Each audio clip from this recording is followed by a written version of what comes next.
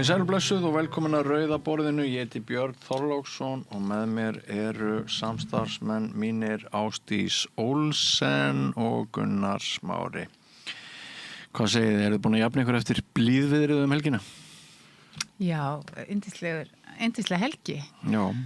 Ég var bara úti að leika og var með veislu heima með dætur mínar áttu afmæli.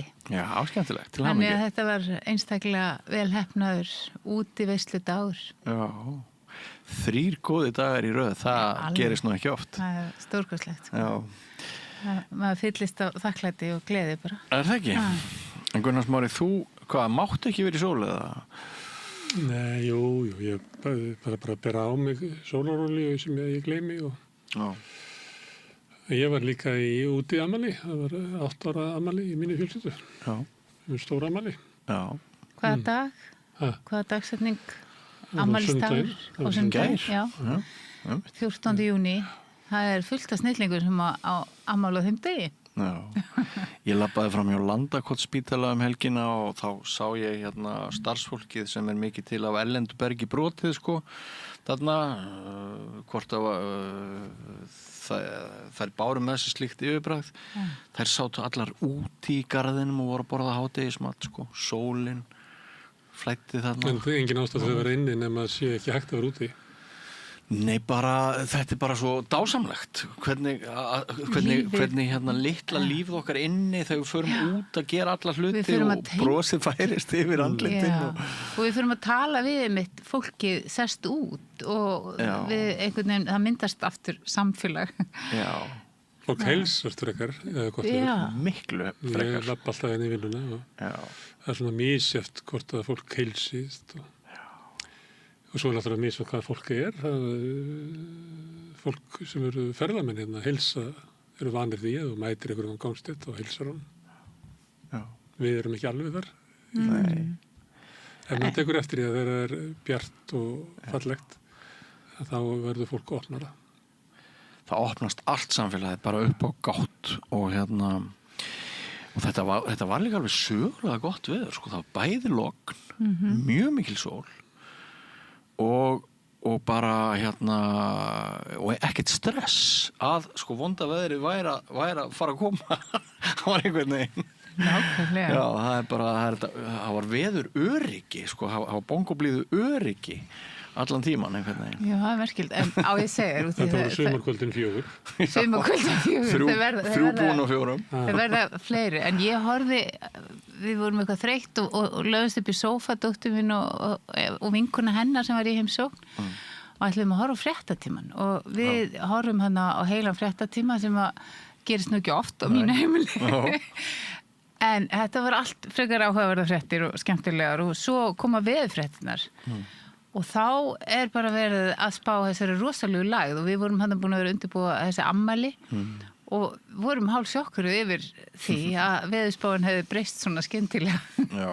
Þangað til við áttuðum okkur á því vorum að horfa á veðurfréttir og fréttir frá því mars. Nú. Þannig að við erum ekki betur heima í því sem er að gera sem það. Við vorum allsælar með fréttirna frá í mars. En það var nú skörp skil í morgun, sko, miðað við dagana 3 á undan. Já. Já. Já, þannig að þetta var góð tími. En horfður ekki á H&M? Nei.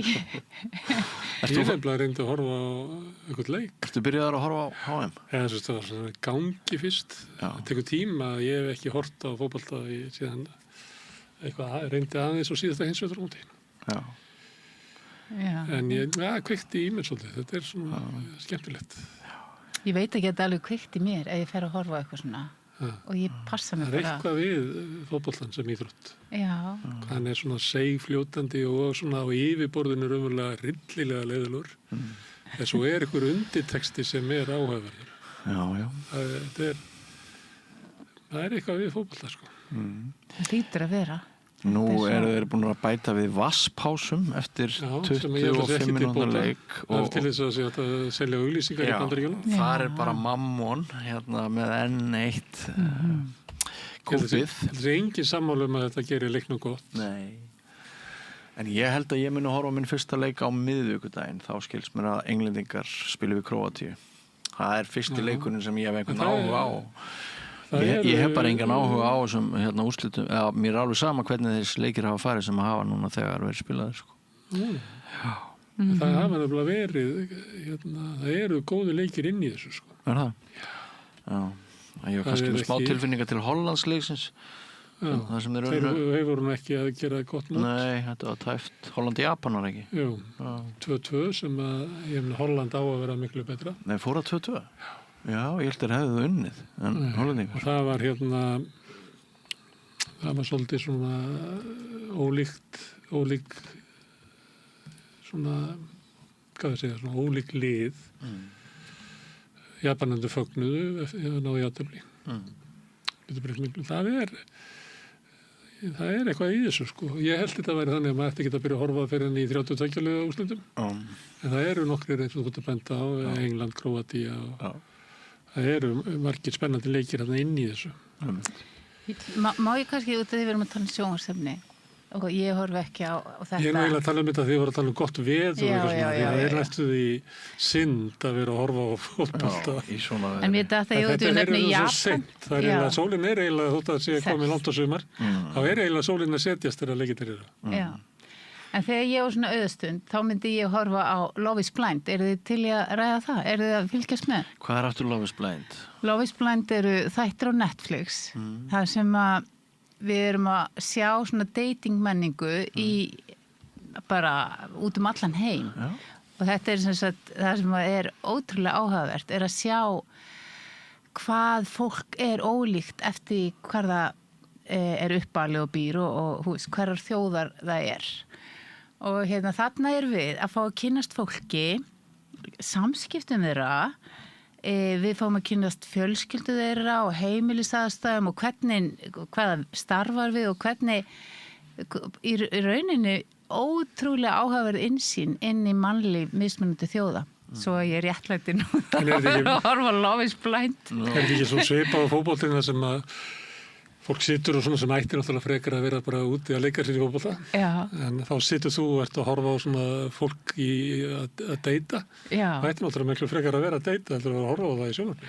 Já, ég væri nú líklega að því að ég væri ekki bara á föstu, en úti þetta er trúlega skemmtilegasti leikur í heimi. Það er langt flesti sem eru að horfa á þetta er fólk sem eru á föstu, sem er svolítið að hugsa hvað væri gaman að vera að deyta. Ég veit það ekki, þetta virkar nú ekkert rosa skemmtilegt. Tilhugalíf er náttúrulega svolítið skemmtilegt. Já, það er alveg rétt. Hargift fólk nýtur ekki. Nei, það er rétt. Þetta er nú, líst vel á ykkur tvö. Já, við getum rætt þetta, sko. Þetta er tilhugalífið er skemmtilegt, við erum sammálið þá. Og þarna er líka, það kemur svo margt upp, marga tilfinningar og fólk er svolítið berskjaldað og allt mögulega sem kemur upp í þessu. Þetta er áhugamál. Eins og í fótboltanum. En ég held ég hafi bara lesið eitthvað smá Love is Blind. Getur ekki verið að í einhverjum þættinum hafi verið mjög mikill aldursmunur á milli fólks og las ég ekki eitthvað gagnrýnið það að þetta væru bara einhverju ríkir kallar að búa til þætti sem að sýndu það að sé allt í lagi að kærastundar þeirra séu 30 árum yngri en þeir sjálfur eða? Sko, ég hef ekki séð þann þátt. Þarna er, þú veist, ekki verið að vinna með mismunandi aldur. Nei. En daginn var einhver þáttur. Sko, það sem er áhugavert núna, finnst mér allavega, er að... Þessi þáttur er kostaður á dónakalli, eitthvað sluðis.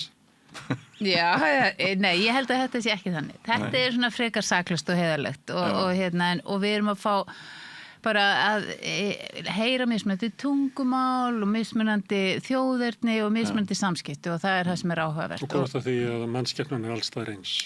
Ægilega ekki og alls ekki. Það er bara alls ekki. Nei. Og Bandaríkjamenn náttúrulega langhæfastir í samskiptum og tala um tilfinningar og tjá sig. Það er ekki hægt að líka það saman. Og svo Bretar með hennar mikla húmor. Það var Araba, svona, ég er svo hrættum að segja einhverja vitleysu, en sko það var svona, múslimskur hópur, þú veist, og þau voru öllum áttum, sko, en það virtist vera að allir væri múslimar í einu þætti. Og þar voru miklu meira svona heiður og alls konar svona ágreiningur sem snerist það einhver móðgæðist illilega og var ofsa reiður sem að, myndi bara á Íslendingasögurnar, sko, og svona alls konar áhugavert sem að sýni síðu þessum aðstæðum. Já.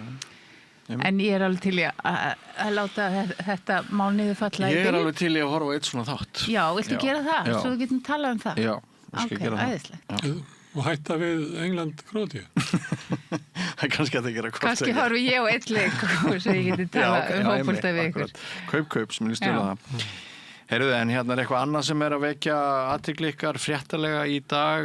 Þetta svona, gúrkan er að byrja, en það eru þó einhver vatnaskilir, það ekki, með Írans stríðið. Er hægt að flauta það af eða? Nei. Hvernig metið þið það? Nei, þetta er svona eins og samningur Trump Gaza. Ég held að það er ekkert í þessu sem að bendi til þess að haldi. Alltaf ég allir Írani segja að það verið tekin upp viðræður aftur eftir 2 mánuði. Þá kemur ljós hvað þetta er. Þetta er alltaf Trump verður einhvern veginn að ljúka þessu, hann eiginlega tapaði. Já. Og hann verður að fara með flokki sinni í kostingar og þannig hann verður einhvern veginn að slakka á þessu. En ef maður horfið þröngt á hagsmuni Íslendinga og ferðaþjónustunnar þá lækkaði olíuverð og það horfir aðeins betur með atvinnuvegi okkar í dag en í gær. Það opnast Hormúzsundið, en það verður bent á það að taki mánuði og misseri að koma viðskiptunum í gang aftur og ekki síst á áburðaframleiðsla sem þannig að þetta kann að hafa afleiðingar langt inn í. En það var nú sagt einhvers þar, ég veit ekki hvað það viti því, að ef þetta var ekki leyst fyrir miðjan júlí að þá þetta heimskreppa. Þannig að kannski ákvað Trump að gera samning til að forða því. Já. En það minnst hasar í Mogganum, nú Moggin með könnun, var að birta könnun í morgunum að fólk í Sjálfstæðisflokknum og Miðflokknum vill ekki að Dagur Bjarnason sé varaformaður. Fyndnasta könnun sem hefur verið gerð. Næja. Spurðir Þeir voru daginn með fréttum að verðlag á Íslandi væri lægst í heimi. og að óflokksbundnir séu spurðir þessara spurningar dag er náttúrulega bara mjög fyndið. Sigurjón bróður minn hefur verið að segja það að það sé að koma í ljós núna að Davíð Oddsson hafi haft svona hemil á vissu fólki inn á Morgunblaðinu. Nú væri allt orðið vitlaust. Ég tek undir það. Móki verður skrýtnar með einhverjum deginum. Ég er svo sammála því. Hvernig komist þér að þessum matarverð? Hvernig var það? Þeir reiknuðu einhvern veginn miða við það var svona, þeir reiknuðu þetta sjálf held ég, miða við innkomu. Þá væri hlutfall á kostaði mjólkin minna miða við meðallaun. Og það var einhver sem að leik sér að því að reikna að verðlag væri ódýrari í Garðabæ heldur en í Reykjavík. Það er sömu reikniforsendu. Þar fólk með hærri innkomu. Já, Moggin er sannarlega orðin stórdular fullskeppna núna og í rauninni þá er ekkert lengur að marka þar sem að blaðið situr á dagskrá finnst mér. Fólk aðalega bara vera hlæja Moggana sem að hæfir ekki Moggana. Moggin vildi taka sig alvarlega. Þetta ræði ég í síðasta hluta Rauða borðsins í kvöld að hluta til breytinganda sem hafa orðið á fjölmiðlunum á Íslandi við Henry Alexander Henriksson og hann segir við gætum hlegið að þessu eins og við erum að gera hér á Mogganum, hvernig hann hefur breyst ef Moggin væri ekki eina dagblaðið sem kemur út á Íslandi ef það væri annað dagblað sem að væri að reka einhvern áróður fyrir ESB þá væri þetta allt í lagi en þetta er ekki í lagi af því það er bara eitt dagblað sem kemur út og dindirnir í því eins og í þessu máli þau náttúrulega hatast út í allt sem við kemur að Evrópusambandinu og núna er bara verið að gefa Morgunblaðið út til þess eins að það komi nei út úr ágústkosningunni en ekki já að eins og hann segir það er bara ekki í lagi af því við höfum ekki neitt annað dagblað. Moggi fer náttúrulega ekki við hvað á þínu heimili sem að horfið á frétti frá Mars er þið að lesa Moggan? Nei, og ég hef ekki séð Moggan bara í langa tíma, þú veist. Veist ekki hvernig það lítur út? Ég hef séð hann á elliheimilum. Er það ekki helst þar? Og heilabilunum til þér í. Já. Já, minnar. Og í ángríns. Slagkraftinu sé Já. orðin svo lítill. Þetta er náttúrulega önnur aðstafa en sko Henry Alexander, hann er líklega að gera kröfu til mokkans að ef þú ert eina blaðið, þá verður að akta eftir því. Akkurat. Og að sömuleyti þá er þetta arfleið Styrmis og Mattíasar sem að mokkin vann samkeppni dagblaðana á 8. áratugum og það breytti mokkan. Þannig að þeir mátuðu þessu svo að meðan að við höfum þessa strafnandi stöðu að þá getum við ekki látið eins og allir hínir, eins og hínflokksblöðin. Og þá, ég held að vera svona 84 sem að má merkja þess að þeir breyttu faðminn á móti drengjónum sem að höfðu náð yfiráðum í mál og menningu. Það sem að hafði svona kaldastríðsarflið til erði vinstrinu. En það vildi náttúrulega færa sinna á miðjuna og mokkin einhvern veginn opnaði svolítið fansinn, fór alltaf að taka ofana fyrir því hvað þeir var að gera góða hluti og eitthvað fleira. Þetta er svona dæmi um það. En þetta var hluti af því sem að ég held að þessu fyrst og fremst Styrmir, en líklega Mattías líka, breyttu mokkonum í ljósi sko sterkra stöðans. Það gengur ekki að þú ert sterkikallinn, að þú lætur eins og þú sért sko bara eitt af flokksblóðunum. Já. Líklega vill Henry að mokkin hefði sér svona í dag sem eina dagblaðið. En að móti kemur að þau hafi ekki þessa yfirburðastöðu yfir einu en einu. Sko. Ég sá sömu greiningu á hlutverki Ríkisútvarpsins helgina. Einu þeirra sem að starfar á Gímaldinu, hún var að skrifa að Ríkisútvarpið, hún spyr einhvern veginn sko áttar fólk sig á því hvað aðstöðu munur Ríkisútvarpsins og allra annara fjölmiðla á Íslandi er mikill núna. Og í ljósi þess hvað starfsmenn Ríkisútvarpsins, blaðamenn, fréttamenn, njóta mikilla forréttinda og mikils öryggis og eru að lifa í miklu heilbrigðara umhverfi heldur en blað- og fréttamenn og flestum öðrum miðlum á Íslandi, þá þarf Ríkisútvarpið að hegða sér eins og alvöru höfðingi sem lyftir sjónarmiðum litlu miðlana í stað þess að vera í bullandi samkeppni við það og jafnvel vera að traðka það á niður. Sko. Það hefur aldrei gert það. Sko. Mér hefur alltaf fundist þetta lítir á Ríkisútvarpinu, það geti ekki verið svona, það hafa ekki stórmennsku. Eins og þegar einhverju þáttagerðarmenn á Ríkisútvarpinu er að semja við viðmælendur megi ekki vera annar staðar áður að koma með þetta stóri kallinn á ekki að þessu svona. Alls ekki. Ég meina þótt að eitthvað sé í einhverju podcast eitthvað staðar og komi svo í Ríkisútvarpið, breytir Ríkisútvarpið engu máli. En eftir því sem aðstöðu munurinn eykst og Ríkisútvarpið verður stærra. Þetta er vont fyrir viðmælandan, þess að þegar viðmælandir er búin að vera í Ríkisútvarpinu, þá er eiginlega glórulaust fyrir podcastið að taka hann. Algjörlega. Af því að það er bara að fara svo víða. Þannig að hinn eðlilega leið ætti að vera að viðmælandi kemi fyrst inn í litlu miðlana og svo í stóra. En ábyrgð Ríkisútvarpsins í þessum efnum verður enn meiri eftir því sem að þeir verða, staða þeirra verður sterkari í samanburði við allt hitt sem er meira og minna að fótum fram komið, sko. Ég veit ekki hvort það sé umræða þar svona krakkar, nú eru við svona drottnandi í fjölmiðlamarkaði, hvernig hegðar sá sér? Þessa umræðu ættu þau að vera að taka? Ég held að sé ekki að taka hana. Sko. Nei, ég er hræddur ekki. En þetta skiptir gríðalegu máli. Þessi meira, sko, við vorum að svara þessari gagnrýni og hvað, endalust bögg eitthvað. Var einhver að ringja og kvarta? Gagnrýni á Björn, hann er nú bara kvarta út af þessu. Gagnrýni á Ríkisútvarpið sama sem árás á Ríkisútvarpið. Því miður þá hefur þetta, sko... Illa innrætt árás. Já, þetta viðhorf hefur verið allt og ríkjandi.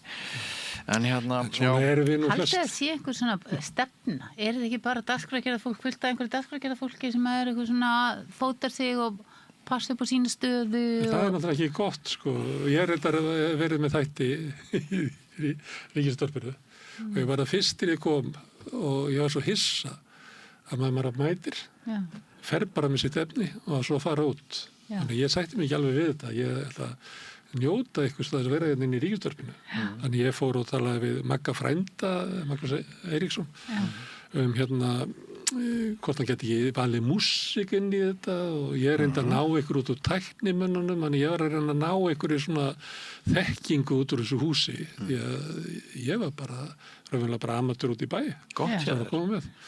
En þetta hefur alltaf vantað og svo fór ég að tala við Ævar og fleiri þetta.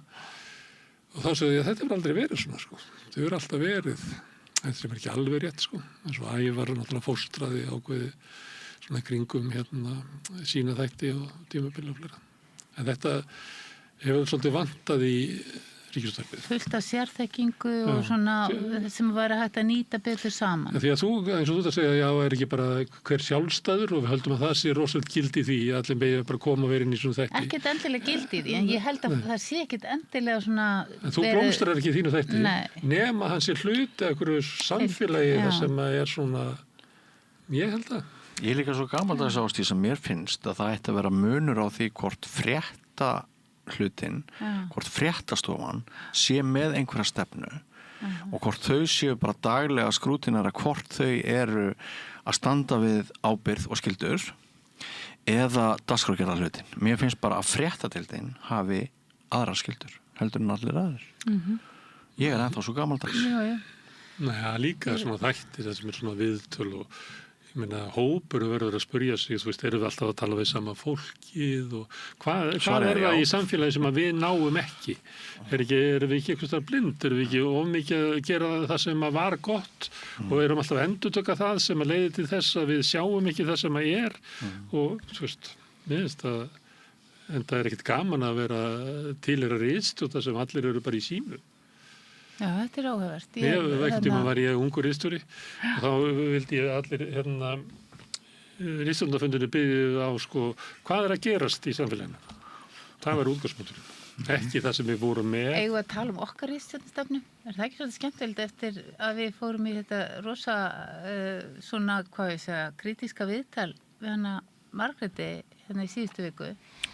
Já, það var hluti af þeirri stefnu að við erum forvitin og við erum óhrætt við að drepa niður fæti einhvers staðar þar sem aðrir hafa lýst yfir slaufun. Já, það var eina ástæðan fyrir viðtalinu í rauninni. Að hamla gegn slaufun. Já, og við viljum heyra allar raddir. Já. Og með alls konar afleiðingum. Og þó að það hafi þessar afleiðingar að það er fullt af fólki með mikla gagnrýni á okkur, sérstaklega þig. Já, og þú ert ábyrgur fréttamaður. Já, ég sá að ég eignaðist enga aðdáendur það voru sumar á þræðinu þínu sem að létu ýmis orð falla mig. Ég hafði valdið eins og miklu vonbrigðum vegna minnar miklu reynslu. Þetta er mjög áhugavert og á ég lesa fyrir þig, hvað er til dæmis sagt um þig? Já, komdu með það versta bara. Er það? Já, ég er alltaf gaman að... Það er bara fremst Björn var mjög dónalegur, aggressífur og heimskur. Já, hann var heimskur. Enda í að gaslýsa Margréti. Já. Því að hann höndlar ekki sannleikan og einnig hættist hann að henni. Það var ósmekklegt og ófaglegt og ljótt, sérstaklega út af því að hún opnaði sig í fyrsta skipti sögu foreldra sinna. Hund skammastuðin Björn með upphrópunarmerki. Kristi fólk er ofsótt og slátrátt allan heim. Já, einmitt. Þarna hefur... Svo nýtur PS, Kristi fólk er ofsótt og slátrátt allan heim. Helföring gegn kristnu fólki er skelfileg. Ekki bara á Íslandi. Þú er greinilega guðlaus og trúlaus maður, enda staurblindur á hlutina. Þetta er kommentakerfið. Þarna er mögulega einhver sem að finnst múslimar ekki eiga neitt gott skilið. Mögulega. Ég veit ekki það. En þetta var í eina skiptið í viðtalinu. Það er í krossferð. Þetta hljóma nú eins og ræða úr krossferð. Já. Og þá er einhver andstæðingur sem þetta... Já. En þetta var þetta er búið að vera mjög forvitnilegt ferðalag og hafi einhvern tímann verið ákveðin í því að það þarf grettistak til þess að lyfta okkur upp úr þessum sundraða heimi sem við lifum í. Við erum bara að gliðna í sundur eins og Bandaríkin krakkar. Það er það sem að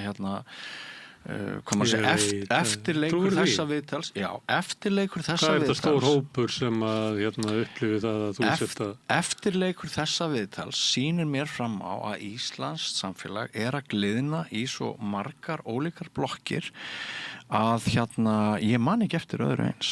Þetta er allt frá þetta tiltekna viðtal, okkar vinna sameiginlega þarna.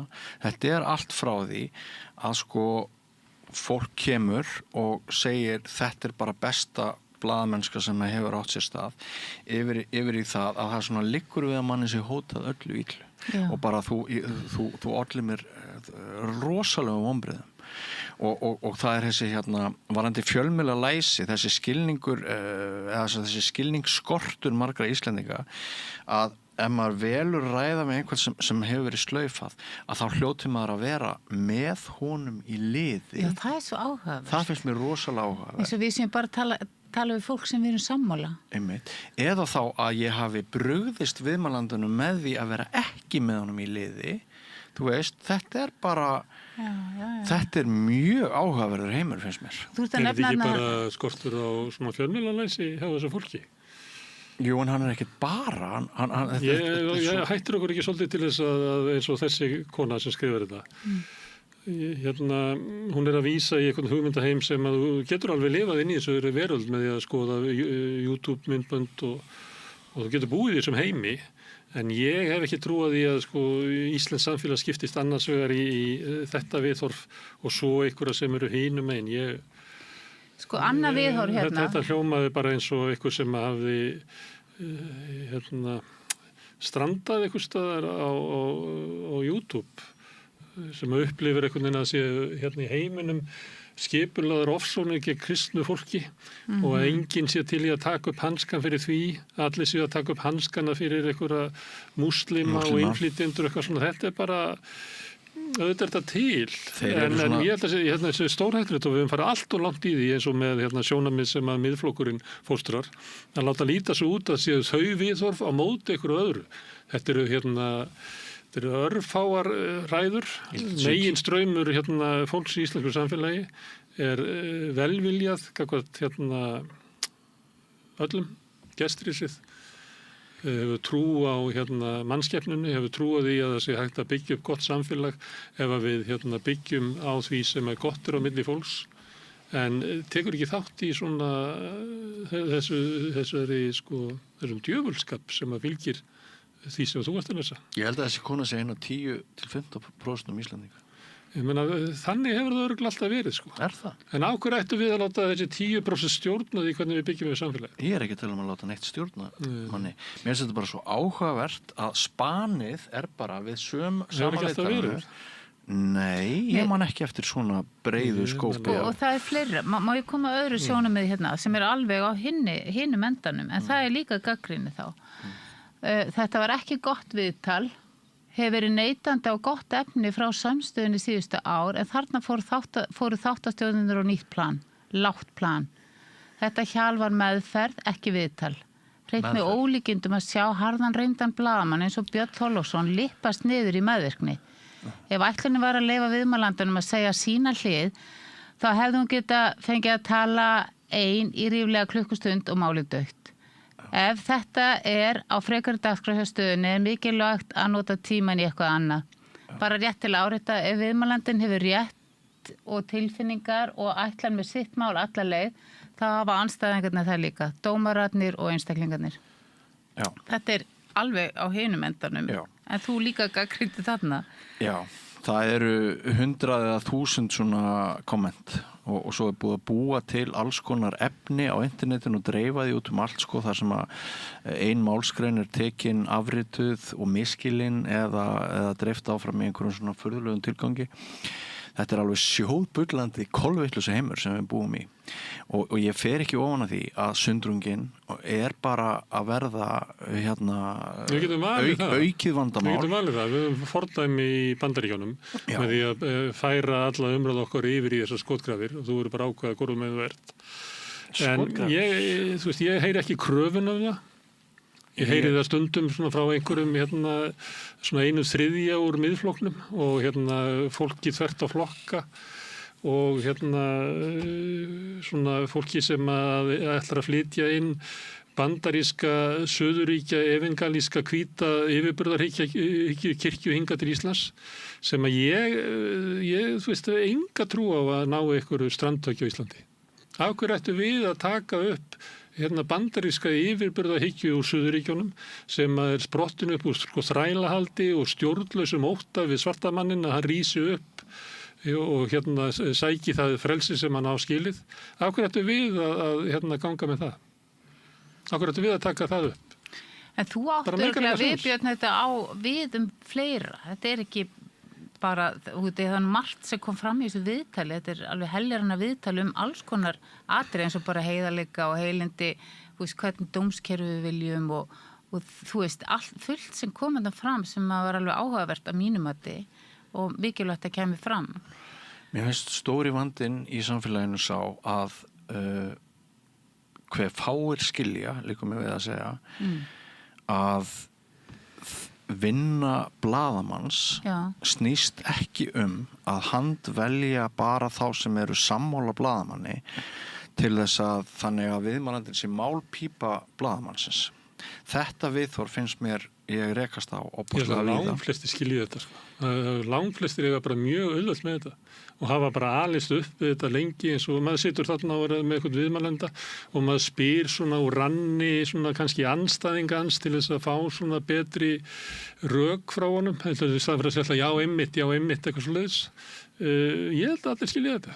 En svo kemur alltaf eitthvað svona sem er kannski málið skilt og er rosalega heitt og heyrðu þú lést hann bara vaða yfir þig eitthvað svona. Einhvern veginn að því að honum fannst eins og maður ætti að vera harðari eða honum fannst að maður ætti að vera skilningsríkari eða en svo kannski hérna dugar þetta aldrei nema í kannski svona 3 setningar og þá segir fólk eitthvað já, eitthvað. Þú veist, ég gleymdi mig bara aðeins í hitanum. Þetta er eins og hérna töð fólks yfir kastljósi og svona. Ég veit ekki sko. Ég ræði þetta aðeins við Henry Alexander og hann segir þetta er það sem ég er búin að vera að predika síðastliðin 20 ár. Hvað Íslendingar eiga erfitt með að skilja það að blaðamaður sem vinnur vinnuna sína og skrifar jafnvel frétt sem er algjörlega þvert á hans eigin skoðanir. Hann er í mikilvægri vinnu og þannig verða allar stofnanir samfélags að virka. Að við semst lítum ekki fyrst á eigin hagsmunina, heldur við erum með einhver sáttmála það hvernig stofnanir samfélags þurfa að fungera. Hann vil meina það gangi mjög illa að kenna Íslendingum að setja ekki eigin hagsmunina í fyrsta sæti. Eins og blaðamenn þá það? Þarna erum við sérstaklega að tala fjölmiðlalæsi og hvernig almenningur skilur fjölmiðla. Þannig að blaðamenn setja eigin hagsmuni fyrir framann og það sé höfuðvandamál á Íslandi. Þarna erum við að tala að stór hluti almennings lítur þannig á fjölmiðlun að það sé bara eðlilegt að mogginn sé í hagsmunabaráttu fyrir ESB af því að það eru einhverjir útgerðar menn sem hafa talað sér saman eitthvað. Við vorum að tala að fólk var að hlæja þessu. Með sama hætti telur fólk núna að það sé skiljanlegt að Ríkisútvarpið sem er samansett af ríkisstarfsmönnum að það bara sé með hagsmuni ríkisstarfsmanna á sinni dagskrá við örugglega ásökuð einhverja slagsíðu og svo framvegis. Og ef þetta er svona að það er alltaf fyrst er það bara enga hagsmunir starfsmanna þessa fjölmiðils og síðan samfélagið þá náttúrulega er það bara djöfulegt. Hvað er þetta reynsla hans af ritstjórnum eða hvaðan var hann þetta? Þetta er reynsla hans af íslensku samfélagi sem hann skrútinerar með einhverjum þeim hætti að hann ber okkur sama við náttúrulega fjölmennari þjóðir og þjóðir með sem að bera upp í stóra ritstjórnir. Já, sennilega. Það er minna mælirindar, ég held að það sé bara færri þjóðir sem að gera það. Jú, en mér finnst þetta allt saman bara mjög umhugsunarvert og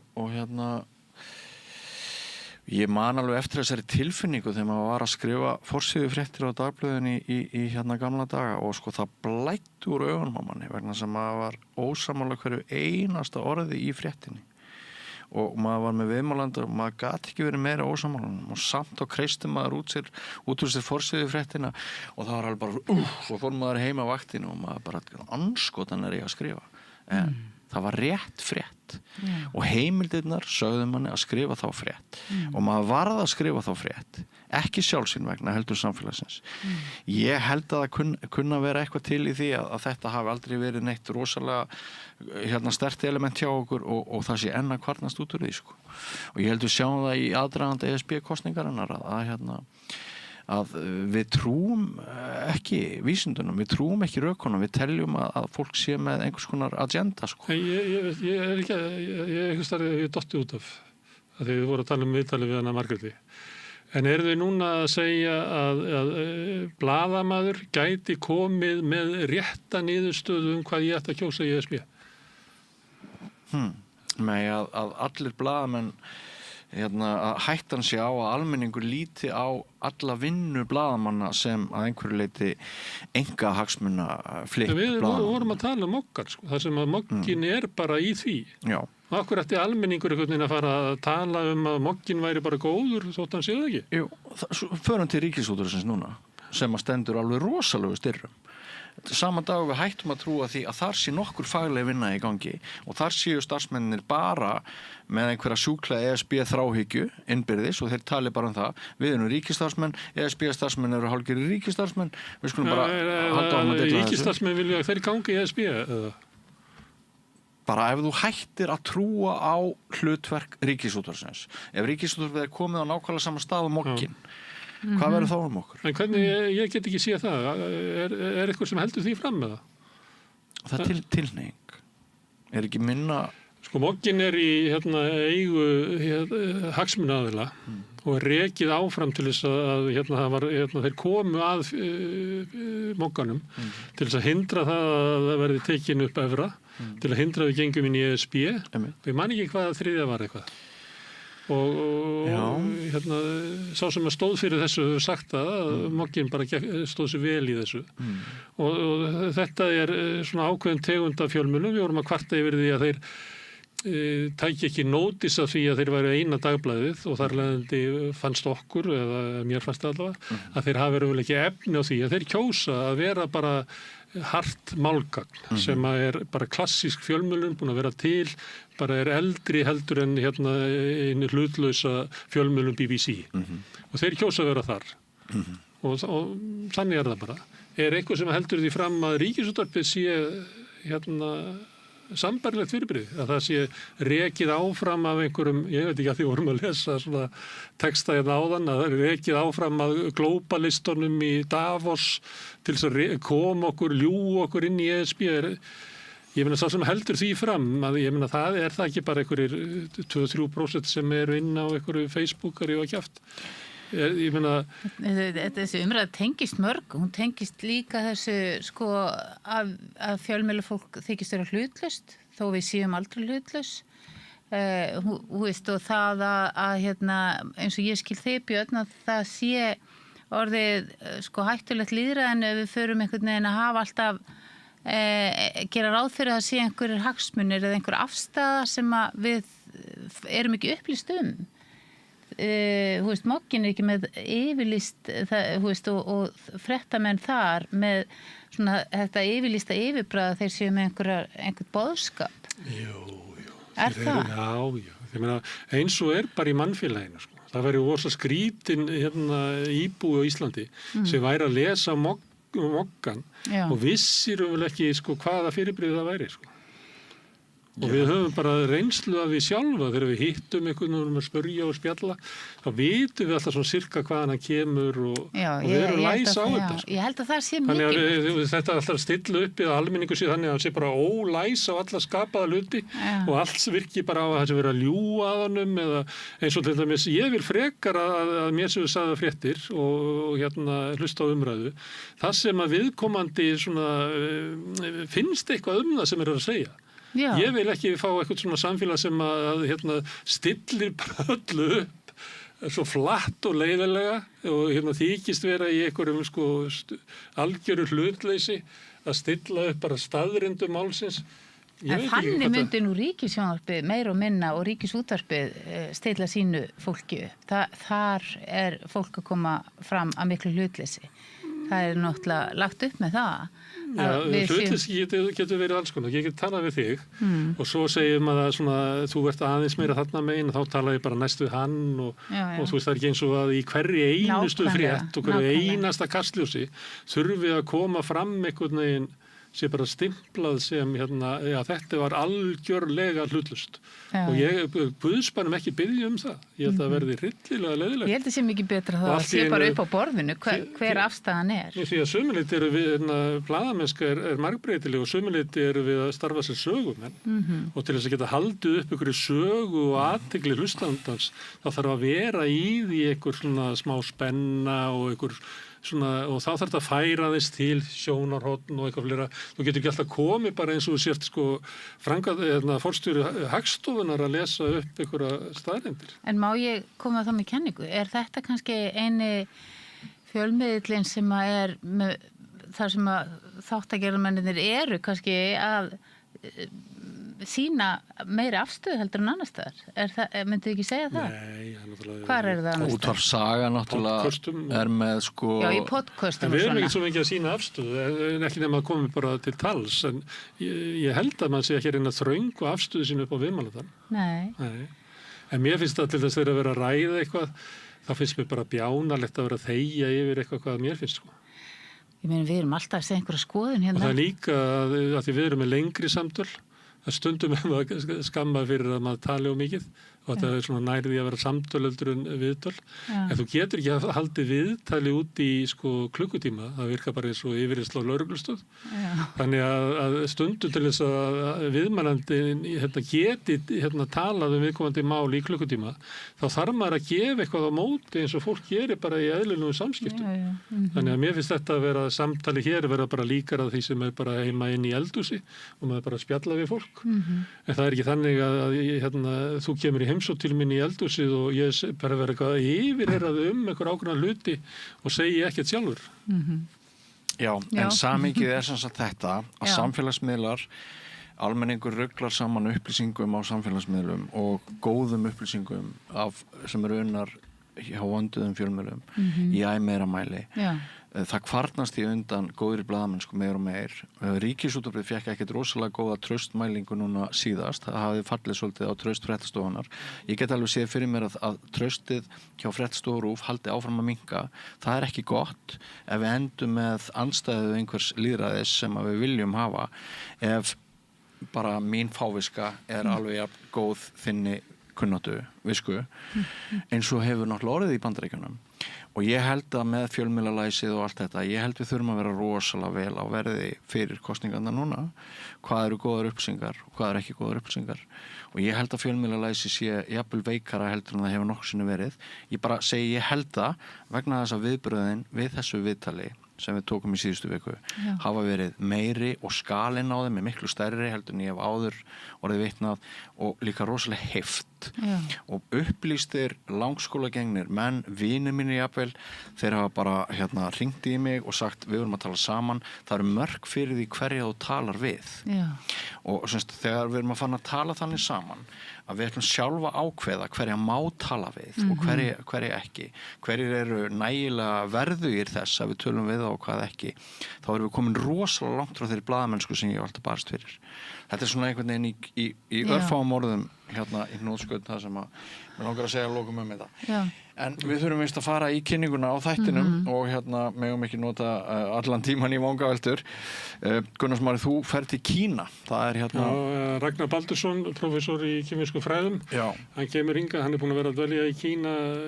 frá því einhvern tímann miðað vetur hann kom hingað svolítið til mín í síðastliðið haust og snemm vetrar Þið hefur tekið mörg samtöl saman og ég veit að margir hafa gaman að við að hlusta á þetta bæði er hann að fræðum Kína en svo fáum við líka svona sjónarhorn á okkar heimsluta frá Kína alltaf áhugavert að tala við Ragnar og við munum kannski alltaf áfram með eitthvað framöndu sumri bara frábært, mikil fengur því hvað ætlum við að hafa fleira í dag við ætlum að hann bróðir þinn Sigurjón Magnús hann er með góða gesti Kristínu Áskisdóttur, Þórunni Sigurðardóttur og Þröst Ólafsson til þess að ræða svona samfélagið stöðuna þetta er svona efri deild og þú ert að fjalla brjóst það er í efstu deild myndi ég það er í efstu deild það er bótox og fyllefni það var kona sem hafði samband um og sagðist að hafa langa reynslu af svoleiðis fegrunaraðgerðum og væri með núna miklar efasemdir þær eftir að hafa sjálf farið í svona eins konar afvötnun, losa sig við öll þessi auka efni úr lífi sínu og séð afleiðingarnar af því. Reif hún úr sér eigið silikon? Sko, það gerðist fyrir nokkrum árum að hún var orðin svo fárveik að það endaði á því að hún var næstum dáin og hún lýsti rosalegri reynslu af því að það var allt orðið mikla, líffærin voru fann að mikla og hún var að kafna heima hjá sér og meiri segja mjög athyglisvert, sko. Hún fekk 2 sinnum svona near death experience, sko, í þessum aðstæðum og henni var bjargað á síðustu stundu, var í súrefnisvél og spítala vikun saman og núna laus við þessi eiturefni úr líkamannum og lifi nokkuð góðu lífi.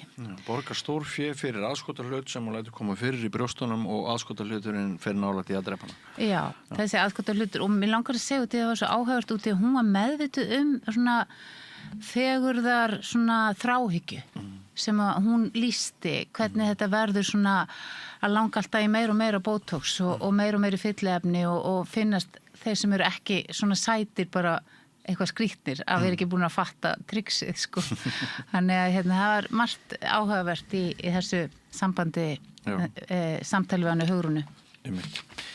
En kæru hlustendur og áhorfendur, við ætlum að hefja dagskrána á fyrirbæri sem að ber nú yfirskriftina dystopía. Það eru réttarhöldin yfir konunni sem varð, hvort hún var dóttur sín og einmanna bana á Edition Luxushótelinu vitum við svo sem ekki ennþá, við vitum bara fréttir sem hafa verið sagðar og réttarsal, þetta er efni sem vekur mikinn óhug og það var bara þannig hreinlega að ég hugsaði með mér að það gæti verið áhugavert að finna einhvern sem var viðstaddur réttarhöldin í síðustu viku og ég fann eina mannesku og ég tala við hana um það hvernig var að fylgjast með þessum upplýsingum, hræðilegum upplýsingum sem hann að koma fram og þegar þátturinn hefst á eftir þá skal hann þá bara viðurkennt að ég vara þá hlustendur við sem eru viðkvæmir fyrir þessu efni.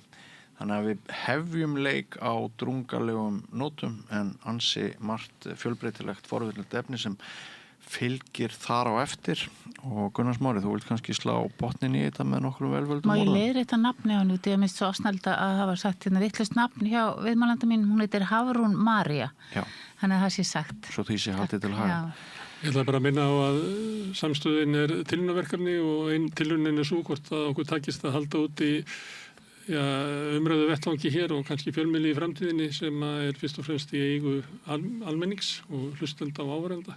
Ef þú vilt slást í þann hóp sem heldur samstöðinni gangandi þá getur þú farið inn á samstöð.is þar hnappur sem ástendur áskrift. Þú getur skráðið fyrir grunni áskriftin sem er 2750 krónur, mátt borga meira þú vilt og því sem kjósi getur látið áskriftin að renna sem félagsgjöldin í Alþýðufélagið. Það er mitt Alþýðufélagið sem á og rekur samstöðina. Við skulum skjóta inn örstutum auglýsingum og fara svona í héraðsdóm. Kennsluaðferðir hafa þróast mjög mikið síðustu 30 ár og Ísland getur ekki verið eina landið í Evrópu sem að færir sig tilbaka þessi 30 ár til að koma til móts við þær aðferðir sem við miðaldarfólkið þekkjum og könnumst við úr okkar skólagöngu. Við viljum að skólarnir okkar þróist, séu virkir í nútímanum og jafnvel leið okkur inn í framtíð. Mótum framtíðina saman. Kennarasamband Íslands. Samstaða skilar árangri. BSRB, afl í þágu almennings. Öflug verkalýðshreyfing er lykillinn að öflugu samfélagi. Alþýðusamband Íslands, samstillt barátta í þágu launafólks í meira en heila öld.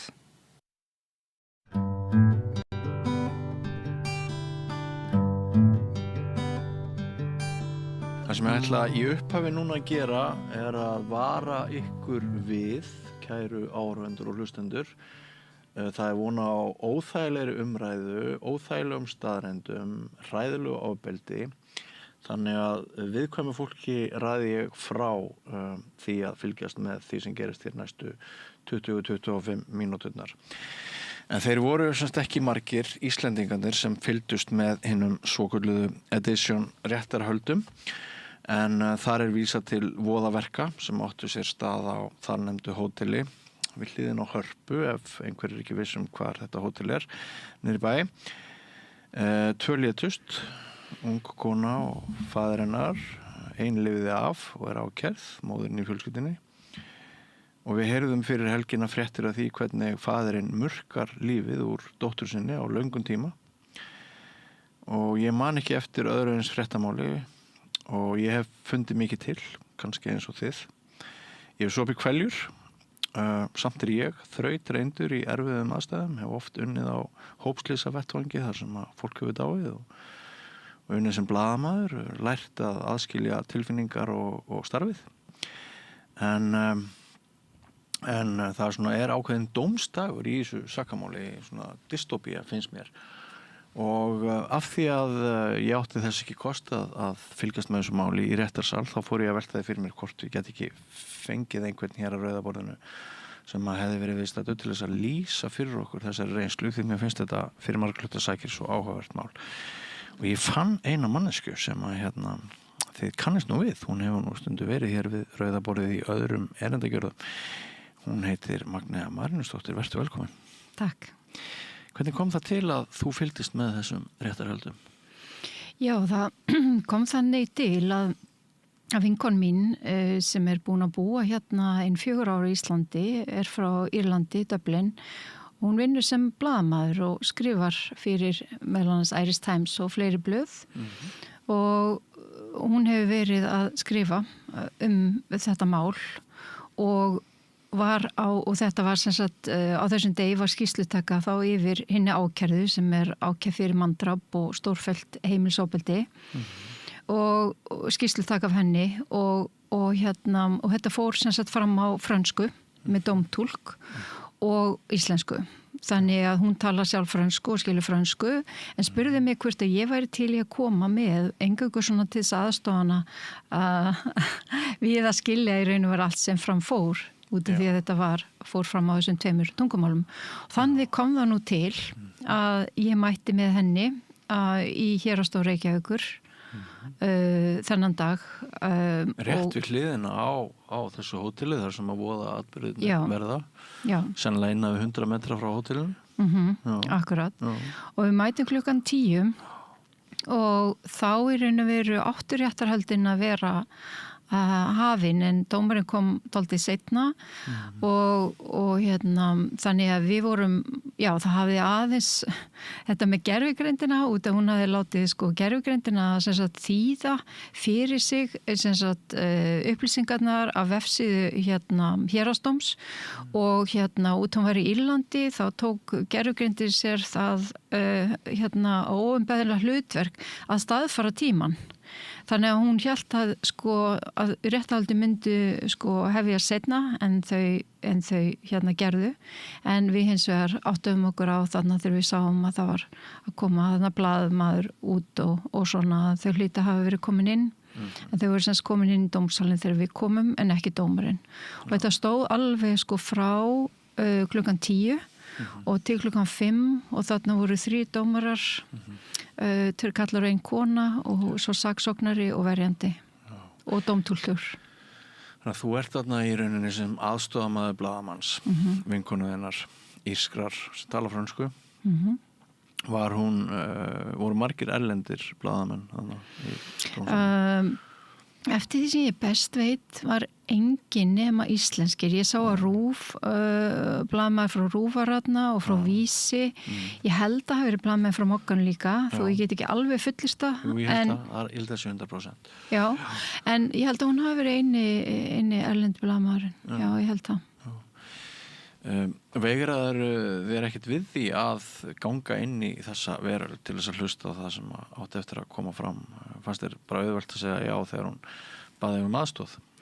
Þetta auðvitað mjög sérstakt út af því að þetta mál svo sérstakt, þetta sameiginlega sjálfsvíg eða það miskusti það sem hún heldur fram að þau hafi ákveðið að taka líf sitt saman og auðvitað þetta skrítið að fara og allt í raun og veru verði að vitni að einhverju sem sér bara í bíómyndum, þú veist, maður hefur aldrei upplifað það að vera á sama stað og hérna sem sagt ákjær manneskja sem ákjær fyrir manndráp eða morð. Samt hefur maður sko, þú veitum til bíómyndin og það nú ekki margra bíómyndir sem maður hefur séð sem að ná yfir þetta. Sem eru þessi, nei, nákvæmlega, það er rétt. Og þetta eru auðvitað allt mjög skrítið en konan sjálf, svo sem ákærð, hún snýr baki, eða þú veist bæði, hún auðvitað horfir framan í dómarana. Ming-Ting Mansell. Já, Ming-Ting Mansell, já. Asískum uppruna, en þau eru frönsk og bjuggu semst í Dublin áður komu hingað til lands og það er þess vegna sem að þetta vekur líka mikið umtal í Dublin og Írlandi. En hún er sem sagt, já, það er mjög skrítið, hún er mjög svona fínleg og í raun og veru maður einmitt hugsa með sér sko hvernig þið höfðu að vera svona ákær fyrir svona og auðvitað veit maður ekki raunverulega hvað gerðist en hún virkaði einhvern veginn á mann eins og svona mjög dofin og þetta voru náttúrulega löng, eins og ég segi, réttarhöld og löng skýrslutaka. Myndirðu giska að hún væri á einhverju lyfjum? Ég veit það ekki, en hins vegar sko þá brá mig dálítið þegar ég sá einmitt fyrirsögn í Vísi, þar sem var talað um að hún hefði loksins grátið og það var sko þegar hún var að tala um það þegar maðurinn hennar sem sagt hafði stungið sig tvísvar í síðuna til að valda eigin dauða og þá fór hún að gráta, hún hefði ekki grátið við dóttur sinni. Og mér fannst þetta furðulega sko talandi fréttaflutning. Þetta er óbærslega mikið svona gildislegan dómur út af því að þú náttúrulega átt óbærslega erfitt með að fyrsta lagi vita hvað raunverulega gerðist og öðrulega setja þið inn í hugarheim mannesku sem á eiginmann sem á leiðin að deyja og kemur fram í dómnum að þetta var að fara að hafa mikil áhrif á hann, þurfti að fara í nýrnaskilum 3 svar í viku og 2 klukkutum í senn og það fara að hafa áhrif á minnið hans og einbeitingu og því líkt og svo náttúrulega voru sem sagt 8 systur sem sagði hann að hafa dregið sér fé af einhverju samhælum arfi. Þannig að það kemur fram í réttarhöldinu að þau hafi bara í raun og veru ákveðið það að fara saman til Íslands til þess að enda hans líf og þeirra líf allra en gefið stúlkunni sem sagt dóttur þeirra að val um það hvort hún vildi fara með þeim eða ekki. Hvað heldurðu með trúveruleikann þarna? Það er náttúrulega óbærslega erfitt að segja til um það. Hún er náttúrulega sem sagt, hún lítur að hafa gengist undir einhvers konar mat, geðrænt mat og hvort hún verið sakhæf og þarna voru 3 dómarar og mér var sagt að stundu þegar í svona málum það er stundu með geðlæknir sem er líka að spyrja spurninga en það var ekkert slíkt þarna og þannig að það er mjög, mjög erfitt að segja til um það en þetta er alveg rétt, maður sér hann ekki þegar hún að tala og maður heyrði hann svo sem ekki gráta þegar hún var að ræða um dóttur sína en hún fer að gráta en hún líka fer að gráta seinna þegar liði hans er langt á réttarhöldin og þannig að nei, mér fannst þetta svona, mér var sleggjudómar í þessu og eins og að þau sem eru dæmt fyrir eitthvað eða eru þolendur einhvers eigi bara að sýna einhver ákveðin tilfinninga viðbrögð samkvæmt handriti og þetta er mjög algengt í svona umræðum þolendur til dæmis ofbeldis að þeir hægi sér á einhvern þann hátt sem er óeðlilegur og út af að fólk skilur ekki hvernig áföll koma lýsa sér og þannig að það er alltaf erfitt að segja til og svona fella svona dóma og það voru svona ljótar athugasemdir, þú ert saklaus sem sagt er sönnuð og það voru svona mjög ljótar athugasemdir sem fjallu þarna í kjölfarið í athugasemdakerfinu og ég held að fréttamenn verði að svona eins og segja, aðgað skal höfði nervir sálar og aðeins að passa sig á svona hvernig þeir fjalla svona hluti. Auðvitað veit ég ekki hvort hún er saklaus eða seg, en það var margt sem kom fram sem auðvitað vekur spurningar og getur alveg mögulega bent til þess að hún sé raunverulega seg, en hún segir líka að hún neitar samt sök. En blaðamönnum til vorkunar, þá er ekki hverjum degi sem að íslenski blaðamenn fá það verkefni að fjalla um mál eins og þetta. Nei, ég sjálfsög ekki. Og þetta er allt með svo miklum eindæmum, finnst mér. Það líka það átti að vera smá gleðistundan áður. Já. En það myndi öll kála sér Já, það fór út að borða. Já, og það átti aðeins að skoða af íslenskri náttúru og eitthvað svona og bara maður bara klípur sig í handlegginn bara. Já, hún var líka spurð meðal annars að kom meðal annars fram með mitt í skýrslutökunni að það var eitt sem hún sæi eftir og það var að þau hefði ekki verið svona betur undirbúin út af því að þetta hefði verið miklu erfiðara að taka sitt eigið líf með þeirra aðferð sem þau ákvaðu að nota. Og það auðvitað margt furðulegt í þessu, eins og ef þú vilt að ég fara aðeins í málið að þá kemur semst fram að þetta er frekar mikið skyndiákvörðun og hún kemur víst til af þessu með systur mannsins sem sakar þau að hafa verið að stela frá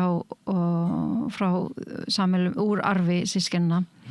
Og þannig að þau náðu ekki að undirbúa þetta mjög vel og þau hefðu meðal annars öll rætt saman mismunandi aðferðir og keypt svefnlyf en ekki semt lífsgild og komið með þau til Íslands og síðan staðfestir hún að dóttirinn sem að samkvæmt eða systur mannsins heldur því fram hún sé eitthvað svona þroskaskerð að hún sé það ekki og hún hafi verið í framhaldsskóla og framhaldsnámi og hún sé með greind og það sé ekkit að henni en það hins vegar kemur að ljós og hún hefði alla tíð búið hjá foreldrum sínum og Hvað var næstu gömul? Já, veistu því nefnilega ég ekki alveg að hreinu, ég nefnilega átti eftir að skoða það en þetta samt fullorðin manneskja og henni hefði boðist til að flytja heiman en hún hefði ekki viljað það og ákveði ekki var spurt og þá sem meðal annars vegna bara þægindana og svo lýsir hún líka sambandi að þessu hafi verið mjög náin en sérstaklega faðirinn og dóttirinn tekur hún fram og og síðan hafi þau verið að ræða aðferðin en dóttirinn vilja fara fyrst og hún hafi ekki nefnilega viljað eiga það meðal annars og hætti að verða ein eftir og standa þá upp í foreldralaus en hún vildi samkvæmt henni ákærðu að það væri einhverjar aðferðir sem að væri þá ekki mjög sársauka miklar og hins vegar aðferðin sem notuð svo að hún situr á stól í baðherberginu og móðurinnar segist hafa kroppið við hliðan á stólnum og haldi í höndina á hana en ekki hort á þegar þetta fór fram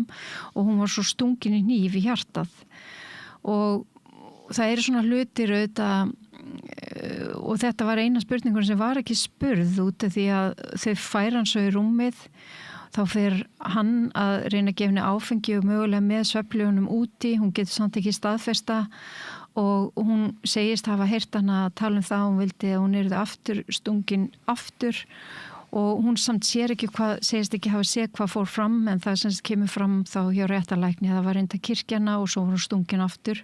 Með símasnúru var það ekki? Já, símasnúru eða bandi sem að hann var með og það er mikið spurt þetta band, það held ég band símasnúran band sem eitthvað þetta kalla símasnúra en það var 159 cm á lengd þannig að þetta er kannski ekki beinlega svona símasnúra eða svona símasnúra til að vera með farsíma það var dálítið rætt þetta en þetta er svona og þá auðvitað fór maður að hugsa sjálfur byrju á hverju var hún ekki bara tók hún ekki svefnlyf og sofnaði og bað svo þá föðu sinn að drepa hann í svefni. Það er akkurat þetta, Magnea. Og maður skilur ekki neitt. Nei, og þannig að það er mjög undarlegt. Og síðan, hún er náttúrulega ekki ákveð fyrir að drepa eiginmann sinn og einhvern veginn, á hann hafa stungið sjálfan sig og það er verið að lýsa því þegar hann gerir það og það er semst eftir að dóttirinn er stungin og látin þá er komið röðin af ákærðu og hún fer þá með manni sem inn í herbyggi, situr líka á stól, setur handklæði upp í munnin og hann stingur hana en greinlega tekst ekki áætlunarverkið og hann stingur svo sjálfan sig 2 sinni og eitthvað að fara inn í baðherbyggi og svo fellur hann á gólfið þarna fram í svefnherberginu og hún getur ekki aðstoðan og henni svona dálítið misa, stundum aðstoðar hann eitthvað en stundum getur hann það ekki og svo deyr hann af sárum sínum og það haldið fram að hún hafi þá reynd að taka sitt eigið líf með að stinga sig í háls eða hjarta en ekki tekist og en það sem kemur fram í réttarhöldunum að það voru 3 hnífar sem fundust og einu þeirra blóð úr henni og dótturinni og hinum lífsýni úr konunni en það finnast engin fingraför eins og hafi verið þurrkað af hnífunum. Og svo náttúrulega svona hlutir eins og hún á að hafa sagt þegar að hún hún líka, það kemur líka fram að þau hafa fyrir út að borða á föstudegi og svo hafði hlust á tónlist og sjónvarp og slags og tónlistur á sjónvarpinu og þá þá byrjar þetta þau eru að fara að taka sitt eigi líf svona saman en svo kemur í ljós samkvæmt myndavölum að það sá síðast til þeirra á miðvikudeginum 11. sjöleytið og dótturinn hafði verið í sérherbyggi en hún fer inn með þeim í þetta herbyggi og svo náttúrulega sést ekkit meira til þeirra fyrir en þarna á laugardeginum eftir að hún búin að hringja. Þannig að þá eiginlega kemur í ljós að það sem gerist á hótelherbygginu að eiga sér staði í alltaf 1,5 sólarhring og svo það ekki fyrir einhverjum næstum sólarhring seinna sem það hringt og þá kemur þá er sagt að hún hefði sagt að hún hefði drepið 2 manneskjur og seinna í fyrstu skýrslu hún ber mikið við minnisleysi og hún eigi erfitt með að muna hlutina meðal annars út af þessi erfitt að rifja það upp og þvílíkt og svo kemur þá og í fyrstu skýrslutöku þegar hún hún kannski skjóta inn í að starfsfólk hótelsins segir að hún hafi sagt þeim að hún hafi drepið þau bæði. Já, og svo þegar hún komin á sjúkrahúsið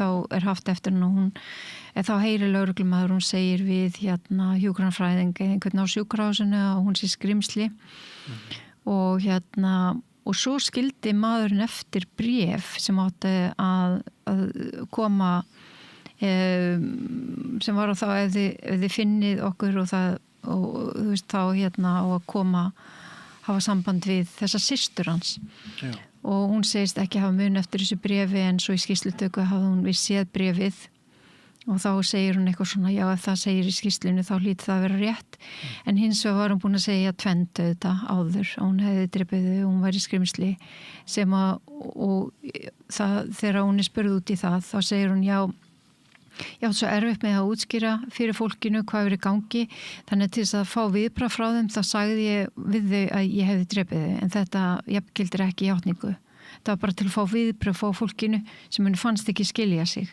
maður veit ekki hvað var í gangi og ég þurfti að fara en það voru starfsmenn hótelsins voru að ganga inn í sem vitni þegar það leiti sem ég fór en svo í samtíð við skrimsli þá sagði hún bara að hún hefði sagt það vegna þess að hún vildi bara vera dáin og hún vildi ekki lifa og það kom eitthvað fram í réttarhaldunum svona hvort að hún væri ennþá að hugsa að taka eigið líf og þá sagði hún ekki fyrir búin að ljúka ákveðnum verkefnum og þegar hún var spurð út í það og hún var látin vita því hún þurfti ekki að svara öllum þessum spurningum frekar hún vildi og sagði hann að hún vildi hreinsa mannorð mannsins hann hefði verið góður maður og það var þá hún grét svona 2 þegar hún myndist á mannin sinn bæði fyrst þegar hún talaði þegar hann var látin og svo þetta hreinsa mannorðið og en svo vildi hann ekki svara frekar spurningum þetta en eins og segi það þetta er alveg þetta er auðvitað mál sem er mjög, mjög sérstakt og hún var meðal hans spurð hvort að dótturinnar væri svona leiðitum og á hverju hún hefði aldrei sko hvort hann hefði raunverulega sko tekið þess ákvörðun sjálf eða verið undir þrýstingi eða fundi fyrir þrýstingi eða upplifa þrýsting. Þetta það sem mann finnst eiginlega alerfiðast í þessu máli sko. Það svo opna spurning. Já, og móðirinn neitar því.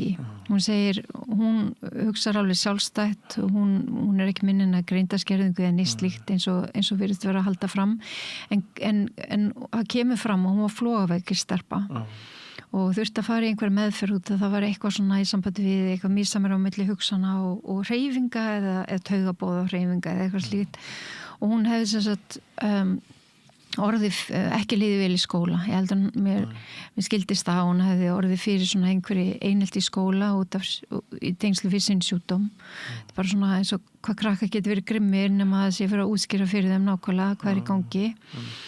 Þannig að þau virðast, maður fékk svona tilfinningunni að þau hefði haldið mjög mikið saman og verið bara svona þau dálítið út af fyrir sig og eins og segi, dótturinn alltaf heima og það var svona hlutir eins og þessi frænka þarna, þessi systir mannsins þau vitna í skýrslutöku við hana þar sem mitt meðal heldur þessu fram að stelpan sé gangi ekki alveg heilt til skógar eða sé eitthvað þroskaskerðing eða einhvers konar skerðing og hún hafi sofið í barnarúmi og hún spurð út í það og þá segir hún nei, ekki nú það var svafin í svona rúmi þú veist, mér er svo koja nema það er neðri hérna það er bara efri koja sko þannig að eins og ferði upp stiga og hérna lít stiga og segir í efri kojunni og hérna og þá sagði svo ágerða að ég minna ef að þú kallar þetta barnarúm þá er þetta barnarúm en þetta hún er náttúrulega ekkert barn og þetta var ekkert barnarúm en hún nefnilega þegar að hún er látin stelpan þá þrífur hún andliti á henni og svona hagraðir henni og eitt af þeim sem fannst á vettvangi var svona lítið tuskudýr svona sem var handgerðu köttur sem mamma hafði búið til fyrir hana og hún var mitt spurð út í það og hún sagði en þið ekki bara væntum þetta tuskudýr og hún ferðast með það með sér og vildi koma með það með sér en hún var í vinnu og vann á einhverju skrifstofu held ég við einhver svona það var útlegu húsnæði svona Airbnb eða eitthvað og hún mátti fara í frí ef hún tæki tölvun með sér og hún myndi vinna en hún tók ekki tölvun með sér þannig að þarna var verið að reyna átt að sé á því hvort að þú veist og mammina sagði það var vegna sem hún var búin að taka ákvörðun það hún vildi fara með okkur Þannig að það er svona margt sem kemur þarna fram og auðvitað er þetta skýrslutaka af henni. Ég heyrði ekki vitni og þessu heldur áfram á morgun, milli 2 og 4 en auðvitað fara alls konar svona hugsanir hugan. Þú veist, maður er svo erfitt með að ímynda sér hvernig svona getur gerst. Maður getur svona skilið mann sem er dauðvona að hann vilji ekki lifa lífinu svona. Já, maður getur skilið það. Og eins og með líkna dráp og þýli, það er eðlilegt. Maður getur skilið það. En það að konan ákveði að fylgja með og dóttir það líka, það er dálítið annað mál. Já. Leið er illa á meðan á þessu stóð eða bara gekkstu í það að þetta væri einstæðar einsla sem að þú væri þarna að öðlast og hafði þetta meitti þetta þig einhverju liti svona inn í sálinni? Ég veit það ekki, ég fann samt einhvern veginn að ég var svona farin að svona finna til með henni einhvern veginn. Það er það sem gerist. Ég sá hana ekki svona sem ég fór ekki ímynda mér hún væri svona miskunnlaus morðingi eða útsmógin en svo veit maður aldrei, ég menna hvað veit maður en einhvern veginn eins og ég segi, hún var svona dofin, niðurdregin og veist, hún satt bara kyrr, hún fytlaði stundum við pennan, hún horfði stundum aðeins í kringu sig þegar réttahaldinu voru búin að vera lengi þá stóð hún svona upp á borðinu og fór svona aðeins að teygja sig með að halla sig yfir annað borð en svo stóð hún bara og hún stóð svona alveg heil lengi með að var réttahlýja og bara svona eiginlega alveg stjörf, svona rétt hreyfði augun og maður einhvern veginn einmitt fór svona, auðvitað alltaf bara fylgjast með henni, sko, hvernig hún var og já, mér finnst þetta svo mikið harmleikur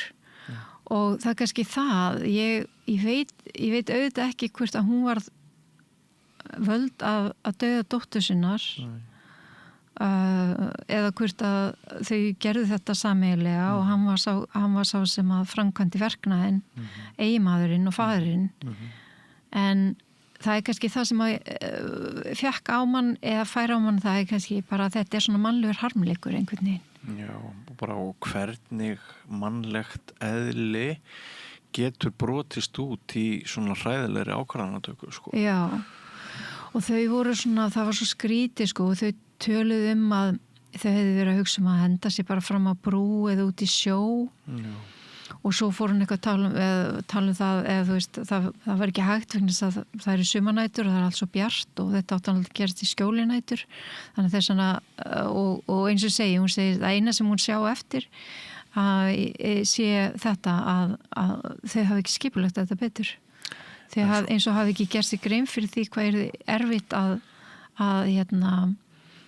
taka líf hvers annars með þessum hnífum og án þess að vera með almennileg eins og svefnlyf og það var líka að tala að þú veist að útveða sér eitur eða eitthvað slíkt og þeim hefur bara ekki þau hefur ekki bara haft tíma í það þannig að svona já, það er reyndar dálítið skrítið sko ef þú ákveður að gera eitthvað svona þá auðvitað þekki ég ekki til svona mála en vanalega sko virðist að vera með fólk sem að tekur sér deilið það er búið að hugsa mjög lengi og svo og skipulegja það ég vel mjög lengi og svo lætu það til skara skríða og en hins vegar í þessu tilviki virtist þetta að vera já, svona ákvörðin sem var tekin nánast svona eins og í skyndi miskosti miða við það að þau virtust ekki hafa mikinn tíma til að hugsa þetta til enda og ákveða hvernig það ætlaði að gera enda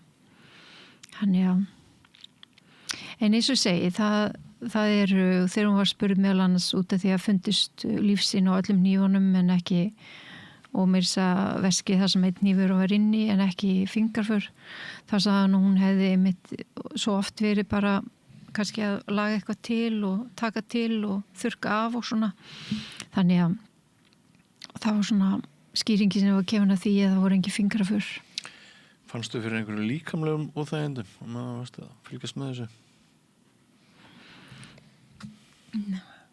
Ertu bara að bera þig vel? Nei, það var meira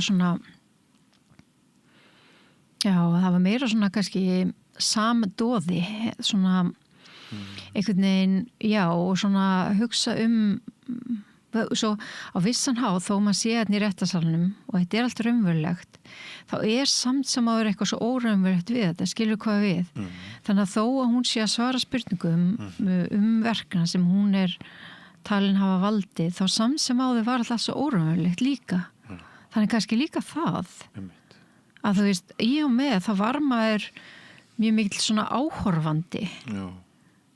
Og svo gengur þú bara út í sólina þegar allt er búið Já, og það skrýtna var að ég sem sagt svo hann 5 þá setjust þið niður til að bera saman bækur okkar ég og vinkonum mín og ég er að fara annað og þá kem ég sem sagt út í sólina þetta var alltaf föstudaginn 21. hiti Austurvöllur bara sko það bara fullur af fólki allir að njóta sólarinnar og í svona góðum gýr, eins og maður segir og ég var einhvern veginn það var svo óraunverulegt að koma úr svona þessum dómsal, þar sem er svona harmleikur, sem er svona svið harmleiks og labba svo bara út á Austurstræti og Austurvöll og það var bara allir glaður og kátir í sólinni það var mjög skrítið Var einhver svona afmennskun í einhver dystopía? Afmennsku meinar gagnvart henni eða bara í því að fá þessa atburði? Nei, veistu það var eitt sem ég dáðist aldrei að hann var auðvitað sækjandi saksóknari 3 dómarar og verjandi og dómtúlkurinn sem stóð sjálfur ótrúlega vel. Það eru vist bara 3 eða 4 dómtúlkar á frönsku í landinu og sem vil ekki taka þessi svona mál. En hann er bara búin að fylgja henni sko allt árið. Hún er alltaf búin að vera hérna í ár síðan þessi verknami var framinn. En hérna, mér fannst þeir voru aldrei svona eitthvað harðir eða svona árásargjarnir. Það var kannski einstöku sinum að saksóknarinn var svona aðeins harðari heldur en hinir út af þau spurðu öll spurninga og hann gerði einhverja smávægilegar athugasemdir verjandinn en þau voru öll svona eins og einhvern veginn þau voru öll svona eins og þau væru að upplifa að þetta væri svo mikið harmleikur og þau voru öll svona pínlítið aðgangskál höfði nærvör sála, hún var auðvitað spurð mjög mikið. Skilningur og fagmennska ég myndi segja það. En að sko fólk skuli framkvæma það sem að þarna er gert og sérstaklega á ég erfitt með 2 hnífstungur í hjartadótturinnar, það liggur við að líði við mig sko. Bara, þú veist, ég get ekki séð þetta fyrir mér. Ég bara brotna saman að innan sko við að heyra þessar lýsingar. Að upplýður aldrei eins og þú væri bara búin að tekka út af staðan svona aftengt. Jú, það er það sem ég er kannski að segja. Þó að þetta sé raunveruleg manneskja típa dystopíu og raunverulega að gerast fyrir fram að því þá er þetta samt eitthvað svo óraunverulegt að þú svona á vissan hátt tengir ekki við það. Út af því að það er svo erfitt að gera sér til huglynd og auðvitað veit maður ekki í hvernig hugar ástandi bara þau hafa verið yfir höfuð, þú veist, út af þessum veikindum og þessum erðadeilum eða deilum milli fjölskyldu og fleira, þannig að og auðvitað þekkir ekki til þeirra að þau leiti en þessu, þannig að jú, þetta var sérstök reynsla og einhvern veginn skrítið að hún er auðvitað ákjær fyrir þetta og það eru auðvitað vísbendingar alveg að hún hafi framið hennar verknað en á sama tíma þá einhvern veginn ámar rosalega erfitt með að trúa því og það er kannski bara út af því að maður á svo erfitt með að trúa því einhver gerir svona en auðvitað, ef hún gerði það ekki þá var það faðirinn sko. Kannski erum við bæði heppin að þurfa ekki að dæma í þessu máli. Já, guð, það held ég nú. Og og svo veit maður auðvitað ekkert sko hvernig sambandi, maður fer auðvitað að hugsa alls konar meðan maður er að hlusta, hvernig var sko sambandi þeirra hjónaháttað, þú veist, voruð jafningjar, var annað meira undirgefið hínu, hvernig var sambandi við dótturina. Það var svona pínlítið þetta að hún hefði valið að vera heim út að vera svo þægilegt eða komfort var enska orðið eða franska sko og þetta að það hefði verið náið sambandin sérstaklega á milli föðurinn og dótturinnar þannig að maður fyrir að hugsa með einmitt svona hluti líka sko og þú veist bara hvernig samband áttu þau og þú veist var raunverulega ástæði fyrir því að hún fór gráta með þegar hún talaði mannin en fældi ekki tár samkvæmt fréttaflutningi Vísis en við getum ekki vita það vegna þess að þú veist, hún snýr baki í mann þannig að maður sér ekkit hvort henni vöknar augun, maður sér ekki sviprið, maður sér ekki neitt þegar maður situr og er að fylgjast með, hún snýr baki í þau sem eru í salnum. En þetta er nú eitt drungalegasta umfjöllunarefni sem ég man eftir að hafa sett á dagskrá en ég þakka þér kærlega Magnea Marinósdóttir fyrir að hafa komið og rætt þetta mál við mig því það er nú þannig með margt af því óþægilegasta að líka ræða það við erum náttúrulega forvitin líka bara maður vill reyna að læra eitthvað ég veit ekki hvað maður lærir á svona máli eða hvort það er eitthvað en ég veit það að þetta liggur mig við að segja algjörlega einstætt sakamál hér á landi sko. Já, þetta er einstætt en svo eins og segi, mér finnst einhvern veginn því ég man eins og eftir ég fór á Vesturfarasafni á Hossósi og ég sá myndir af fólki sem hafði farið vestur haf Það gerði mér svo forvitna að vita meira sögu þess og þá mér benda að lesa hérna bækurnar í Lífsins tré og já. Híbýli vindana. Og Híbýli vindana og ég hugsaði það sama þegar ég var einhvern veginn fylgdist með þessu réttarhöldum. Og ég fór að hugsa hvernig líf áttu þau áður, hvernig mannesku voru þau, hvernig var sambandið að hátta. Maður fyrir að hugsa allt þetta og þetta eitthvað sem maður veit ekki. Nei, akkurat. En kæra þakkir. Takk fyrir. Og ég lofa ykkur því að það verður ekki að mikil drungi yfir næsta umfjöllunarefni okkar hér á Samstöðinni eftir andartak. Ég heiti Kristinn Sigmundsson og styð Samstöðina. Samstöðin óháð sjónvarpsstöð sem fjallar þjóðfélagsmál á vandaðan og yfirvegaðan hátt. Ég skora á ykkur að styðja hana með því að gerast áskrifendur. Samstöðin ómissandi.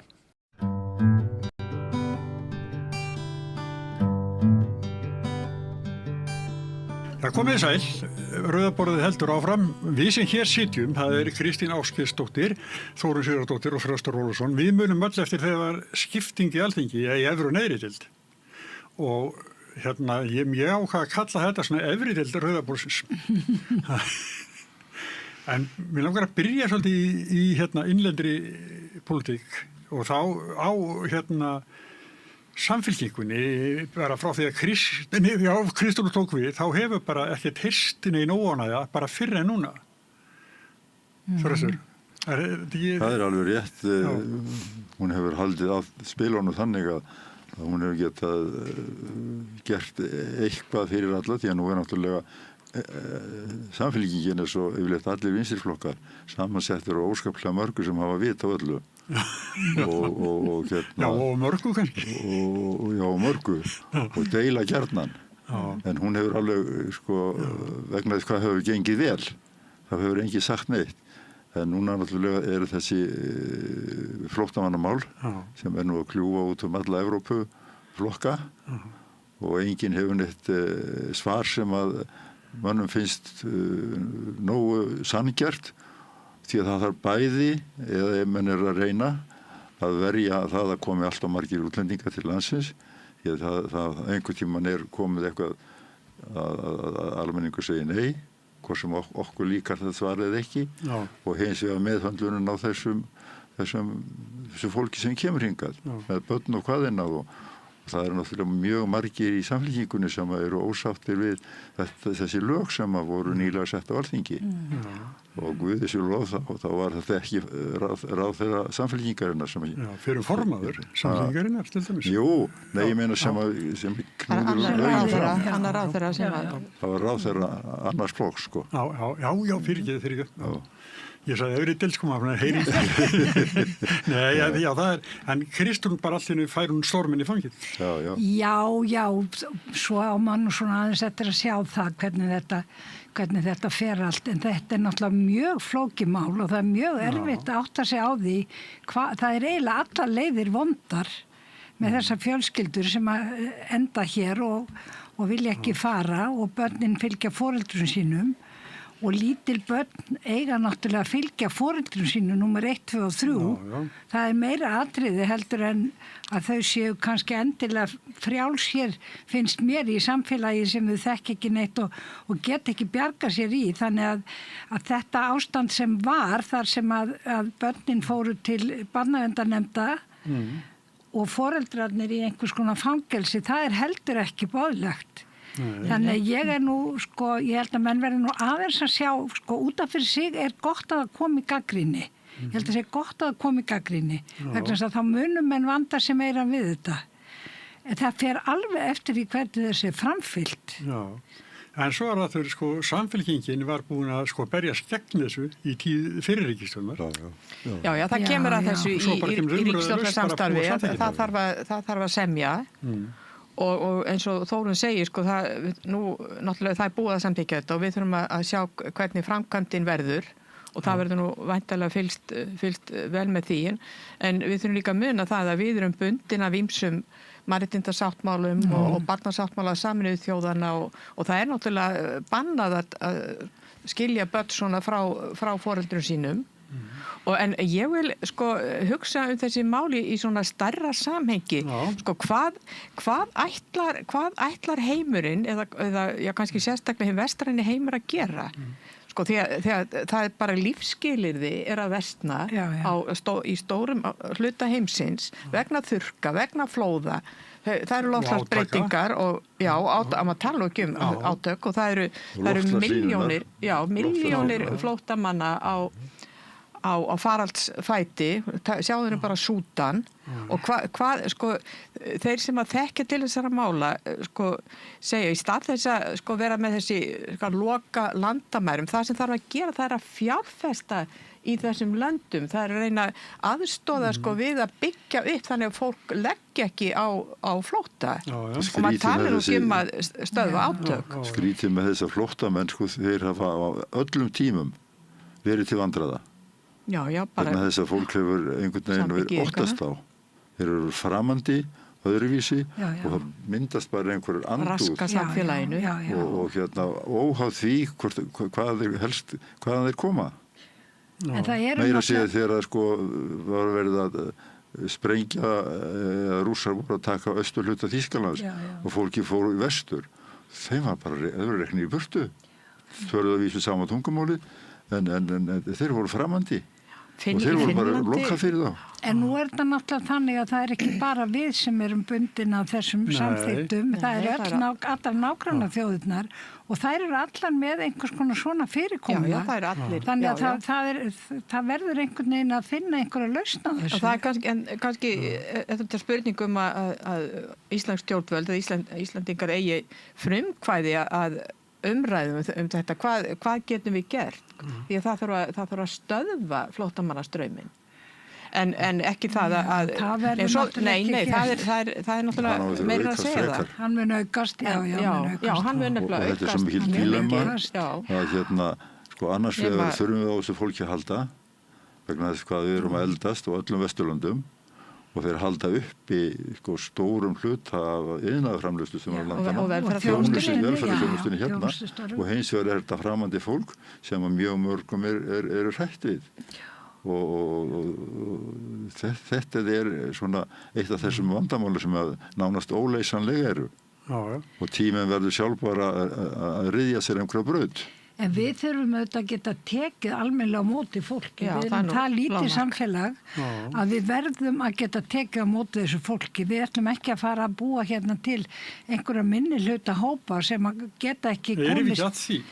Já, það má deilum það. Ekki sömum grunnskólum tölum fjöldi tungumála en ekki öðrum. En þess vegna þurfum við náttúrulega að reyna að vanda okkur meira heldur en við höfum gert og reyna að taka betur á móti fólki og gefa því aðgang á okkar samfélagi. Það er algjörlega safnist ekki í ákveðin hverfi eins og gert hérna í Reykjavík.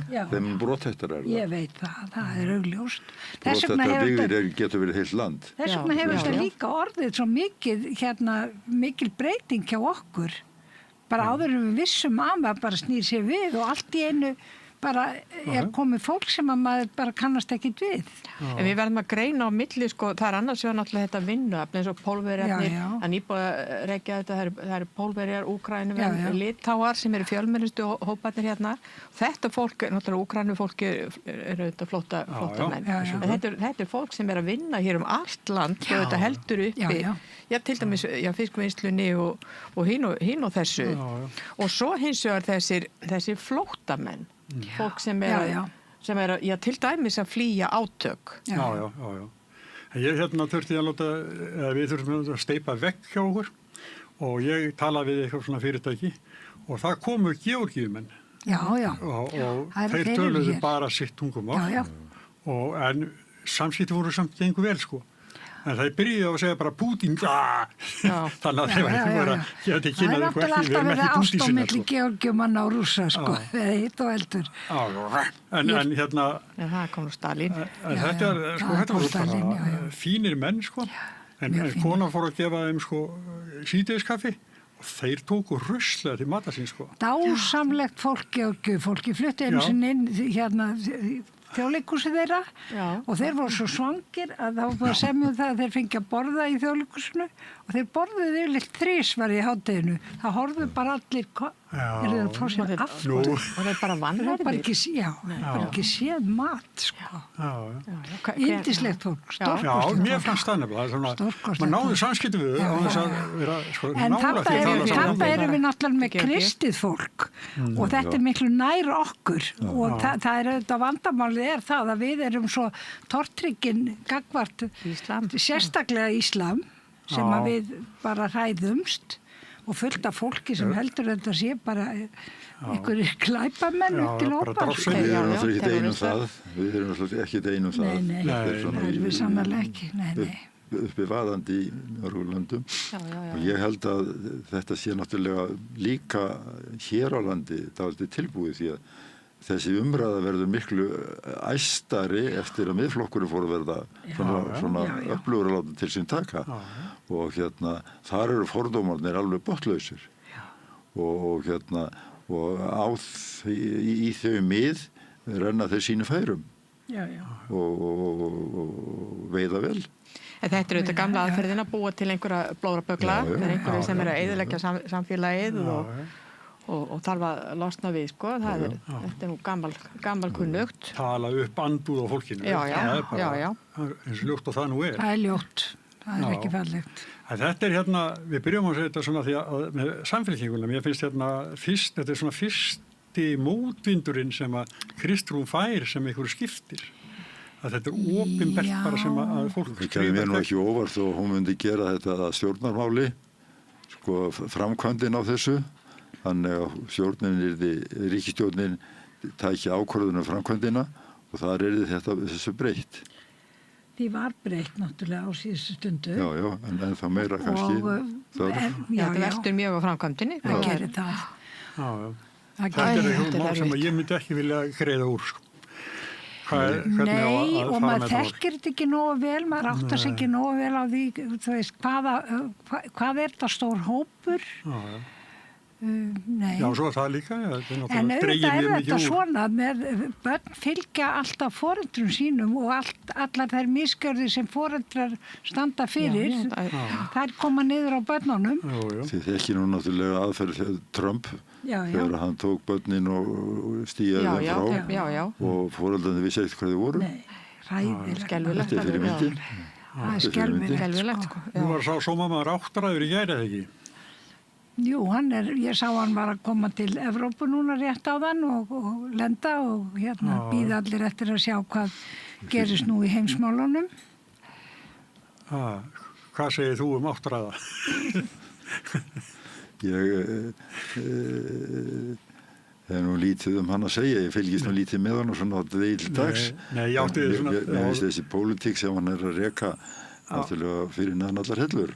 Því hann einhvern tíma hélt maður að pólitík ætti meðal annars að reyna að sameina og ná sameinlegum markmiðum.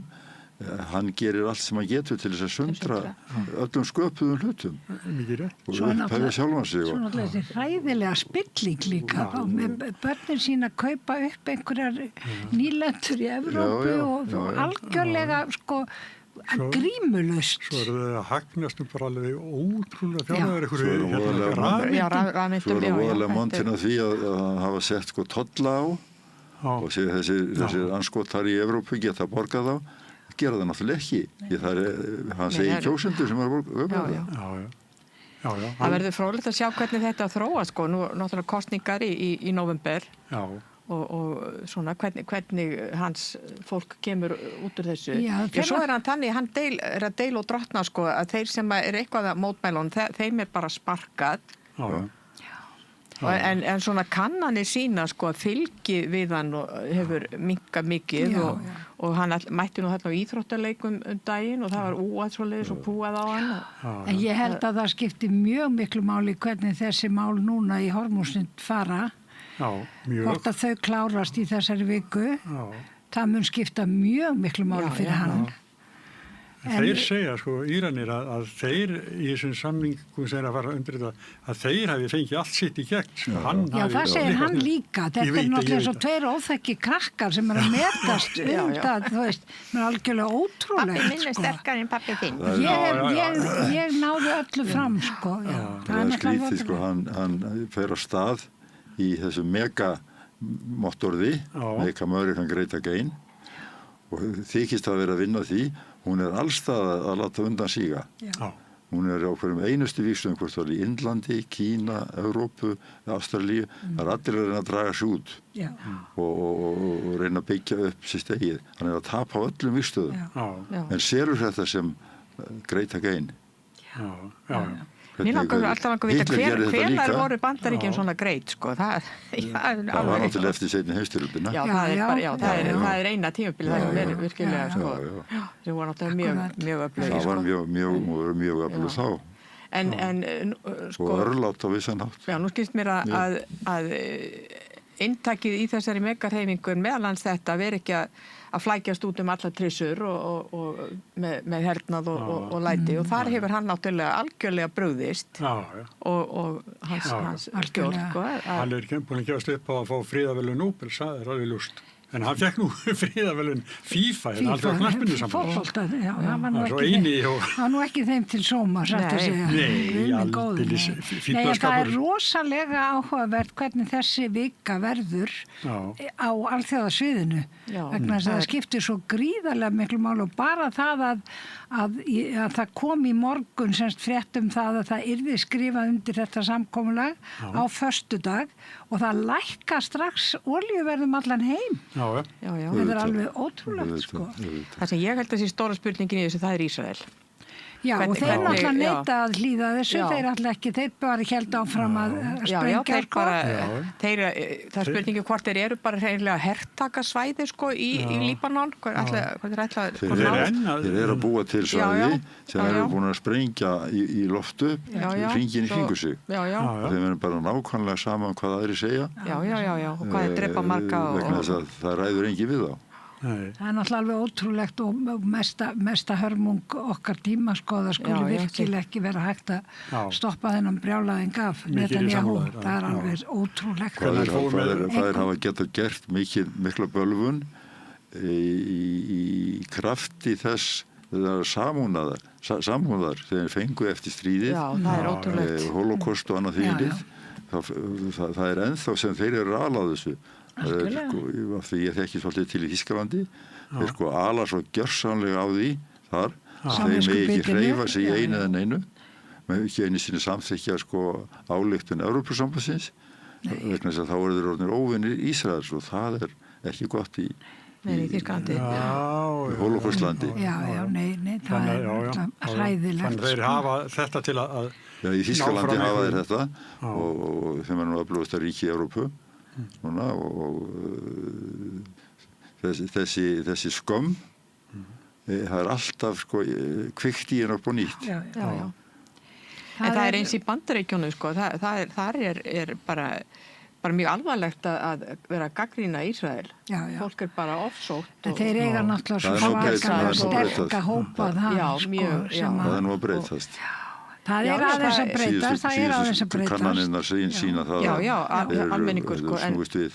En það er mjög erfitt að vera að gagnrýna opinberlega. Þetta er náttúrulega, sko, hryllileg staða sem að gyðingar hafa þurft að þola, sko. Það er augljóst. Við bara getum ekki eins og ímynd og þetta getur verið sárt fyrir alla, sko, sem hafa gert í seinni heimsstyrjöldinni. En, sko, saklaust fólk núna að vera að, sko, sprengja saklaust fólk. Það er ótrúlegt. En það verður náttúrulega að greina milli. Þekkir þú einhverja þjóðsögurum sem ekki hefur einhvern tímann á æviskeiði sínu lendi í hræðilega erfiðum málum?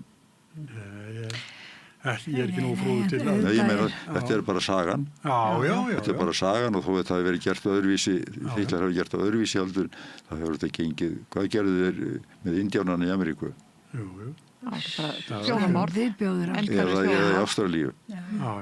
Eða hvað gerðu þeir keisararnir í Rússlandi og Katrín Mikla. En þú hefur þessa sögu skrifa það við vorum kannski ekki alltaf barnanna bestir.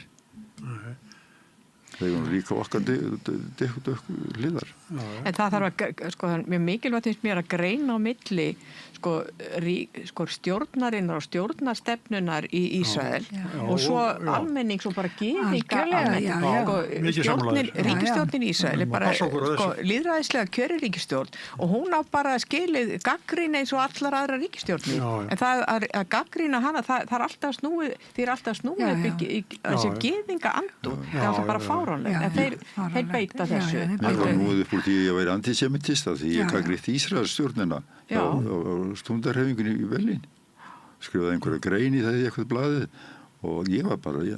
það er þessi endalaust beitt. Antisemitisti. Bara stimplaður og búst. Og til eilíðar? Nei. En meðan að það stóð sko. Nei, þetta er heimur versnandi fer. Þetta er svona búið að vera svona aukin svona átök og svona nærri okkur og hluseldur hefur verið áður bara allan í mínu lífi. En svo er svo misjátt sko hvað kemst á dagskrá? Sko það er náttúrulega eins og til dæmis Sýrland. Hvað er að gerast í Sýrlandi? Súdan? Sko Súdan bara, það er skelfilegt ástand í Súdan. Það er náttúrulega hræðilegt alveg. Og bara, þú veist, þetta fer Afrika er bara, fólk bara gleymir henni, sko. Hún er bara... Sem er kannski verst. Þetta er mjög misjátt ástand. Eitthvað verst dæmi sem við eigum bara það ekki. Jú, þetta er alveg skelfilegt. Og það er fólki bara að bjarga laus. Það er eins og, sko, maður fara að hugsa með svona erfiðar deilur innan ríkja deilur, borgarastyrjaldir, að það sé ekki hægt að leysa það nema annarkur mörki lífur hinnum. Og þá fyrst komist friður á. Já, ég hugsa þér. Því að það að vera að búa til einhvern frið, vopnaðan frið, þar sem allir eru reiðbúnir til þess að hleypa af leið og stíðir yfir á villusum stað í samningunum. Það dugar ekki. Þeir verða bara að gera eins og Ameríkanar við Indíánarna, sko. Þeir sem vilja ná völdum þarna. En nú er maður náttúrulega að vona að þetta samkomulag núna hugsanlega ná í gegn af því að það eru svo margar þjóðir sem hafa tekið þátt í þessu. Bæði Pakistan og Óman, sérstaklega þessi 2 lönd sem liggja náttúrulega þarna að og eru mjög öflug og fleiri þetta sem hafa komið að þessu þannig að það verða svo margir sem að reyna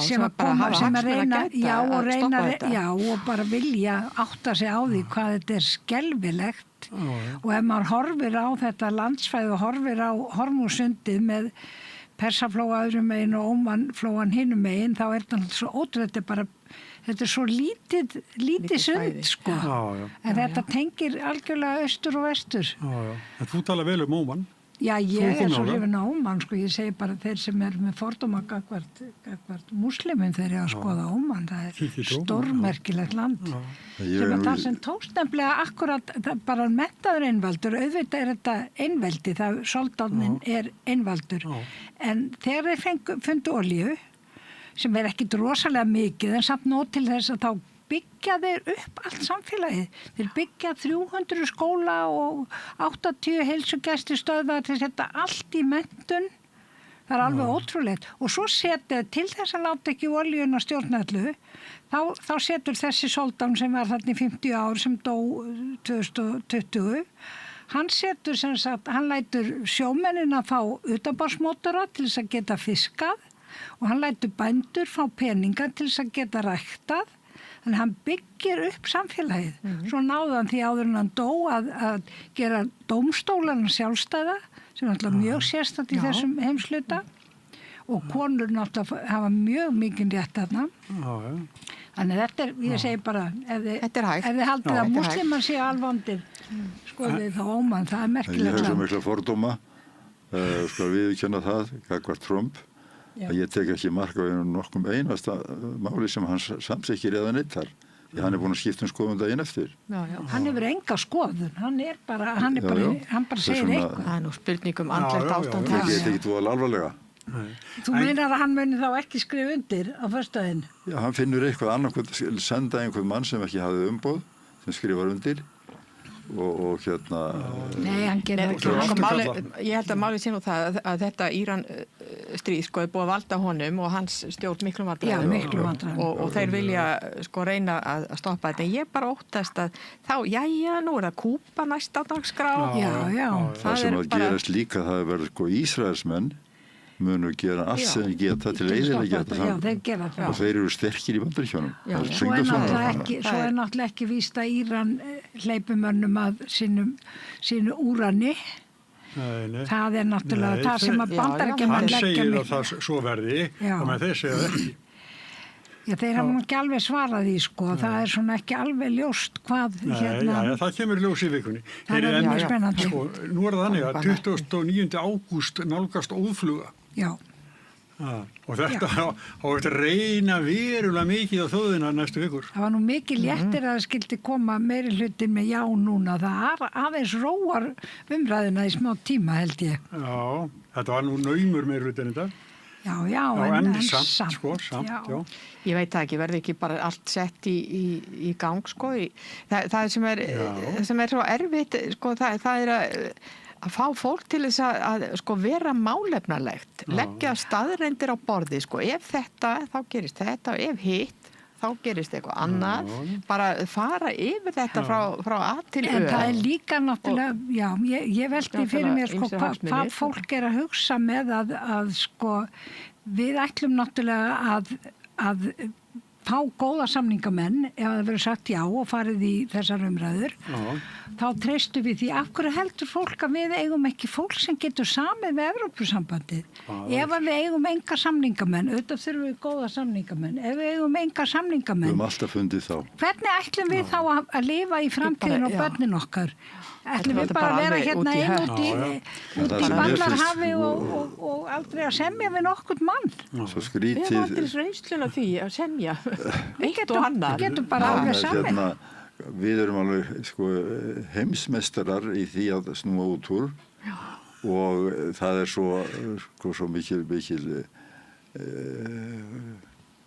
þjóðarlöstur að það skuli vera að greiða atkvæði samtal, viðræður. En það er tekið eins og sé verið að semja þessi greiða atkvæði samningin. Þetta er svo mikil skrítið að þjóðin skuli hlusta á þetta. Og sko útgerðin henni líður vel í Evrópusambandinu. En þeir hafa margvíslega forréttindi sko, til dæmis með krónuna, þeir hafa tekjurnar í evrum, útgjöldin kostnaðin í krónum sem þeir lækka eins og sýnist. Þess vegna vilja þeir ekki evruna hingað, en þeir nota nú til Evrópu og fyrirtækið eru gefur upp í því. Þeir eru líka með stöðu í sambandi við eignarhald af sjávarútvegsfyrirtækjum. Það má engin útlendingur koma það nálægt. Nei. Það verður með DNA-greiningu til þess að koma í veg fyrir eitthvað. Þeir hafa svo mikil forréttindi að þeir eru óttast að með tímanum muni eitthvað af því málma. Já, það er nú alveg. Allt snýst þetta hagsmuni. Já. En það er líka sko, mjög mikilvægt að sko, það komi skýrt fram, sko, við erum aðili að EES-samningnum. Við erum búin að innleiða náttúrulega sko, alveg ótrúlega mikið af löggjöf Evrópusambandsins og hvað mun þá breytast? Sko, hvað er það sem bætist við? Já. Og eitt sem ég langar að segja sko, að náttúrulega það er sko, umræðum auðlindirnar að sko, það er mér svo það tala bara sko, hérna, sjávarútveg og landbúnað. Það er svo séu bara ekki aðrar og landbúnaður, sko, hann getur orðið erfiður held ég í þessu samhengi. Nei, kannski ekki. En sko, ég held að ef maður horfir til framtíðar, mikilvægasta auðlind Íslands er vatni. Það er vatni sem að sko á eftir að berjast í þessum heimi á næstu áratugum og að því að sko það er eitt af því sem er að breytast og það verður að hugsa þetta í einhverju sko í víðara samhengi og landið. Það er verið að selja vatn núna eða láta taka það í tonnatali á dag og flytja það til Evrópu og Ameríku. Já. og menn að kaupa jarðir til þess að komast í vatn stóru stíl. Já, hvað við erum ekki í Evrópusambandinu, ekki má kenna því það. Við erum bara okkar eigin verum. En Þröstu, það er þetta með landbúnaðinn, sko. Nú vitum við náttúrulega að sko, landbúnaður í Evrópusambandinu fær alveg gríðarlega stuðning, mjög mikla niðurgreiðslur eða hvað við kallum það, bara stuðning. Og sko þetta er kannski það sem menn óttast sko er innflutningur. Það verði svo mikill innflutningur á landbúnaðarvörum. Já. En hvernig sér þú þetta? Ég held að það verði fundin lausn á þessu sem að tengist þeirri lausn að finna fengu. Það þetta verið skilgrund sem norðurskauts landbúnaður og meðhöndlaði með því, bæði ykkur styrkjum og samkeppni. Eins og Finnar hafa fengið. Við erum bara landið, Svíjar með gildi fyrir norður Svíþjóð, ekki söður, en við erum öll innan þessa svæðis. Og ég alveg samfærður það með að hafa mjög góð áhrif á íslenska landbúnað. Því að þá hætta mér að hugsa í svona miklu magni, en fara að hugsa meir gæði. Og það er alveg eins með ferðarþjónustu. Það er alltaf að tala það að nú þurfum við að fara yfir 2 milljónir. Og það vanti meiri ferðamenn á Djúpavogi, það vantar fleiri ferðamenn á Strandir og það þurfa að auka það, en gæði þjónustunar hérna, hún er ekki til að starfa sig yfir. Nei, það sakar ekkert að fá smá aðfald. En við erum náttúrulega nú þegar undir svo miklu aðhaldi, sko. Svo segi það, þá verður fólk að skoða það, sko. Hvað er eftir? Hvað er það sem stendur út af og þarf að semja Það er ýmislegt sem þarf, en það er fyrst og fremst þetta tvend. Sjávarútvegurinn, sko, mér finnst að það þarf ekkert að óttast hann, því að við erum búin að vera með samning í EES-samninginu, sérstaklega sjávarútveginn. Og þeir eru búin að gangast við honum í 30 ár. Af hverju skildi við breyta eftir núna? Þeir hafa enga veiðir reynslu á Íslandsmiðum. Nei, þetta er reynslan, þessi 30 ár sem EES-samningurinn hefur mútað. Nei, það þarf bara að fara í þessar samningaviðræður og við þurfum gott fólk í það. Auðvitað þarf að vanda sig mjög mikið. Það þarf auðvitað alveg örugglega að standa í lappirnar eins og í öllum svona alþjóðasamningum. Og klárt fólk sem að getur tala við þessa fulltrúa. Getur rétt ímyndaði hvernig það var í EES-samningunum? Já, Jesús minn, þú getur ímyndaði. Við höfum aldrei náð þeim nema því að Norðurlandi stóðu með okkur og Austurríki. Og svo ef Ísland færi ekki þetta, þá hættum við við. Já, við höfum verið eins og hérna, þeir vildi tíflokkurinn hérna fara svo sjálfstæði. Tveggjaríkja samning. Við höfum ekki náð náttúrulega sköpunum. Nei, þetta verður ykkur eða við höfum ekki lítið sem þeir gera. Ég alveg ófeiminn að segja hvað ég ætla að gera 29. ágúst. Ég ætla að segja já. ætla ég líka að gera.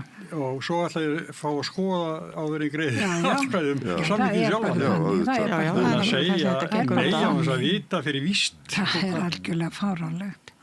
Það er alveg ótrúlegt og þá vera með... Svo við börn og barnabörn og annars með þetta að lifa í þessu samfélagi þetta. Vera með eitt dagblað sem keyrir á alveg ótrúlegum furðu upplýsingum dag eftir dag. 46% ódýrara að kaupa í matinn. Ísland heldur en eitthvað í Evrópu. Akkur er þessi erlendir sem konir á eftirlaun. Ef að þetta er hérna sama verð er eins á báðum stöðum, þeir flykkjast til búsetu á Spáni og Portugal af því þeir geta lifað þar á eftirlaunum sínum. Og átt afgang. Við vorum 2 vetur á Spáni, ekki reyndar hérna í Torre Vecca, en við komum okkar stundum og þá heitum við Íslendinga og þetta var alltaf sama sagan. Þarna gáttu þau sko áður fórum þangað að þá gáttu ekki gefið afmælisgjafir eða jólagjafir, það er tómt streð en svo áttu þau afgang þau eru búin að leigja íbúð þar og Þetta held ég held að fólk verði líka átt að segja á því að það er náttúrulega margt sem að er að í okkar samfélagi sem að Evrópusamband mun ekkert bjarga, sko. Það margt sem við þurfum að passa okkur á því heldur að lofa ekki upp í ermina á okkur, sko. Það verður ekkert ódýrt að kaupa sér íbúðir bara sama dag og við göngum þar inn. Það verður ekki svo leiðis. Ég óttast það svolítið með bankarna sem kvart og kveina núna yfir því að það óþolandi. Fara að setja einhver smá gjald á það og þeir bara hversu virðið þeir eru í kauphöllin hér og þar, það bara, við verðum að lifa hérna. Svo fær maður enga þjónustu hjá þeim lengur, sko. Nei, svo það. Ég svona að stofna samtök gegn öppum. Ég búin að setja mér það að vera ekki minna með 10 öpp í símanum mínum. Fækka öppum, það allt í öppum. Og sko fullorðið fólk. Það algjörlega vandræðum með þetta og það fær enga þjónustu, enga hjálp. Fyrir hvað það verið það? Og svo þetta borga sko fyrir hverja fæst. Já. En það annað sem við langar að koma inn í þessu samhengi. Að þú færið og þetta, ég held að það sé það sem að við höfum ekki verið að reyna að hugsa til enda. Hvað ef nei kemur? Hvers konar samfélag verður hér þegar búið að lokka okkur af? Og sjávarútvegs auðvaldið og fjármálaauðvaldið með 2 flokka í taumhaldi, Framsókn og Sjálfstæðisflokki. Merk sígur allt, sko. Við verðum á svipuðum stað og við vorum 1700. Þar sem að kóngurinn var langt í burtu, setti einhver almenn lög sem enginn vissi þekkti. En svo vorum við mergsogin af stórbændum og embættismönnum. En við verðum náttúrulega áfram þetta var lokað samfélag. Við erum að stefna því að við segjum nei. Bara öðruvísi útfærsla. Við verðum náttúrulega áfram með EES-samningin. Já. En svo náttúrulega bara spurning hvernig verða samskiptin eftir svona, sko. Það getur orðið mjög erfitt, sko. Hvað lengi? Það ekki gott að segja. Þá er það normer sem ráða því hvað þeir stjórna því að það svo erfitt með þessar þjóðaratkvæðagreiðslur og að margir klappi fyrir því að það er svo erfitt að fara að gera eitthvað á móti þeim. Það þarf að líða bara áratugir. Það er allt annað heldur en Alþingi samþykkir eitthvað, það er hægt að breyta því eftir 2 mánuði. En niðurstöðu þjóðaratkvæðagreiðslu breytir þetta ekki. Við séum bara ég held að þetta er fullt mikil svartsýni hjá þér, sko, að við lendum í einhverjum hörmungum, sko, en þetta siglir nú bara áfram.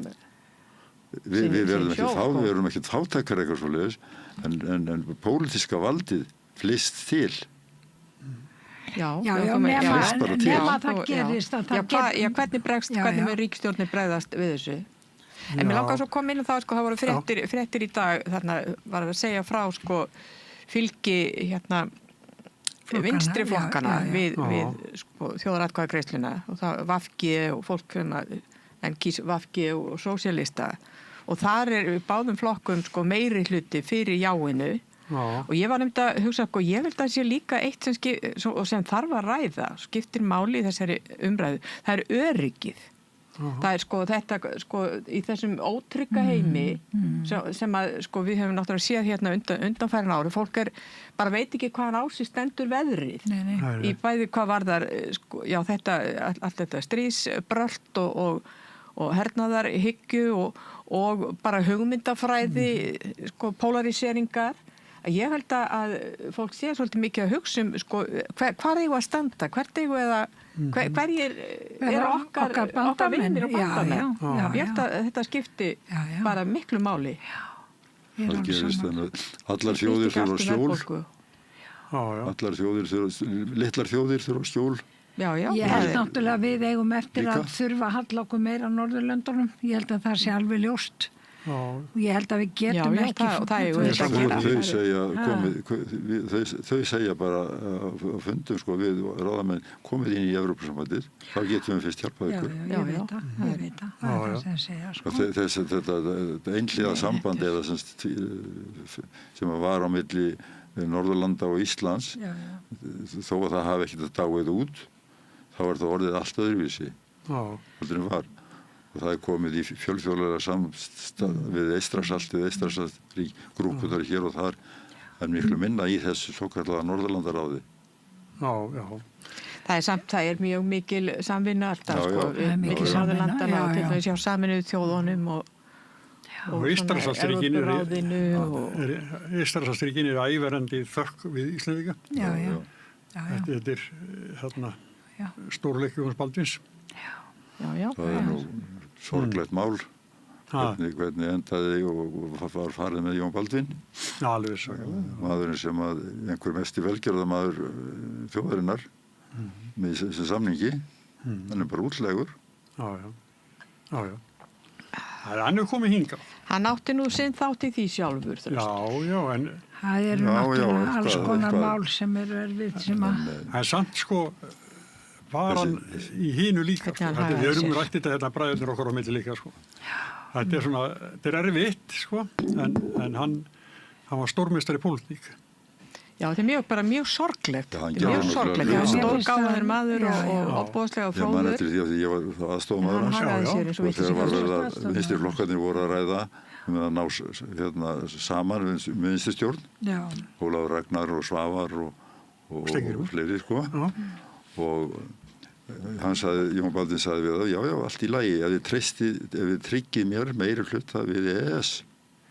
Ætlið því að segja mér að Hjörleifur Guttormsson samþykki þetta, ætlið að segja mér að Pétur Halldórsson samþykki þetta, og svo framvegis, já, við sjáum nú einhvern veginn til þess að Halldór finnum einhver á, en hann treysti þeim ekki og þeir höfðu allir verið á móti samningunum í upphafi. Þó að þetta hafi gerst undir ríkisstjórn Steingríms Hermannssonar og voru allir á móti því og Sjálfstæðisflokkurinn sérstaklega. En leið og Davíð sagði ég skal tryggja þetta, þá vissi hann að hann gat treyst honum. Þess vegna var stjórnin til. Einu sem sagði Jón Baldvin með söguna þannig að þegar hann mætir út í Viðey á fyrsta fundin með Davíð og segir strax það er eitt alveg ófrávíkjanlegt. Hvaða? Það sækjum aðild að Evrópska efnahagssvæðinu. Hafði Davíð sagt, yes sir. Og eftir það réði hann í öllu því að Jón var búinn að fá sitt langstærsta mál. Er þetta ekki svolítið til þessu? Jú, svolítið til þessu. Hins vegar var Jón aldrei auðveldur fyrir Davíð. Nei, reyndar aldrei. Nei, hann var það ekki. Jón var alltaf stór biti í hálsinum á Davíð til hann geti kynkt honum. Já, Jón Baldvin var líka með nafna sem Jón Sigurðsson og Sigvald Björgvinsson, og Jónu, þetta var alveg kappar. Þetta var... Heyrðu, en það er ábyggilega fólk að bíða til að fá að komast inn, en tíminn er bara liðið hratt hjá okkur, það er búið að vera gaman. Já. Efri dild, við erum bara að slíta fundi. Þröstur, Þórun og Kristín, þakka ykkur kærlega fyrir komuna. Takk. Og Rauðaborðið heldur áfram eftir augnablik. Góðir fjölmiðlar eru mikilvægur partur af því súrefni sem sérhvert samfélag þarf á að halda. En góðir fjölmiðlar, þeir þurfa ekki endilega að vera hlutlausir, en þeir verða að vera sjálfstæðir. Alveg eins og góðir háskólar og traustir dómstólar þurfa að vera sjálfstæðir. Þeir þurfa að þjóna fólkinu, ekki valdinu. Ég heiti Þorvaldur Gylfason og ég styð samstöðina.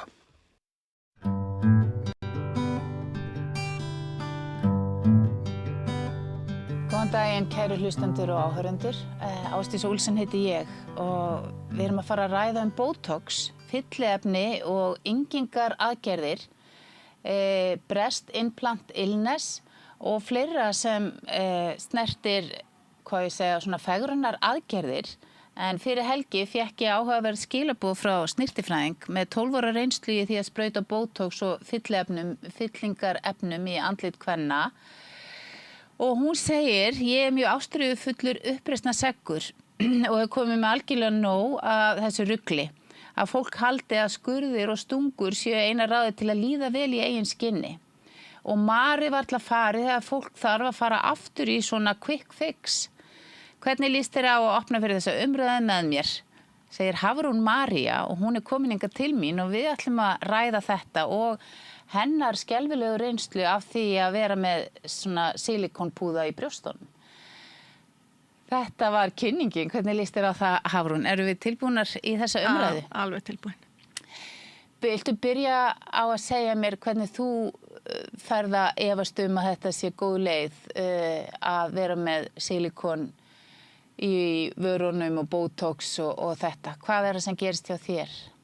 Já, svo við erum ekki að setja silikon í varir í dag. Það var löngu hætt, það var gert einhvern veginn í gamla daga. Og en það var verið að sprauta fylliefnum í varir og þetta með botoxið, sko, málið það að ég vann við það að kenna þetta svolítið mikið. Já. Út af því að ég svona af snirtifræðingar eru mjög góður í fegrunar aðferðum. Já. Það náttúrulega ykkar sérgrein. Já, það sérgrein okkar, sko.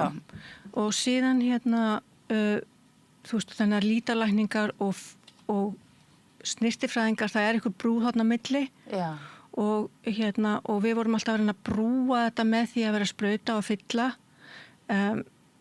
Og þegar ég fæ nóg, það eitthvað því að, sko, þetta lagar sjálfstraustið alveg í mörg ár. Ég er búin að vera gert í 20 ár. Já. Þú veist, við sjálfa mig, sko. Sprautar þú í sjálfan þig? Sko, við erum að tala að ég er búin að fara í þessar meðferðir í botox í 20 ár. Já, ok. Já. Viltu aðeins segja mig hvað þetta er? Til dæmis bara botox fyrir okkur sem erum illa að okkur í þessum fræðum. Já. Þá er það svona efni sem lamar vöðva eða... Það lamar vöðva, já. Já. Það er það sem það gerir. Svo erum við að nýta til allskins annars í dag, sko. Þú veist, til dæmis eins og fólk með mígrini og fólk með spasma og slíkt. Það notar alveg ótrúlega mikið af efnum. Þannig að við erum ekkert að tala þetta sé eitthvað, þú veist, stór hættulegt að vera að nota þetta því að þetta bjargar mjög mörgum bara frá því að vera alltaf með spasma eða mígrini. Aftur á móti þá þá er það þannig að þetta að lama vöðvana, að þá erum við ekki að fá hreyfinguna sem er eðlileg í líkamanum til þess að afeitra og pumpa út og nota vöðvan eins og fara í rektina. Það safnast bara upp bjúgur og eiturefni. Þannig að þegar botoxi leikur út eftir 3 mánuði eða 2 mánuði eða 6 mánuði fyrir sauma, að þá er húðin bara alveg hræðileg. Maður er bara, það er þess að maður fer alltaf aftur, af því maður getur bara ekki hugsað sér að verða svona aftur. Þannig að þetta dugar bara í einhvern skamman tíma, þessi lömun í vöðvunum og í kjölfari þá bara situr eftir svona einhver doði í andlitinu eða hvað? Ég myndi segja bara því að efnin, sko, sem að eiga að fara út úr líkamannum, bara alls konar, þú veist, frumuskipti og næringarefni og það, þú veist, næring kemur á staðinu og svo er hún nýtt og svo er verið að kasta restinni og það situr eftir í húðinni. Þannig að húðin vill þá losa það við það einhvern veginn og þú endar á því að þú þurfur að fara aftur í botox til þess að húðin verði slétt, að því hún sléttist við það að það er engin hreyfing. Það er bara eins og fólks þegar það sefur, þá var það bara allt kjurt og fínt og slétt og bólgið að því að vatnsuppsöfnun veldur líka á húðin slétt. Já, húðin sléttist. Svo þegar þú fyrir að hreyfa þig, þá ætla að pumpast þetta út og svo er bara allt rökkótt. Veist þú að hverju það er ljótt að hafa rökkur? Sko, þegar maður er yngri að þá þegar maður er kannski 30 eða eitthvað, þá byrja hrukkurnar að myndast. Já. Og þá annarkvort, ef maður reykir, þá hættir maður að reykja. Já. Ég gerði það, sko, hætti að reykja því ég sá hrukkur. Já. Og fór að nota sýrur sem að gerði svona glansandi. Og síðan byrja ég að nota jurtameðferðir eins og þessa til að nutta bara í burtu hrukkur, gamla hrukkur og gamla húð og steina og allt þetta. Bara svo, þú veist, sem byrjar að sérstaklega hjá þeim sem að fá mikið af hrukkum. Að þá náttúrulega myndast hrukkur líka í kinnunum.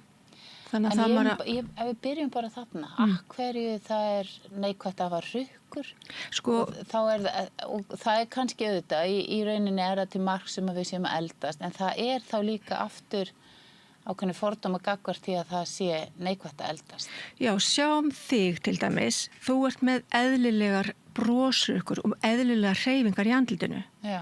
Það er enginn að fara að segja við þig, þú verður að fara í botox. Aftur á mót, skilur mig? Jú, en auðvitað þekki ég að hafa hort í speilinu og hugsa bara, oh my god, ég er að eldast, þú veist, eitthvað svona. Já, hálsinn og þetta maður fara alveg sjokk, sko. og núna út af því að þú kemur fram með þessa umræðu, þá fór ég að hugsa, hverju erum við með þessa afstöðu? Að þetta búið til. Já, þetta búin til afstæða. Já, algjörlega. Út af því að ég alveg viss það að í einhverjum heimi væri það bara fallegt að eldast og það setja marsum lífsreynslu og þroska og þetta, þannig að það hérna, já, í grunninn erum við með einhverja ranghugmyndir þarna. Já, ég man líka eftir einn systir mín, lögfræðingur, hún var alltaf svona reikna sko.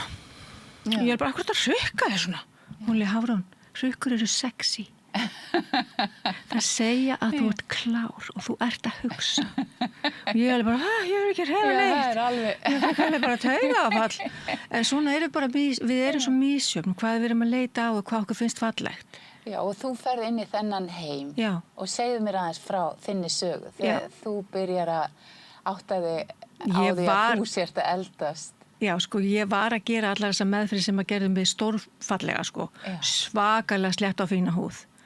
Þannig að, þú veist, ég var að gera það og var ekki að gera neitt annað. Síðan kemur þetta, ég bjó í Noregi, sko. Og síðan eru hjúkrunarfræðingar að hringi í mig og segja, herðu, ég er með hérna 20 konur sem að vilja koma í Botox og fyllefni, má ég vera á stofuninni? Jú, endilega. Þannig, þá byrja ég að... Þá lærir þú þetta og verður spennt fyrir þessu. Sko, málið það að ég hérna fæ þá eitthvað sprautuefni í staðinn fyrir að þær borga húsalegu. Já. Þannig að ég er alltaf bara alveg hérna... Þannig að þú fórst að fá í þína eigin húð. Já, en sko málið er að þegar að þær eru að sprauta og stinga og gera eitthvað, þá er ég allan tíman eitthvað að stjórnast í þeim. Já. Þú veist, til dæmis sjöðu vöðan hérna, ef þú setur aðeins í hann, þá dettur þessi augabrún pínu lítið niður. Og ég er alltaf eitthvað, þú veist, tvíka sko... Þannig að þú ert með því að þróa bara þessa meðferð. Já. Þannig ég byrja á því að kenna á þess að sprauta. Akkurát. Og hérna, mér dætti aldrei svona í hug að fara að gera það, sko. Já, að gera þetta sjálf. Nei, sprauta, ég var ekkert að spá í því, sko. Svo er ég einhvern veginn byrjuð að fara á flakk heiminn að ég var nú við að hérna hjálpa fólki að vörumerkja sjálft sig. Þess lærið það og fyrir svo að hjálpa fólki að vörumerkja sjálft sig og er með svona stóra kúna í Bandaríkjunum og er eitthvað flakka og ferðast á milli. Og þar voru 2 læknar, eitt sem var að vinna við stofnfrumur og svo önnur sem var hormone queen, bioidentical hormones og þú veist allt þetta, þannig að þá líka að vera að hjálpa konum að yngjast og þetta hefur allt með youthfulness og yngingar að gera. Já, ég heyrði einmitt þetta bioidentical hormona implant sem er verið að nota í Bandaríkjunum. Mér finnst það mjög áhugavert. Þá eru það bara með undir húðinni. Áður en þær fara á breytingaskeið, þá eru það bara með undir húðinni eitthvað svona skammtara. Já, bioidentical, þú veist, læknirinn minn hérna heima, kvensjúkdómalæknirinn minn, hann tók mig af einhverjum töflum sem hann fyrir breytingaskeið og setti mig á gel og hann sagði það er bioidentical. Það er þá ferða ekki gegnum lifrina, heldur ferða gegnum húðina og húðin skammtar þér rétt. Já. Nákvæmlega sama og ég er að gera núna í dag með þessa húðvækningu. Þá er ég ekki að sprauta inn í húðina, heldur er ég að setja það á húðina þannig að húðin vinnur með það á þess að þá er það bioidentical. Þannig að þú ert með ákveðna húðmeðferð sem þú segir að sé svona náttúruleg. Það er kannski þinn boðskapur að gera þetta svona, á náttúrulegan hátt. Náttúrulegri? Já, ég er með náttúrulega meðferð og svo er ég með náttúrulegri, skilurðu, heldur en Botox og fyllefni. Bara svona, svo ég ná aðeins utan það út í að við ætlum að fara nánar út í þína meðferð hérna eftir. En hún gengur svolítið út á að bara virkja húðina þannig að hún starfi vel. Já, ég var að gera það áður en að Botox og þetta kom. Ok. Það var það sem ég var að gera áður. Þannig að nú er ég bara að fara tilbaka í það. Það, já. En þessi Botox, fyllingarefni, silikon, vegferð þín, hún hefst þarna í Noregi fyrir einhverjum, hvað er? Silikon vegferðin, hún byrjaði 1989, bara kortir áður gerði þetta þannig að það kostaði að fara í þetta. Já, ok. Já, bara ég fór í þetta 30. desember. Hvað ertu þá gömul? Þá er ég ekki að verða 18 ára, 19 ára. Hvað er það? Og vildur þú fá stærri brjóst? Já, þá er ég þessi manneskja sem er að horfa á fegurð. Já. Og ég mynda mér skoðun á hvað fegurð er. og ég gæti aldrei verið brjóstahaldari, ekki til svona lítil brjóstahaldari fyrir mig. Þannig að ég var með AA stærð og það var ekki til á Íslandi, sko. Sem óskup fallegt. Já. Mér fannst það bara ekki þá. Já, ég skil. Þú veist, þá vildi ég verið með, þá vildi ég búa til. Einu sinni svona litlum brjóstum, segir. Nei. Já. Og þó svo í dag að þá sé ég hlutana öðruvísi, en þarna var þetta bara svipa og setja á sig maskara, skilur. Þetta átti bara að vera hluti af lúkinu, vera með brjóst. Þá var ég ekki að fatta það að maður átti bara að setja púða utan á sig, sko, og brjóstarhaldara með púðum í. Þú veist, þetta hvað hét þetta brjóstarhaldarinn í gamla daga? Wonder Bra. Já. Manst þetta þeim? Það var vasspúðar í því. Það hefði dugað fyrir mig. En ég, þú veist, En nú eru bara fullt af flottum leikonum bara með, þú veist, svona AA stærð og þetta, og þannig að þetta er svolítið afstaða, hvað er fallegt og hvað er rétt. Og hvað er líka bara verið að, þú veist, ég er alltaf, eins og ég sagði, við höfum aðeins að spjalla hérna til að byrja með, þá segi ég er alltaf svona fyrsta öllu. Svona, þetta, hvað er þetta? Gerum þetta, prófum þetta. Þannig að ég var svona fljóta að fá sílikonbrjóst og ég sá strax eftir því. Til á þessum tíma? Nei, ég sá strax eftir því. Ég nefnilega mynda alveg rosalegt ofnæmi undan eitrinu. Bara strax? Já. Og þú veist, ef það væri bara til protokól hjá læknum og segja, já, ég elska mín, ertu vön að fá ykkur ofnæmi? Færðu útbrot? Já, ég er alltaf að fá ykkur útbrot. Þannig að þú veist, ég var alltaf að fá ykkur svona kláða útbrot og svo þegar ég fyrir sílikonið, þá brennur bara á mér öll húðin. Ég er bara öll brennt. Hefur segðu okkur þessa sögu. Þú ert þarna hvað, 18 ára og hvað er það sem gerist? Ég var 19 ára. Já, það er 19 ára. Þú ferði í svona aðgerð hérna heima í Íslandi. Og hvað er það sem að gerist? Knútur Björnsson, hann var aðalkarlinn í þessu þá. Knútur Björnsson, lítalæknir. Já. Og hvað gerist? Ég fæði þessa aðgerð og er bara með einhverja tútur daginn eftir, og skilur bara vakna bara með svaka tútur. Ég man að einn vini minn kom beint að heimsækja mig upp á spítala, alveg bara til að kíkja. Ég var með svona eins og Madonna, sko.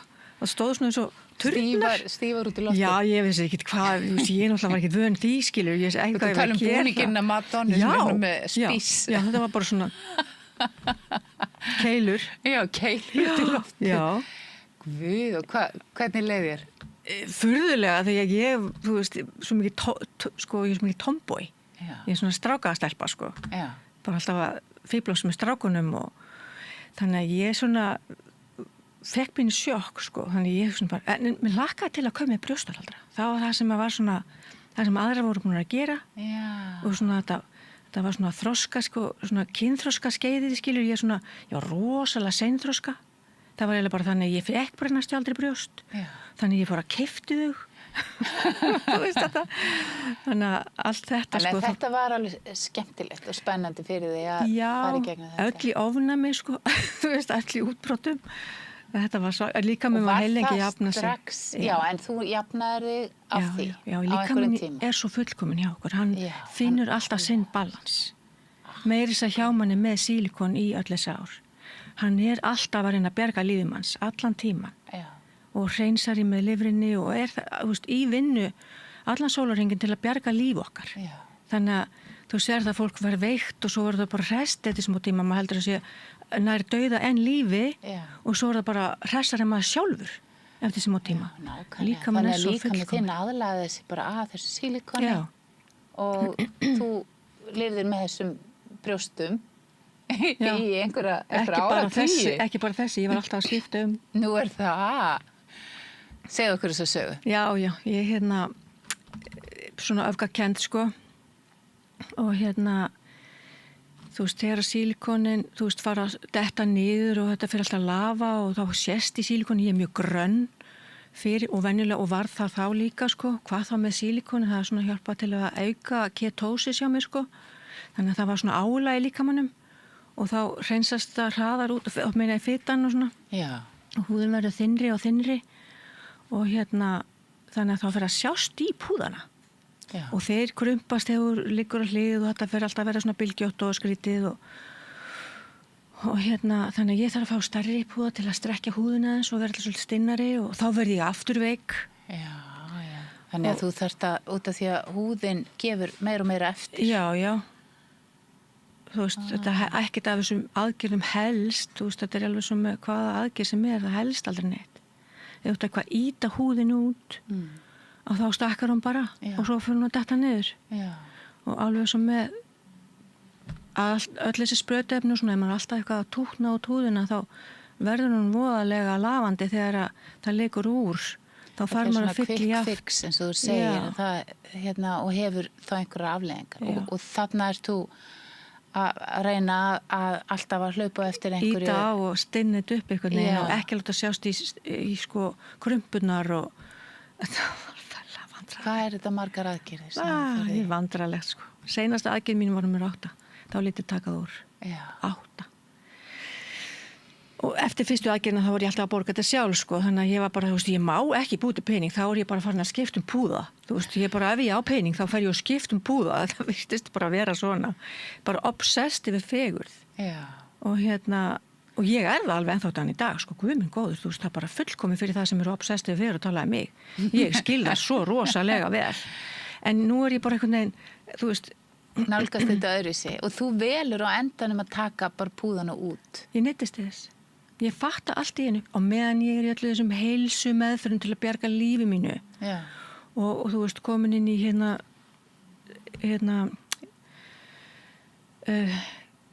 sellir í safana og allt þetta og er alveg bara kótsa konur í gegnum heilsu með því að drekka sellir í safa og passa sig á eggjum og þessu brauði og glúten og mjólkur ánami og öllu þessu sem ég taldi mig vera með, sem ég var að sjálfsögðu komin með út af því að líka minn bara höndlaði bara ekkert lengur. Hvaða einkenni varstu með? Ég var að missa hárið. Það var, þú veist, það sem ég sá. Já. Það veist, ég var, sko, fyrir utan það að mér var alveg óbúslega illt í líkamanum. Ég var með vefjagigt sem að ég gat alveg höndlað, skilur, ég bara tók verkefli við því. Já. En þegar hárið er farið að detta af, hvað gerir maður þá? Og þegar maður er farin að vera hrökkotur og allir út í ofnæmi og allir út í, sko, ég fekk skellur af eksem og psoriasis líka. Þú svona ringi. Og þú ert í raun að segja, þú varst að höndla alls konar eins og vefjagigt og sársauka og eitthvað svona, en þegar það var farið að snerta útlitið, þá brastu við. Já, nei takk. Eins og ég hætti að reykja þegar ég þú ert alveg meðvituð þetta, sem verður líka bara svolítið skemmtilegt. Já. Ok, þú ert komin hana í erfiðar aðstæður þar sem hárið er detta á þér og þú kom með alls konar svona útbrot og þægindi. Já. Og hvað gerist þá? Þá þú veist, ég var að hlusta á einn, hann er Anthony Williams og hann er sá sem er búin að vera að kenna fólki með sellirisafana.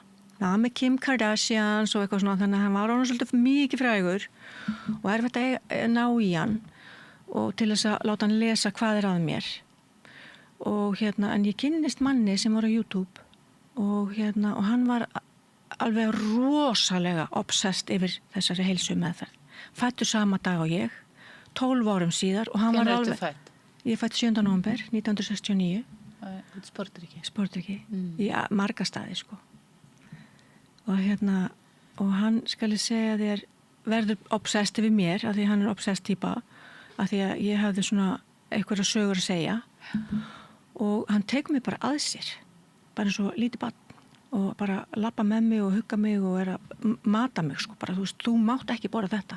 Af því ég er svona, ég elska allan mat og ég vil blanda öllu saman og elska svona lífið, þú veist, í gegnum mat og bragð og og hann var bara alltaf að tósa með henni í miðuna og segja bara, þú hafa þetta einfalt, borðaði bara þessar 15 appelsínur í dag. Og hann var að reyna að lækna það af öllum þessum einkennum. En ég versnaði.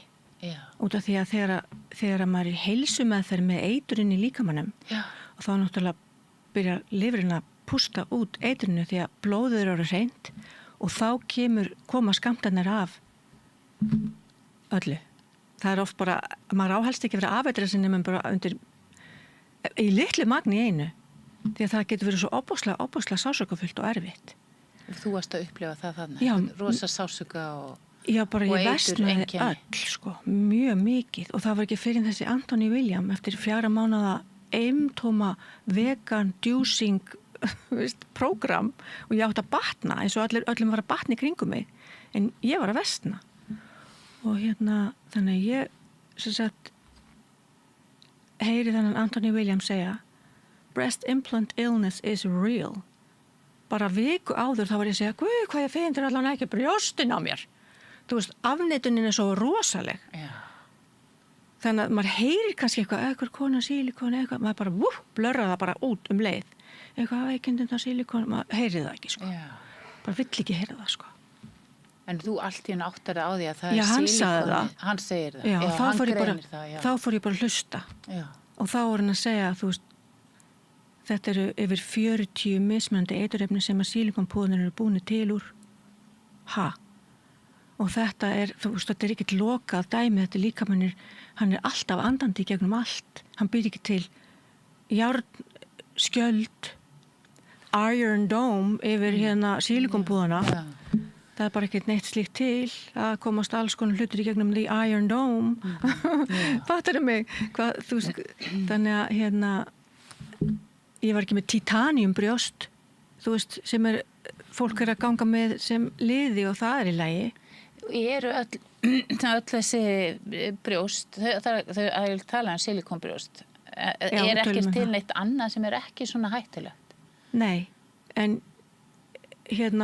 ég hafði hugmyndum að búa til svona púða úr fyllefnum. Því að það leysist hvort þau eru upp, þessi silikonbrjóst, og okkur eru þá ekki bara úr fyllefnum.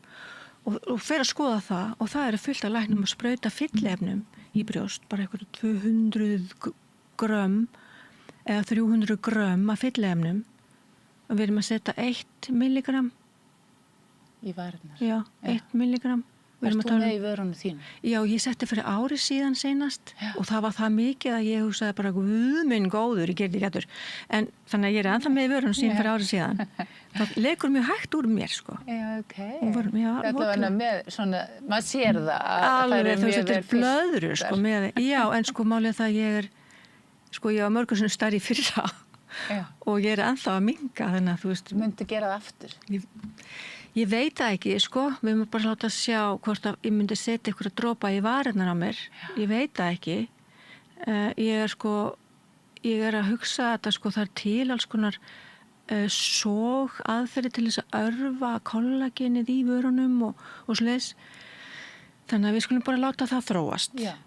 Já. Það er ekki neitt að kenna. En er þetta það eina svona sem að þú ert ennþá með sem situr í mér sem að svona utanakomandi sprautað fyllefni 1,5 ár síðan ég setti Botox í mig seinast þannig að það er, sko, það leikur út í 3 mánuði. Það veist eftir 3 mánuði þá var ég bara, ok, ég þarf að gera eitthvað þú veist og þess vegna fór ég aftur í þessar meðferðir aftur. Mér langar svo að heyra þá sögu líka, sko, út af því að það er mjög áhugavert hvernig þú allt í einu bara ákveður að hætta og þá bara setja eftir einkennin af því að hafa verið að nota þessar aðferði í svona mörg ár. Já, sem betur fyrir þá var ég náttúrulega með minninguna það hvernig þessar vörur að virka. Já. Sem eru sko lyfjaþróarvörur í þokkabót, þó svo að snyrtifræðingar sé að nota þær. Já. Og lyfjaþróa þýðir það að þú veist hvert eitt og einasta efni sem er sett í kremið er sannað að það er að virka og það er að gera það sem að segist vera að gera.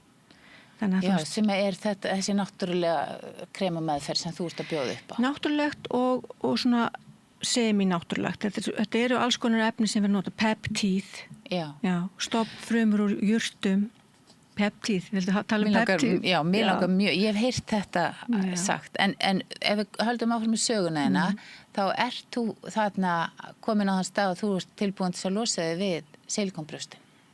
Já, silikonbrjóstin, það er ég varð að gera það og þá ger ég það í svo miklu hasti.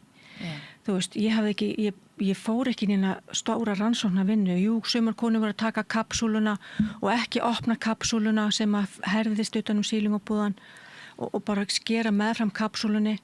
En urðu einhvern veginn svona deformed eða afskremdar undan því að því að það þurfti ofta að skera meira af kjöti og meira af öllum vefjunum inni og þetta var allt út allt og allt í klessu og ég sagði bara nei, fegurð alltaf númer 1, 2 og 3 hjá mér, þannig við skulum bara taka sílikonpúðan og loka fyrir og ég fæ einmitt sonur hans Kára Knútssonar, Knúts Björnssonar, heiti Kári Knútsson og hann var nú einn af þeim sem alltaf setti í mig aftur og aftur, rosalega góður lítalæknir og bara örin eftir hann voru svo fullkomin að það var nú ekki neitt smá sko. Já.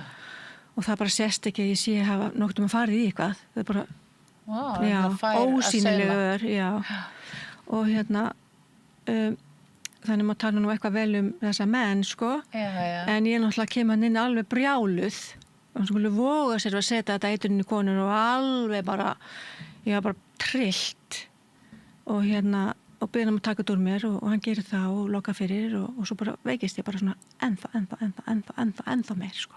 Því ég að sjálfsög vil ekki negin lyf sko. Ég öll í þessu heilsudóti og bara vil ekki tala við lækna og þú veist, ég hefði alveg getað lagt mér á sjúkrahús fyrir löngu, ég bara vildi það ekki heldur sko. Ég var bara að drekka sveskjusafa sko. Ég var bara að gera svona hitt og þetta og allt bara og svona ásælega ábyrg fyrir þér og þinni heilsu þarna. Já. Og treyst ekki neinum lækna. Já, treystir ekki neinum. Nei, allt í klessu þar sko. Já. Og svo bara eftir einhverja mánuði þá ég bara orðin það ofboðslega veik að ég kem heim. Hvernig veik þá? Ég bjó í Noregi veik sko, ég veit ekki svona hvernig ég lýsa. Ég var það veik að ég gerði mér ekki svona grein fyrir hvað ég var veik sko. Ég var bara sinnum 100 af því sem ég var áður sko. Þú veist, miklu verri. Rúmliggjandi bara? Já. Ég gat varla labbað. Ég var bara alveg búin á því sko. Hvað segir? Engin orka, hárið að fara, eksem og útbrot. Þetta kallaðist hvítblæði þegar ég labbaði inn á spítala sko. Það var allt. Ég var sko og meiri segja og þó svo ég vil nú ekki vera mikið að ræða það, þá dó ég 2 sinnum seinustu nóttina sem ég var ein. Hvað er þetta að segja? Yep. Near death experience. Fékkstu near death experience? Ó já. Big time sko. Og hvaða ástand er það sem ferði í þarna? Ég kapnaði, ég var komið með myglu í allt þetta svæði sem að sílikoni hafði verið á og þetta var lakað um allt og það var bara komið svartur í þessar blettur. Myglu í vélenda, myglu í lungu og allt kviðarhólið. Nei, kviðarhólið, alla bringuna fyrir ekki. Og þannig að ég var hætt að anda. Hætti bara að anda. Andaði bara ekkert. Og þar með deyr maður og þar með fer maður á einhvern stað og ég var mætt á einhvern stað og vaknaði bara eins og hér inni, skilur, ofsalega hlýlegt og gott og bara amma mín kemur og á móti mér.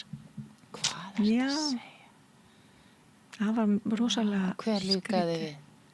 Ég líkaði með við sjálf. Ég áttaði mig á því að það var eitthvað í gangi. Amma er sennilega komin til að segja mér, þú veist, bara bjargaði þér. Já, hún talar ekki með munninum, hún bara þarna. Og ég allan tíman að tala við hana og bara, ég veit ekkert gott að þú sett þú og þetta, þú getur verið í einhverju mynd. Varst ekki alveg að treysta því heldur? Nei, alls ekki sko. Og ítin er svona frá mér og er að íta mig bara hvað er í gangi og af hverju er ég og hvað er líkaminn minn og svo heyri ég bara, fatta ég svona hægt og rólega í því að vera að íta mig svona frá að já, ég er ekki að anda, ok, ég þarf að fara tilbaka til að anda, ég þarf að anda, ég verð að muna þetta, ég þarf að anda. Svo bara kemur þessu geggjaði sásöki og þá er ég að vakna í líkamanum mínum. Þá er ég bara í svona óboðslegum sásöka og ég er sko andaði svona gat ekki anda lengra niður sko og ég hugsaði bara ok að því að í svona jóga og svona þekkir þú það ekki? Anda svona maður getur gert það eilífu sko og maður deyr ekki þannig ég gerði það bara þá kannski að anda svona ég fekk súrefni sko og allan tíman er hausinn á mér vakandi sko alveg glaðvakandi svo magnað og en ég dett út aftur af því ég bara sofna ég bara hvíldist og sofna og fer aftur á þennan annan stað sömu nótt já og þá kemur afi minn á móti mér og ég var bara horfa á hann bara, hann leit út svo Chaplin skilur, hann var þannig maður og ég var hellinga bara njóta þess að horfa á hann og skoða hann og svo allt í einu bara hann bara ennþá bara eitthvað að horfa á mig og ég alveg já, byrju hvað ég gera? Já, ég þarf að fara tilbaka anda og fara upp á sjúkrahús. Ég þarf að anda þangað til ég fer upp á sjúkrahús. Ég þarf að anda þangað til ég fer upp á sjúkrahús og þetta bara tuldi ég inn í hausnum á mér, anda fram á sjúkrahús, anda rólega. Og já, og svo sendi ég skilaboð til dóttur mínu bara til að pikka mig upp, ég þarf að fara upp á spítala.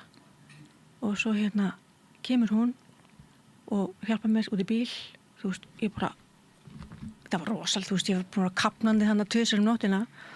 Það var ekkert að kalla sjúkrabíl. Nei, bara og svo fer ég upp á spítala og ég fæ bara strax að koma inn og fæ strax súrefni. Ég var með 13 í mettun. 13 í mettun. Hvað þýðir það? Það þýðir það að þegar þú komið kannski bara 86 í mettun, þá líður yfir þig. Já, þetta er bara, þetta er miracle, algjört kraftaverk. Jep. Og og það kemur ykkur útlendingur og tekur ykkur prófa mér og ég greip í hann var frá Ástralíu, þessi læknir, og ég greip í henni bara, don't let me get out of here. Af því að það er svo typisk fyrir mig, skilur, að segja ykkur helvitis vitleysu og ég er bara komin út af því að það getur allir bara átt sig, þú veist, ég ætla bara að drekka seskjusafa. Svo kemur hann tilbaka og segir bara, darling, you have blood cancer. Og ég bara, thank God. Herðu, dóttir mín, segðu bara öllum að ég sé bara með blóðkrabba minn. Þetta er alltaf lægi. Það er bara einn annar sveskjusafinn í þetta. Vist ég bara delusional, sko. Já, þú varst þannig. Já, algjörlega, sko. En ég hafði verið það líka lengi, sko. Vist, að treysta ekki læknum er líka algjör vitleysa, sko. Og og þeir voru mjög lengi að, þú veist, ég vakna í öndunavél deginn mettir. Já. Og ég er bara rífandi önduvélina af mér og ég er bara skrifandi þeim eitthvað bók að ég get ekki talað, þú veist, eitthvað algjörst. Alveg, þú brjáluð, ég sjá öll þessi lyf, alveg 100 túpur og allt í gangi og bara öndunavél og það var alltaf verið að svæfa mig, sko. Út af því að þú varst að rífa þetta aðeins. Já. Og þetta allt út af silikon brjóstunum. Allt út af því að ég er þrjósk, sko, líka. Þú veist, allt út af því að ég leita mér ekki hjálpar strax. Já. Þú veist, og ég var bara, það er ekkert, hlust ekki á mann. Svo var það líka það, sko. Ég fór mér þessa helgina áður, mamma dregum upp á spítala helgina áður og það tekna allar myndir og allt. Og hún sagði bara, þú þegir, Hafrún, þú þegir, af því hún veit hvernig ég er. Bara, þú þegir, nú tek ég við. Ég bara, ok. Og það fannst ekki neitt. Þá fannst ekki neitt? Nei, ekki neitt. Ég var allan daginn, sko, í alls konar. Já, það fannst ekki neitt. Upp á bara bráðmóttöku hérna. En segðu mér, hvernig er þetta að ná bata eftir svona? Hvað er það sem gerist? Þannig að verður að taka meira af þessum, þú segir þú sitt með myglu í líffærunum? Já, ég fór bara myglu lyf og þú veist stera og öll lyfin sem til voru í heiminum og það var bara dælt í gegnum hálsæðina hérna. Og í heilan mánuð upp á spítala, sko. Hvað er þetta að segja? Alveg magna. Já, ég náttúrulega var eins og ég breyttist ekkert, sko. Þú veist, persónuleiki minn var alveg jafn brjálaður, sko. Ég var alltaf eitthvað að rífa kjátt. Já. En Og náður heilsu? Eða, þú veist, hvernig lítur á þetta? Sko, hann var eitthvað að segja við mig læknirinn að, sko, að heilbrigðir hlauparar, þeir eru kannski ára ná sér eftir svona áfall, sko. Já. Og það hugsaði, já, ég verð 6 mánuði, sko. 6 mánuði. Já, þú er svona kapsfull. Já, ég bara hugsaði, þú veist, þekki svo margar aðrar badass leiðir. Já. Þú veist, allir þessi peptíð og svona quick fixes, skilur þau. Já, en þú ert líka með svona ofurtrú á þér sjálfri að finna út úr hlutunum og leysa málin. Þannig að einhver staðar er svona óöryggi gagnvart kerfinu og ég þarf að finna út úr þessu sjálf. Já, það er alveg, það er bara meðfætt, sko. Það hefur alltaf verið þannig. Sko, uppreisnarsegurinn eða rebelinn í fjölskyldunni, hann er svoleið, sko. Já. Það er bara þú ert í því hlutverki þinni treystandi, sko. Og svo bara lendur hann í öllu til þess að finna út úr þessu sjálfur.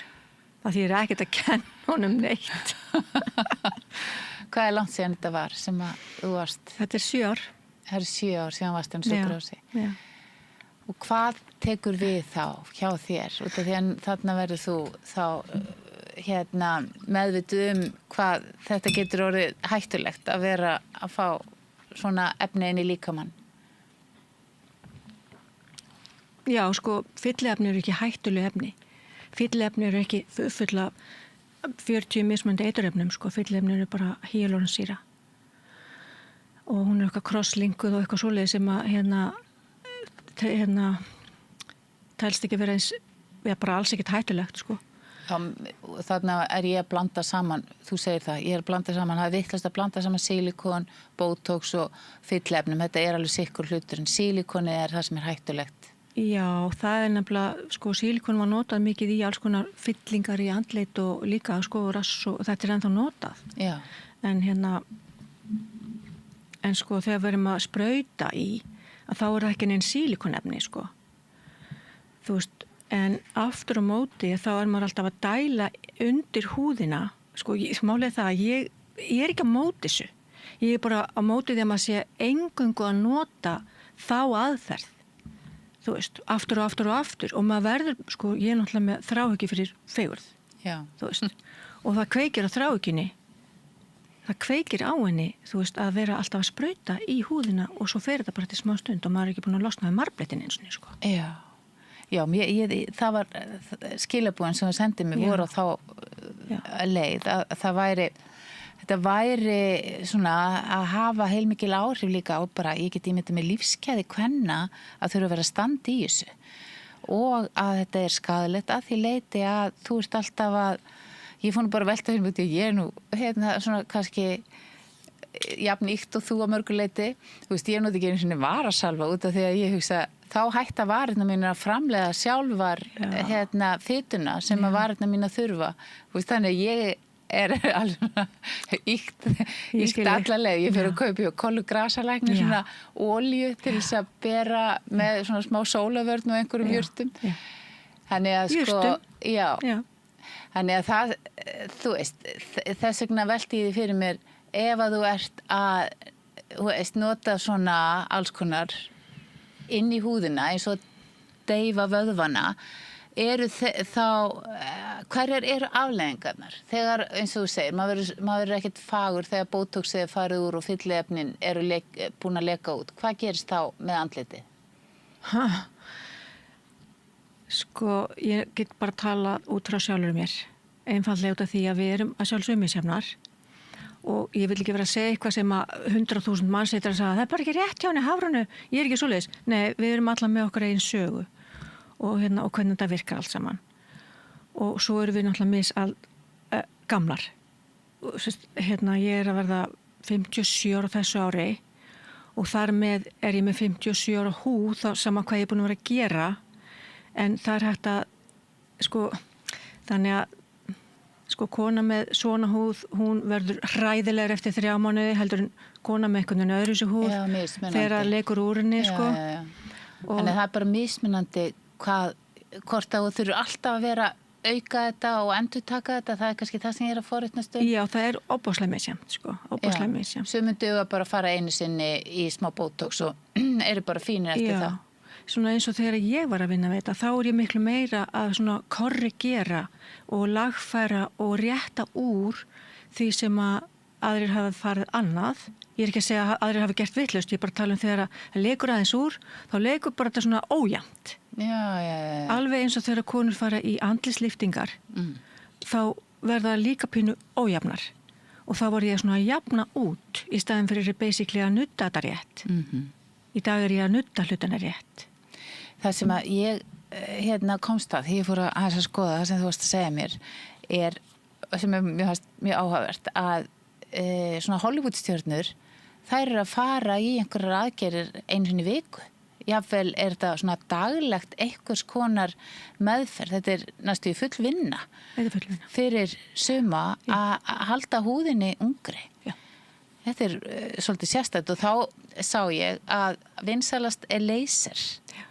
Svo ljósameðferð, rafstraumsmeðferð, botox, kollagenörfun, laxameðferð og hátíðnibylgjur. Og svo náttúrulega var svona brjóstastekkanir og alls konar aðgerðir þarna inni líka, en eina hverjum 5 konum á aldrinum 45-54 ára fyrir botox. Já. Það er rosa mikið. Já, þar fara alveg 29 ári botox, sko. bara leið og vöðvanir á milli hérna fara að hreyfast. Þá vilja losna við það. En þetta náttúrulega, sko, þetta er tíska líka, sko. Þetta lúk, þú veist, er tíska líka, sko. Hvaða lúk? Þá að vera það er bara slétt enni og ekki vera með mikla brosrökkur og ekki geta bara reið. Það er bara hræðilegt. Ég man svo eftir því, þú veist, ég var að gera þetta þá hérna, þú veist, ég var kannski búin að sletta allt en það hreyðist bara smá og þá kom smá lína, þessi önnur hérna eða hinn og þá þurfti maður að setja punkt hér til að það yrði bara engin hreyfing. Þannig að þetta verður svona einhverju þráhyggju hjá þér. Þú getur ekki hort í spegil á þess að sjá eitthvað sem þarf að laga. Og svo er ég vinnað við þetta í þokkabót. Þú veist, og þannig að þegar maður mætir öllum 20 vinkonum sínum eða öllum hinu konuna sem í svona hópum, þegar maður mæti hópa og það er einhverju að horfa á mann og við erum allar að horfa okkur aðra en við erum allar að pæli hvernig finnst hinn ég. Ég er ekki að dæma hana að því mér finnst hún svo sætt og þú veist, ég bara vonandi þarf hún ekki lætur hún ekki læja, sko. Þú veist, að því að þá... Ég man ég skrifaði einu svona unglinganámsefni og þá var það, í unglingasálfræðinni, þá er þetta svo stórt atriði, við höldum öll að allir séu að horfa á bóluna og nefinu okkur. En þá er það sem að þið eruð að upplifa þarna þegar þið eru orðnar svona uppteknar á útlitinu. Já, og svo líka bara það, þú veist, að við fengum pínu svona, þú veist, við erum allar með botox, þannig að þú veist, það eru allar sætar, sem sagt. En þær sem voru ekki með botox, hvað voru þær að pæla? Þetta er bara eins og að vera kristinn og muslimi, skilur eða kristinn í einni kirkju eða kristinn í annari kirkju. Þannig að ykkur finnst til það er svona hópur öfga svona hugmyndafræði. En það sér maður að vera svona íkt sko einkenni sem fólk verður að sækjast eftir. Það verður stærri og stærri varir og maður skilur ekki í þessu. Mér finnst þetta yfirleitt ekki fallegt sem er bara eins og einhver þú veist með svona varir eins og önd eða eitthvað. Já, það er mjög samt hverjir að sprauta og hvernig þetta er gert líka. Þér finnst þetta fallegt? Þér finnst fallegra fólk með bótox? Alls ekki. Ég fór í þetta út af því að það voru að gera þetta eins og ég veit ekki hvað. Ég var að kenna hana læknunum út í Bandaríkjunum og snyrtifræðingunum var ráðin í það í staðin fyrir að vera, ég var líka hjálpaði með business code, branding vörumerkinguna. Þú varst fengið þess að kenna læknunum. Já, að því ég var snyrtifræðingur. Já, og þú kunnir á andlitið með þessum hætti. Já, og þeir voru nota stoppfrumur og taka blóð og spinna og taka stoppfrumur og setja á staði, sko. Já. Alls konar merkileg hlutir þar í gangi, sko. Setti gerifustur hjá mér að því ég var náttúrulega með svo dofnar gerifustur eftir sílikoni, þannig að kveikna líf. Alls konar svona sem að stoppfrumur geti gert. Mæli með því. En það er bara ekki mikið inn. Og fékkstu líf í gerifusturna? Já. Okay. Þannig að það dofnar ef þú fær silikon? Ekki öllum, en það gerist hjá mörgum, sko. Já. Og þú ert svo fróðum þetta, ég veit ekki hvert ég á að fara með þetta, en sem sagt, segðu mér ef að þú ætlaðir að ráðleggja konum með eitthvað svona til þess að halda sér ungum og ferskum. Kenna þeim að skilja það að ef við erum að sko húðin náttúrulega losnar og slappast og það, þú veist, er svona næringaskortur ykkur og þú veist, það er ekki eins og maður sé alltaf eitthvað að borða brjálæðslega holt eða hreyfa sig eða fara í nudd sem að er þessi hreyfing. Andlitsnudd. Já. Þú veist, brjálæðislega gott að komast í gott andlitsnudd. Það eru nokkrar í Íslandi sem eru góðar í því og það er að gera að taka upp tóli og hringja bara, ert þú geggja góð í andlitsnuddi? Hvað gerir andlitsnudd fyrir? Þetta er bara eins og að fara í nudd á líkamann, þú veist. Manst eftir í gamla dag, ég var nú forsprakkin á því líka þegar konur var að fara í grenningarnudd, cellulite-nudd, nudd á lærapokana, grennast með því að fara í alls konar svona hljóðbylgjur og maður trimformið og soga það nutti og þetta. Já. Ég var alltaf aðeins staðin fyrir utan þess að ég er í þessum hóp þar sem þið eru alveg bara hvað er að þessum konum að hugsa ekki betur sig. Já, nei, það er ekki allir sem að, sko, þú ert kannski að hreyfa þig að gera eitthvað jóga, skilur. Þú veist, Við erum bara nennum því ekkert, sko. Við viljum bara láta ykkur gera okkur fallegar og vera báslega fallegar og vefja okkur í, mannstu þetta leirivafningunum? Mannstu ekki eftir Gauja litla? Sem fór í leirivafningana? Já, hann kom til mín. Ég var sérst að... Það var megrunar aðeins? Já, það var ekki bara megrun, þetta er bara sölt, þetta er eins og að fara í blálónið og kremja það utan þig. Þetta var dauðahafs meðferð. leiru döðahafinu. En nú þú, byrjar eiginlega viðtalið að segja, líkaminn svo klár, hann kann þetta svo vel, hann veit hvað hann alltaf að reyna að laga og vera, finna út úr þessu sjálfur, hvað þarf hérna. Ef hún skortir magnesíum, hvað getur hann þá gert? Ef hún skortir kalíum, þá getur við orðið svo veik við endum upp á geðdeild og það kalíum í banana. Þú veist, þetta svona sem við þurfum að gefa honum. Við þurfum að hugsa þetta. Hann fá öll næringarefnin og þá getur hann síðan rest. Já, ef við erum látar eins og ég, að þá getum við bara farið í leirhafninga sem að gefa öllum söltin og svo þurfum við að taka upp nokkur vítamín og skilur ekki borða banana. Nei, það náttúrulega alveg ómögulegt. Þú veist, þetta svona, þú veist, að því að við erum svo misjöfn og þá þurfum við að hafa leiðir fyrir fólk til þess að lifa þetta lífa, fallegar og sættar. Ef við nennum ekki að hreyfa okkur eða borða banan allan daginn. En fyrir einhverjar sem eru þá bara ekki með mikinn tíma í svona snirti og útlits vinnu, hvað það sem þú mælir með? Þú verður að fara í nudd og það gerum við allar, eða ekki? Förum við ekki annars slagi nudd og við höfum engan tími neitt. Það æðislegt, ég er sammála því. Já. Og það líka bara svo mikil velíðan sem og svona umhyggja einhver og þannig að það gerir svo margt fyrir okkur. Ég myndi segja soganudd. Ég kalla mitt nudd no-tox nudd af því að það virkar eins og botox og þú getur ímyndað að ef við ætlum að hætta að vera hrukkutar og fara í botox þá það greinilega því að vöðvarnir eru opnast. Já. Þannig að þetta svona hefur með þetta að gera að tosa vöðvana og teygja það og losum spennu. Þannig að þú ert með núna snirtistofu sem það ekkert af þessari sprautu meðferð. Já, það var stoppaði núna í desember þar sem ég varð að hætta því alveg að sprauta. Akkur varst að gera það? Það kom reglugerð, heilbrigðisráðherra, hún samþykkti reglugerð, hún var fyrirrandi landlæknir, sko. Já, það þess vegna sem þú talar að læknar, þið finnst að læknar eigi ekki endilega að vera að sinna svona... Sko, ég var að kenna læknum hvernig áttu að gera þetta. Út af þeir eru náttúrulega að læra eitthvað allt annað hlut, þeir eru ekki fegrunarfræðingar. Og ég náttúrulega var pínu móguð að skilur að vera að loka mig, en áður en þetta byrjar þá, eða svona þegar þetta var svona hugsunargangurinn, þá var ég kortir orðin leið á sig sjálf, sko. Ég var alltaf að afsaka mig, fyrirgeðu ég ætlaði nú að vera búin að sprauta hálsinn á mér, en ég var alltaf með marbletti. Og ég var alltaf með lafandi háls og hann vesnaði bara og vesnaði. Samt var ég að sprauta mig. Samt, þú veist, Hvað setur í hálsinn? Það voru efni sem bara áttu húðin þunn. Já. Og þá var það efni sem eru að hjálpa til við að gefa raka. Já. Svona fylla á milli, skilur mig, bara fylla eitthvað og ég var alltaf með marbletti og þetta var alltaf ræðilegt. En, já. Allavega, þetta mjög áhugavert. Ég ætla að reyna að summa þetta upp. Þú, það einhver reglugerð sem bannar snirtifræðingum að vera spraut. Bannar öll, sko, málega bara það, sprautu maður á bílaverkstæði hefði getað verið að sprauta. Já, það var þetta var bara alveg frjálst. Já. Og þú veist, það enga reglugerðir í kringum þetta, þannig að sem betur fyrir þá koma reglugerðir. Og það vildi ég, og ég náttúrulega alveg elska það, að hafa þetta svona clean. Já.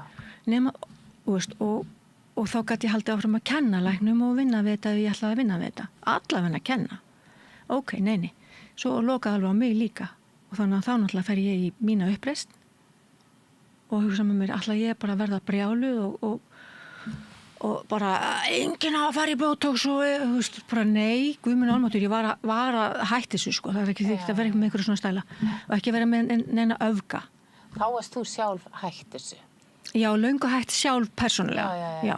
En hvernig það núna? Hverjir eru að sprauta fyllefnum og botox í fólk? Lítalæknar og húðsjúkdómalæknar eru með full leyfi og síðan koma aðrir sem að þurfa að fá sérleyfi eins og hjúkrunarkonur og aðrir læknar.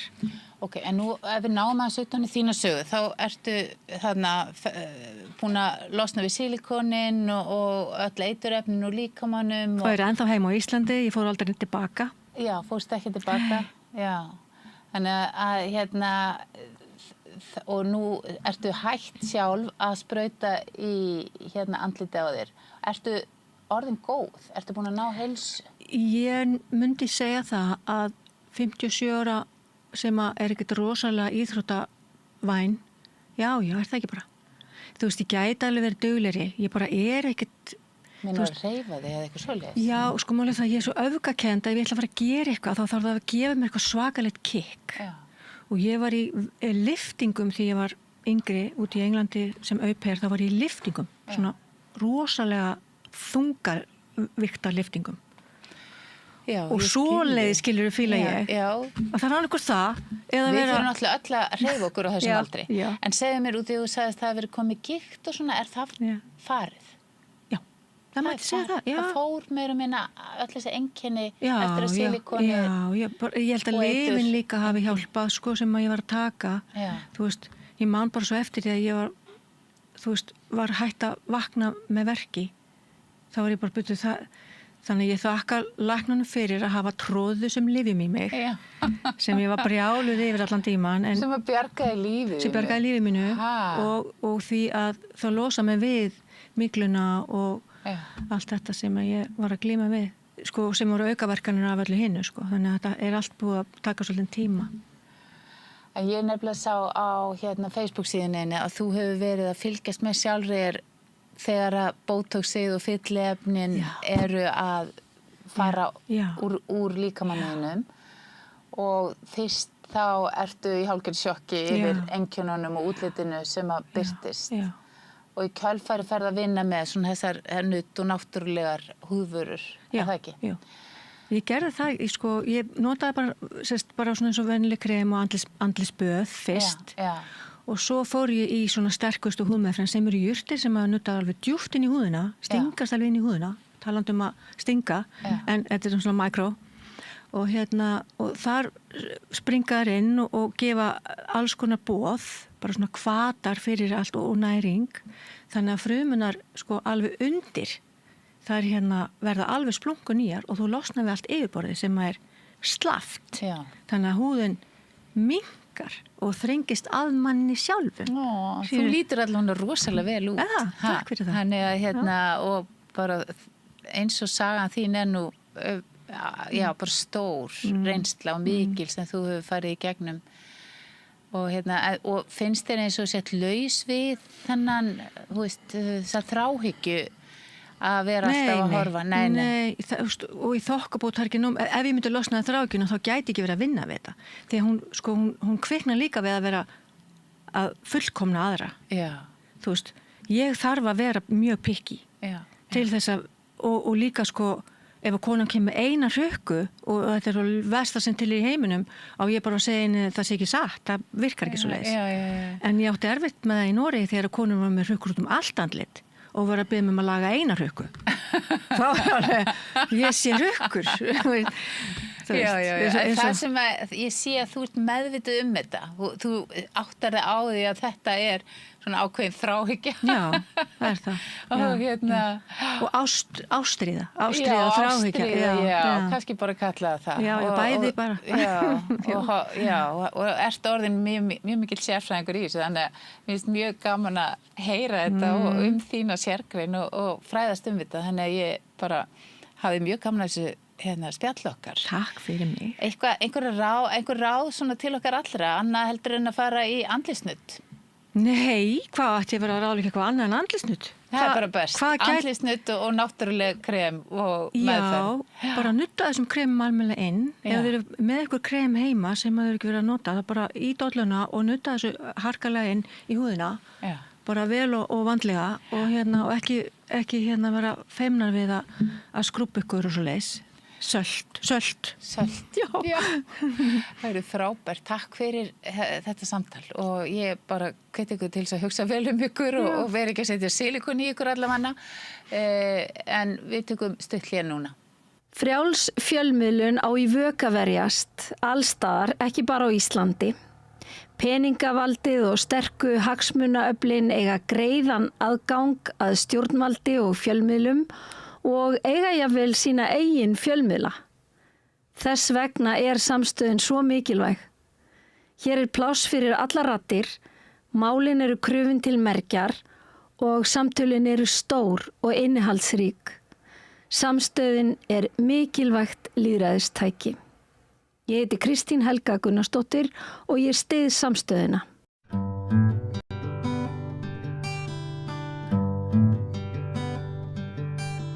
Já, það kom inn góðu gestur til okkar, Ragnar Baldursson, Kínafræðingur, nú prófessor í kínverskum fræðum við háskóla í Kína. Þú hefur verið að dvelja í Kína núna í vetur, fórst hérna einhvern tímann í vetur. Þetta hefur rætt síðast hersýninguna sem var haldinn og Pútín og fleiri góði gestir komu og fylgdust með. Já, ég man eftir að við rétt aðeins. Ég held eftir, það hefur kannski verið eftir þáttina. Við rættum það rétt aðeins að það myndi vera fróðlegt að fylgjast með því. En þá, það var 1. október, síðlið haust og hérna þá var ég farin sko og hérna síðan sá ég brot úr þessu. Segðu mér að því að þú dvelur mikið í Kína.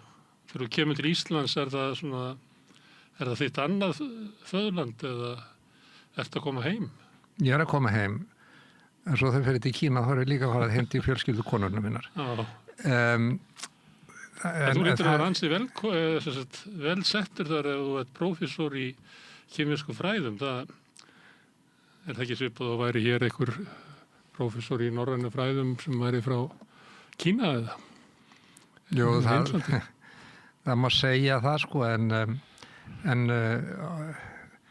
ég er prófessor í sínológíu raunverulega. Kínversk fræði, það má skipta því tvennt, annars vegar kínversk fræði sem er upprunnin og sprostin upp í Kína og síðan er það sínológía sem að þýðist á íslensku líka sem kínversk fræði, en hún fjallar eiginlega um það hvernig útlendingar sáu Kína fyrir á öldum svona upp úr því þegar jesúítarnir voru að fara fyrir svona 300 árum og þetta er vestræn fræði um Kína.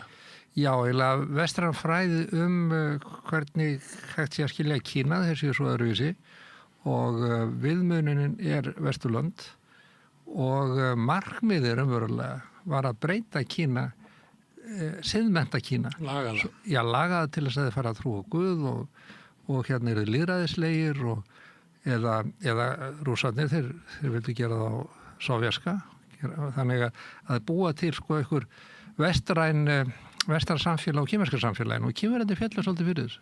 Sem að væri þá leið fyrir þá til þess að fikra sig í því að verða vestrænir. Það eru þetta afsökunum fyrir heimsvaldastefnun uppálega. Hvað gera menn við þetta í dag? Menn eru náttúrulega fullu við þetta í dag, eða ekki kínverjar? Já, kínverjarnir hafa loksins á síðustu ég má segja á síðustu 5-10 árum þá er átt að segja á því að það er ekki markmið og Vesturlönd eru allir átt að segja á því að Kína er ekki að breytast í einhvers konar framtíðarútgáfu eða fortíðarútgáfu af Vesturlöndum. Þeir eru ekki að breytast í Vesturlönd. Þeir eru fara sín eigin leið og þeir læra heilmikið af Vesturlöndum og taka upp ýmislegt frá Vesturlöndum og sem það þykir gott. En þau einkenni sem við höfum hort á og verða augljósari eiginlega bara með hverjum degi sem líður á kínversku samfélagi eru að það er ekki vestrænt samfélag. Þegar Kína ákveður fyrir 10 árum að nú ætla þeir að fara grænuleiðina, þá hvarflaði ekki að neinum ekki þeim heldur að þeir sjálfum að þeir myndu taka leiðsögnuna fyrir þá ferð og framleiða rúmlega helmingin af öllum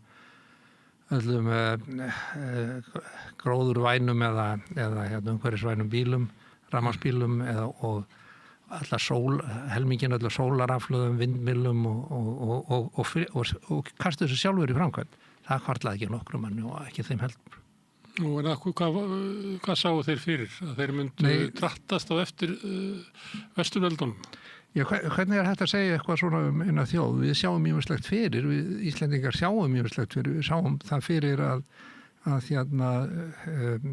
færðum ekki sjúkrahúsið og finnum einhverja lausn á því fyrir 20-30 árum að einhvern tíma myndi þetta stefni óefni, en við gerðum það ekkert og við höfum talað einhverja sundabraut í eitthvað hálfa öld eða eitthvað og við gerum þetta ekki, við bara tölum það. Það gerir eitthvað í húsnæðisvanda Íslendinga, en það er sem er alvarlegasta vandamáli líklega. Sem er ekki gert. Nei, og svo er útreiknað hvað þurfi mikið húsnæði og svo leita til markaðarins og svo að vera þróun einhvern veginn svolítið öðruvísi að því byggust við og svo koma fyrir ófyrirsjáð vandamál og svo framvegis.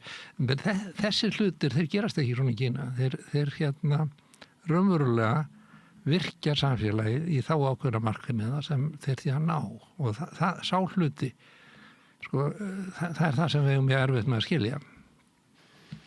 En eftir að segja að Kína sé undir stjórnvalda sem að bæði hafa vilja og mátt til þess að þróa samfélagið þannig að það gagnist sem flestum.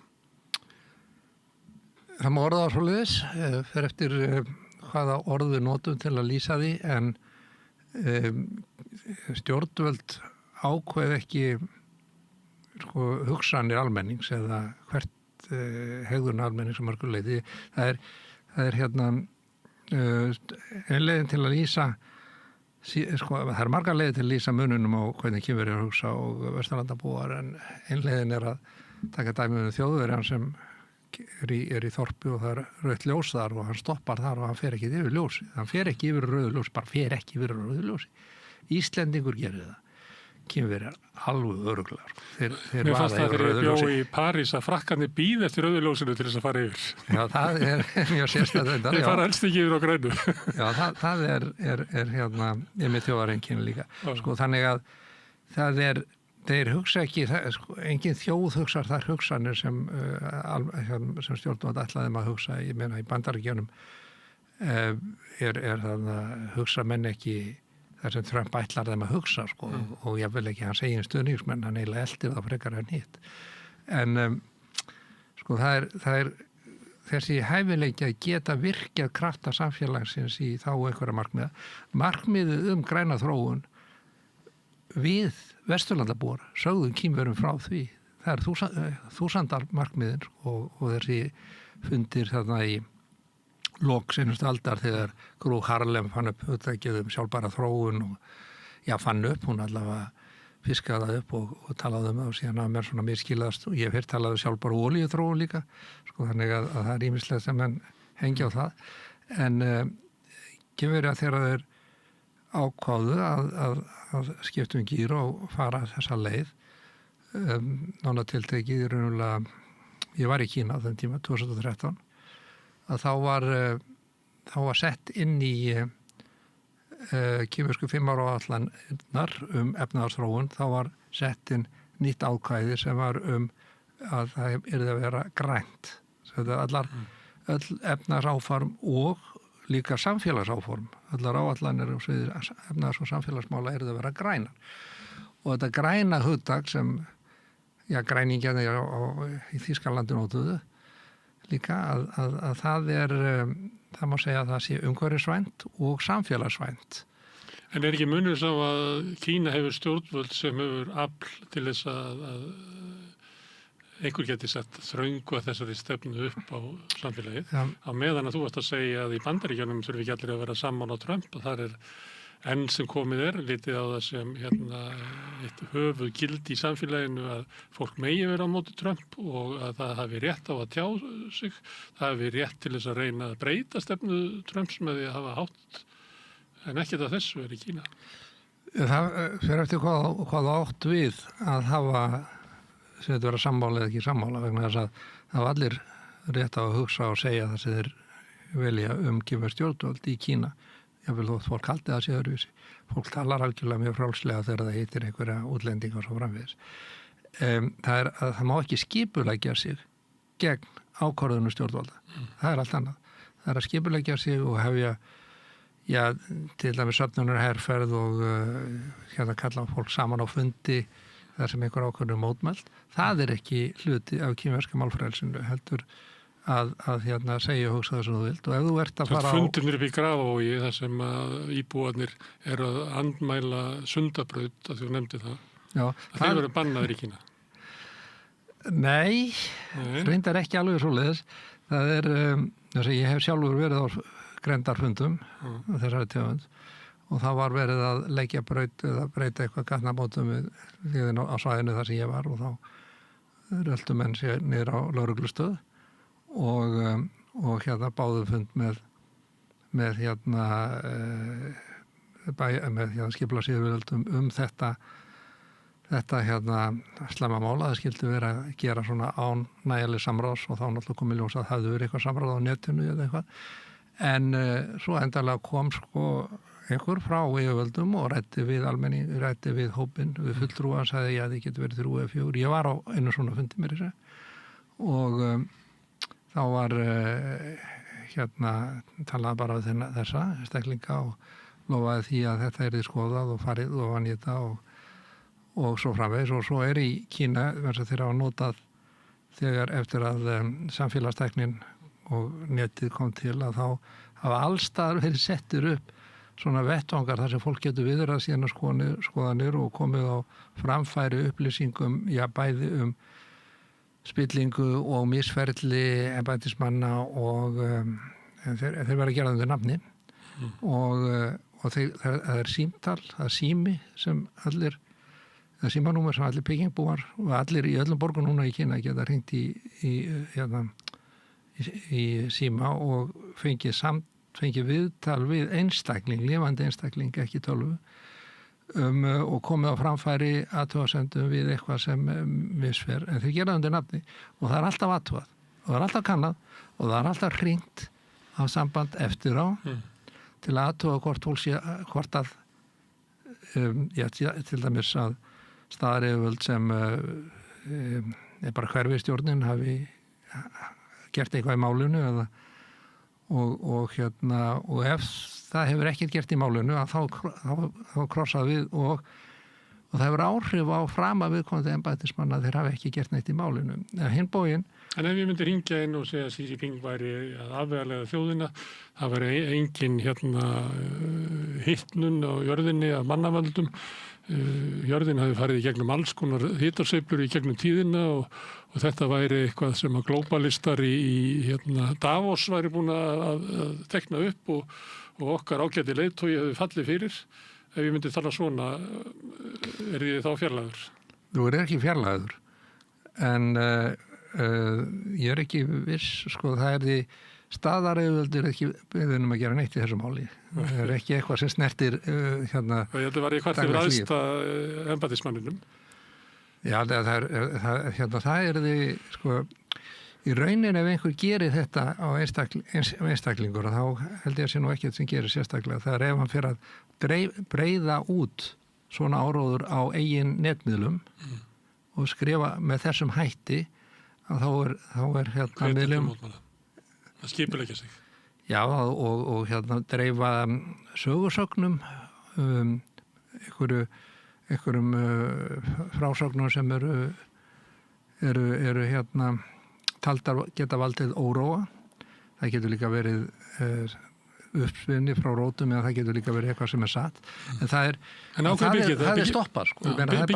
Netið er bara lagður niður, þú nekkjast ekki samband. Byggir þetta á því að samstafan sé álitin mikilvægari heldur en það að þú getur svona rótað einhverju upp í vonum að Þetta er ekki rétt nálgun á þessu. Rauninni er afstæða almennings og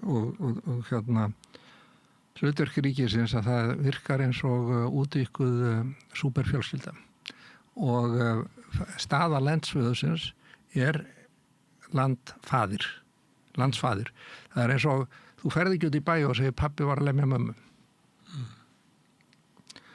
Þá Því miður, það hefði nú verið betra að fólk hefði gert það á árum áður. Nei, það er... Því að þú viðheldur náttúrulega ofbeldinu ef ég segi ekki frá því. Já, en það sem rétt viðbröð er að fá hann til að hætta lemja mömmu. Ekki að dreifa áróðurinn út allt gegn höfðinum, heldur að reyna að laga þá þessi viðkvæmu samskipti. Þannig það er viðbröðin, sko. Ekki að dreifa því sem víðast og í rauninni er mælikvarðinn eitthvað sem vekur óróa eða skerðir samfélagssáttina að það er ekki leyft og það er ekki leyft ekki með aðferð byssuvaldsins eða ekki með aðferð ofbeldis, ekki með lögreglu sem er send en heldur frá einhverjum sem frá þá eða einhver sem er sko í rauninni þegar fólk vill vekja athygli á sér með þessum hætti að þá er það að sækjast eftir því að það verður tekið eftir því og þá koma einhverju að tala við það. Það eru reglurnar sem allir vita í... Það er ekki reglur sem allir vita, það er bara aðferðina sem allir þekkja. Hérna óskráðu reglur, að ef ég gerir þetta þá mun verða að banka hjá mér. Það fyrir eftir því hvað það var alvarlegt. En þú mátt ekki það er ákveðna reglur, ákveðna lög, þú mátt ekki skipuleggja því, þú mátt ekki skipuleggja, það er reyndar í mörgum ríkjum og ég hugsa að það sé nú hér á Íslandi líka ef við höfum nú gert tilraun til þess að stoppa einhverja 2 unglinga sem ætluðu að hérna voru að leita upplýsinga ferðir lögreglu og svo framvegis. En það var ekki lögulegt á Íslandi, þú mátt ekki ganga svo langt að þú látur í ljósa að þú ætlir að fara að tala um það í síma, jafnvel við vinninn að þið þurfa að láta til skara skriða gegn lögreglunni. Ég veit ekki alveg hvernig það fór, sko. Það er fleira sem einstaklingur má tjásu á Íslandi heldur en í Kína. Það fyrir eftir hvernig það tjásu og raunin má fólk segja hvað sem er við vinni sín og kunni ekki. Ef það axlar ábyrgð. Já. En ef að ábyrgðin kemur fljótt, ef þú drukkaður eða þú fær afleiðingar af því sem þú segir mjög flott og þú segir lítið, þá er það náttúrulega ófrelsi. Ég er ekki að hátóga, Ragnar, hér er bara að reyna að skilja munin á samfélaginu. Hugsunin er algjörlega önnur. Afstæðan til ríkisins er að það sé ekki á móti þér. Afstæða Íslendinga almennt og Vesturlandabúa er að ríkið var skapað sem kúgunartæki til að halda almenningi niðri. Það er misjæft. Já, það var til dæmis í Svíþjóð kannski svona 1970 svona hugmynd að þetta væri ríkið okkar. Já, það er svo hugmynd sem Kínverjar hafa haft í höfudráttum frá forsvarslegum tímum. Svíjarnir, þetta var tiltölulega nýtilkomið, Svíjar voru ekkert beinlínis barnanna bestir á miðöldum. Svo náðu við völdum sem er þá alþýðan og þar með gáttum við hugsað okkur að ríki væri að þjóna okkur en ekki til að koma okkur. Það er sem velferðaríkið, að það er mjög svipuð hugmynd eins og er í Kína, nema velferðaríkið er nýtilkomin hugmynd á Vesturlöndum. Ég hugsa á þegar ég horfa á söguna þá er ég ekki að horfa til síðustu 10 eða 15 eða 30 eða 400 ára. Sko. Ég horfi alveg aftur til Rómaríkis og aftur til forsögulegra tíma. Ég held að til þess að skilja þann mun sem er á menningu Vesturlanda og hérna á milli jafnvel einstaka Vesturlanda og Kína og Japans og hérna annar ríkja sem ég nú þekki sjálfur ekki mikið til en þetta er Bandaríkin. Bandaríkin hafa hvað? 250 ára sögu sem núna eru þeir að halda upp á það og það er náttúrulega ekki bandarísk siðmenning, hún er brotakend, hún er eitt af þessum stóru vandamáli sem náttúrulega hrjái Bandaríkin er hvað menningin er brotakend á sér ólíkan uppruna þannig að það einkennist frekar á átökum og hvernig hún var til hófsmóðbeldi. Já, þannig að það hefur ákveðin áhrif á ég ekki bara ákveðin, það mótar nútíma sögu og við verðum að þegar ég skoða nútíma sögu þá horfi ég mjög, mjög langt aftur í tíman.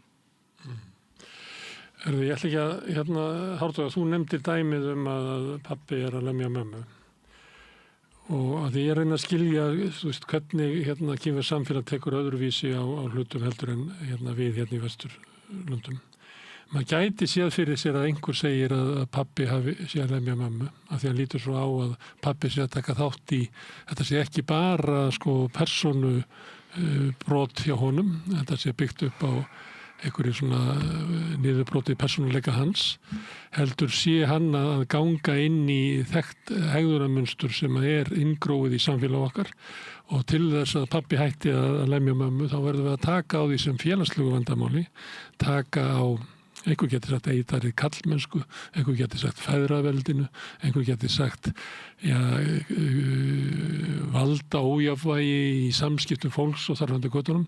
Þess vegna væri það raunverulega gáfulegt af mér að tala um það í almennri umræðu en ekki bara sem persónulegt vandamál og hringja í eitthvað sem ætlar að koma og tala fyrir pappa. Ég held að þetta sé nú svolítið viðkvæmt vandamál. Í Kína sko Kína nýkomið úr bandasamfélaginu og heimilisofbeldi í litlu náttúrulega Ísland hafði enga borgir eða þorp þannig að ef það voru eitthvað vandamál í fjölskyldunni þá vissi allir það í fjölskyldunni og hreppstjórinn og þeir sem hreppstjórinn og sýslumaðurinn og presturinn sérstaklega þeir vissi allir það og þeir gefðu þetta gengust í málið.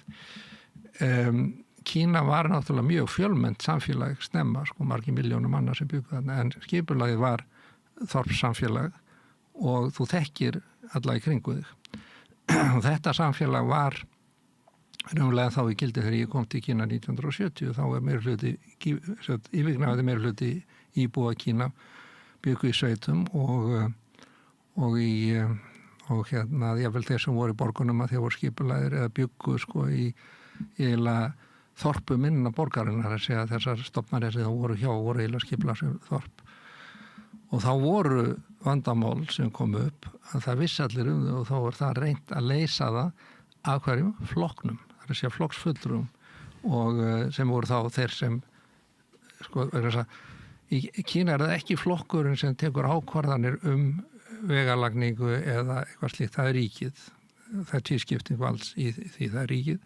Flokksfulltrúarnir að þeir virka svolítið eins og í gamla daga það voru fjölskylduráð í þorpunum þar sem málefni eins og að einhver íbúi fjölskyldunar var að alltaf frá hjá konunum sinni eða það hefði hlaupist á brott eða hann fékk lánaði peninga og skilaði þeim ekki og svo framvegis og þá voru öldungarnir í þorpsráðinu sem fjöllum það og það er eiginlega hlutverk flokksins á sko grassrótaplaninu í Kína þannig að þetta er eitthvað nú náttúrulega 1 af hverjum 10 íbúum í Kína hann er félagi flokknum cirka 1 af hverjum 10 eða 11 og það eru svona flokksdeildir í öllum þorpunum og eftir því sem ég kemst næst það er ekki verið að fjalla mikið út á við hvað þeir eru að ræða á flokksfundunum en þeir eru að lesa tilkynningar stjórnvalda hvað ætlast sé til að almenningur sé að fara að gera eða hver næsta 5 ára áætlun og svo framvegis, það er eitt en hitt og eiginlega megin verkefni flokksins er að fjalla að leysa úr persónulegum vandamálum. Þeir gera þetta. Við höfðum prestinn til þess í okkar samfélagi. Valla fjarað út, höfðum það kerfi kannski? Ég veit ekki, það er svona leifar af því. Það við í Afríku er svona höfðingjakerfið virkar ennþá og við hliðin á veiku ríkisvaldi sem er kannski ekki nema herinn og lögreglan. En gamla höfðingjakerfið eiginlega sinnir öllum svona félagslegum þáttum og öðru slíku er svona heldur utanum hinn óformlegu samskipti líka. Þannig að flokkurinn í Kína er ekki yfir ríkinu, heldur er hann líkar því að sveitaprestinum. Nei, það er nefnilega ekki svo liður. Bræðralag múslima. Það er akkurat dögt. Vegna þess að flokkurinn er sá sem kýs sína leiðtoga. En hans verkefni Hans verkefni á daglegum en þeir fjalla líka þeir vinna flokkurinn sem held líka á það er flókið fyrirkomulega og þeir eru með kýrt einstaklega þeir færast á milli deilda, þeir færast á milli fyrirtækja, þeir fara inn í ríkið, þeir koma úr ríkinu og aftur inn í flokkin og eru nokks konar eftirlitsvald sem horfur í öxlin á þeim sem vinnur hjá ríkinu og ríkið horfur í öxlin á þeim. Þannig að það er líka fyrir hendir. Þetta er mjög flókið kerfi og það en þetta hefur ákveðna samsvörun úr Kína gamla tímar frá bara fyrir 100-300 árum og alveg til forsögulega tíma og það er þeir sem tóku að flokkurinn aðstæðleiðsfólk fólksins sem tók ákvörðum að fara að græna þróun. Það var það voru flokkurinn fyrst. Svo var það fært yfir til ríkin. Ríkið er framkvæmdavald. Flokkurinn pólitískt vald. En svo er pólitískur miðill eða það er alþýðu þingið. En það er á vegum ríkisins og svo annars sem heitir pólitískt ráðgjafa þing sem að fá vaxandi völd aftur og er svona meira bein samsvörun við gamla ættarveldið að það eru fulltrúar fyrirtækja og líka frá flokknum og svo framvegis þeir eru í því og það var stofnað áður en Alþýðuþingi var stofnað. Alþýðuþinginu eru bara kommunistar. Þetta er ríkisbatteri. Það er Kína mjög stórt land og það er mjög flókið kerfi.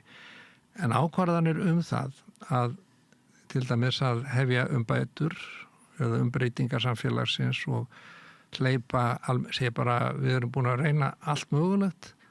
Við erum búin að reyna sovjískan kommunisma, það gekk ekki. Við erum búin að reyna Vesturlanda, vestrænt lýðræði, það hrundi. Við erum búin að reyna japanska útgáfu af virðulegum keisara sem kemur ekki nálægt valdinu og herforingjar stjórnaði þessi stað. Þetta var líka að prófa og það gekk ekki þessu og nú skulum bara prófa að lifa fólki að gera það sem það vill og það var eiginlega umbreytingarnar, fyrsta skrefið í umbreytingum í Kína sem hófst það leiti sem var að ljúka námi 1979. Þetta er ekki alveg eins og þetta hljómar á Vesturlöndum að lifa fólki að gera það sem það vill, hljómar svona bara eins og eitthvað 68 kynslóðin svolítið hippalegt en þú ert að lýsa kerfið þar sem að flokkurinn er eiginlega með nefið í hversmannskoppi. Já. Það er líka, pabbi og mamma eru með nefiðin í hafa mikla ráðgjur af börnunum sínum og fylgjast með því. Börnum flytja heimann til þess að geta fullorðast. Já, í Kína þá flytja þau síður að heimann, sko. Þau eru fjölskyldan í Kína, nöfnin í fjölskyldunu yfir til dæmis systkinabörn, sko frændi og frænka á 5 útgáfar af hverju, fyrir eftir hverju móðursystir eða föðursystir, hvort að það er eldri bróðir föðins eða yngri bróðir Bobo eða Jojo sko er allt önnur orð þannig að það veit og hvert nafn hefur sitt hlutverk þannig að ef að þú ert yngri föðurbróðir þá hefur þú tiltekið hlutverk í lífi barnsins þannig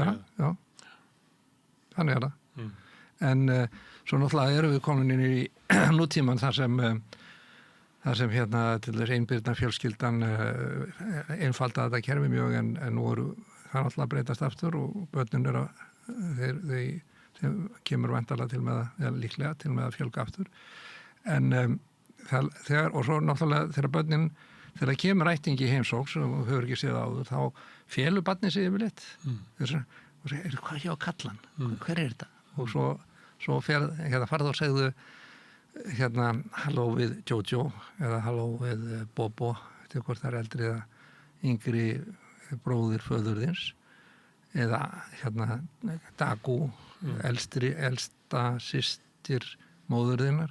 Við þurfum að koma fyrir svona kerfi sem væri fyrirverandi kona stjúpa móðuðinnar. Sko það er náttúrulega, síðan eru samfélagin að breyðast og það er líka að gerast Kína þá er stóru vandamáli sem þeir standa frammi fyrir auðvitað fólk hætt að deyja á skikkanlegum tíma það lifir þarna fram eftir öllu til lifir af eitthvað eins og þegar þú lentir á sjúkrahúsinu kemur aftur til fullu fjöru og eftir að lifa í 50 ára enn og einbirni þarf að sinna 2 öldruðum foreldrum sínum sem að mörg systkini sáum áður og stór samfélag. Það er stór samfélag og breytingarnar eru miklar og þetta er það sem er verið að fjalla til dæmis í bara sjónvarpsþáttunum það er kynverk og það er mikill þegar þú horfir á sjónvarpsefni eða ferð í leikhús eða eyðir hálftíma á mótnana í að skoða hvað hefur gerst í heiminum eða hvað vinir þínar hafa sagt á samfélagsmiðlum að þá ert að móta heilanöður. Þú heldur þú sért að gera eitthvað annað, þú sért að móta það sem þú skoða, þá hefur eitthvað ranga hugmynd það hvað samfélagsmiðlinn gerir. Þú ert að raunverulega taka inn upplýsingar og heilin breytist á grundvelli þeirra og síðan gerur eitthvað breytið í hvernig hegðun þín er. Og þetta gert, í Kína þetta gert mjög meðvitað. Og taka inn skilgreiningar á breyttum heimi til dæmis. Já, í Kína þetta gert mjög meðvitað. Þar eru stjórnvöld að ýta mjög undir og fjármagna efni fjölskyldulíf, vandamál sem kom við fjölskyldulífi, lausnir sem eru jákvæðar í fjölskyldulífi, það sem til dæmis ef það eru hjónabandserjur, samskipti við tengdamóður eða systur tengdamóður eða allavega, allavega svona tengsl og það er alltaf, markmiðið er alltaf að reyna að benda fólki á lausnir og hvernig það sé að leysa það. Og í Kína þá er yfirleitt í kvikmyndum að þá eru þeir sem fara verst út úr kvikmyndinni eða eru óþokkarnir í kvikmyndinni, það eru fólkið sem er siðferðislega vond. Það er ekki þannig, þó að í veruleikanum sé það þannig og kemur að sé meðvitaður það og hafi fjallað það 1000 ára, hvernig stendur á því sem að svona óþokki lifir svona lengi. Að þá svarið þeirra að þú skalt ekki, það þýðir ekki að þú átt að fara að hegða þér eins og hann að vera siðlaus. Þú hefur þá enga mælikvarða annan á þína hegðun en að gera það sem er rétt. Siðgæðislega rétt, Og þetta er sami áróðurinn. En þessi umræða sem er í þessu þáttum og samfélagsmiðlum í Kína, er hún að reyna að, eins og maður geta alveg séð fyrir sér hér, að það hefði verið betra, að fólk hefði gert þetta, eins og að við ætlum að viðhalda einhverju sem að var, eða er þetta leit að því hvernig við getum hegðað okkur í breyttum heimi? Því að við erum komin á aldur að við munum svona sambærilega breytingar á Íslandi. Stórfjölskyldan var miklu virkari þegar við vorum að alast upp og maður sér það bara af vaxandi einmannaleika og kannski fókusin farið yfir á kjarnafjölskylduna. Ég veit ekki hvort þetta sé eitthvað sem við fáum frá Ameríku, þar sem er meiri upplausn í stórfjölskyldunum og fólk flyst fram og tilbaka landið og er oft bara eitt í sinni kjarnafjölskyldu og það er svolítið lagt mikið á hana að hún eigi kannski að sinna því sem að stórfjölskyldan gat áður, sem skjól og sem þroskatæki og sem er nægilegt rými til þess að vaksa, en það er kannski erfiðara þegar þú býr bara 2 foreldrar með einu barni. Já, þetta eru stórumál. Það er mikið á barni lagt. Þetta er stórumálin sem samfélagið ætti að einbeita sér að. Eru þeir að því í Kína? Þeir eru að því. Og betur en við gerðum á okkar tíma? Já, þetta fyrstulega hafa breytingarna líklega í Kína gerst hraðar vegna þess að þar eru skilnaðir, það er að vísu það er mjög klár áróður gegn skilnaði eða fólk reynir að hanga saman, jafnvel þó að vegna barnana oft og vegna afkomenda og vegna þessar fjölskyldu aðstæðana. En það er samt mjög algengt að fólk hafi skilið og það veldur alls konar vandamálum og þá eru fjallaði sér þættir það. En og svo náttúrulega í Kína þá konurnar þær fara á eftirlaunaaldur 50 og karlandur 55 ára aldur. Og breytingarnar hafa verið svo örar í Kína, það er stundum rætt það að það hefði bitnað á 2 eða 3 kynslóðum barna vegna þess að foreldrarnir voru aldrei heima, þau voru alltaf að vinna að því að ná þeim markmiðum sem stjórnvöld höfðu sett. Þau voru að vinna fyrir stórfjölskylduna og það var tekið fram yfir þar sem börnin sem voru þá svona lyklabörn eins og kallað hér.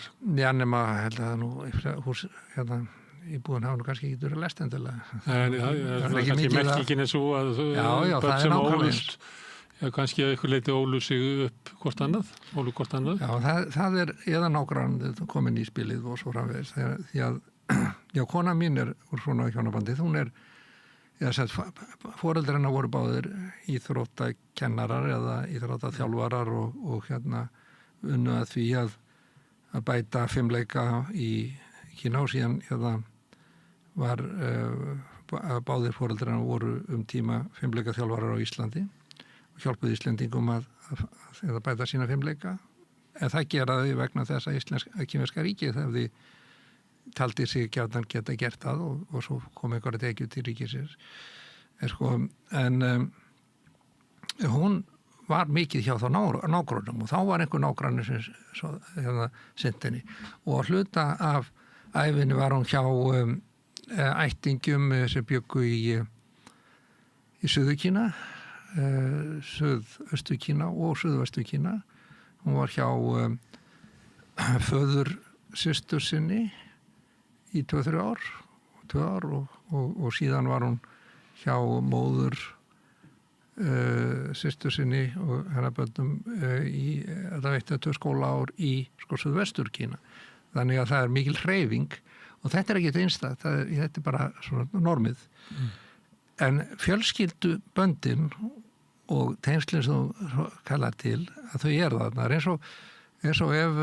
En ekki svona rof í kynslóðum eins og maður geti séð fyrir sér hér og að sömuleyti þekkjum við þetta. Við þekkjum kynslóð foreldra sem að unnu myrkrann á milli til þess að tryggja börnunum sínum efnahagslegt öryggi og koma þeim til mennta og allt það. Og svo þegar við erum búin að því að þá segir barni ég kannski vildi ekkert af þessu. Ég hefði viljað bara vera elskuð og verið velkomin. Já, ég að bara náttúrulega fylgist með þessu og veit hvað að gerast og þetta að gerast hér. Það að gera svipaði hlutir í Kína en einhvern veginn það er ekki einfalt að segja bara já, flokkurinn kemur og eitthvað svolítið. Það er ekki svo einfalt. Því að í öllum dæmum það sem ég þekki þá það ættingjar og það eru sem sagt systkinabörn eru náin, þau kalla hvort annað systkini og fjölskylduböndin eru rosalega sterk og síðan eru böndin þegar yfirfærist til dæmis foreldravaldi yfirfærist á kennara. Ég man það þegar ég var í Ísaskóla þá var ég svo einbeittur að náttúrulega að læra að þá ég kallaði kennaran hvort það var í æfingadeild kennaraskólans, ég kallaði hann einhvern tíðan pappi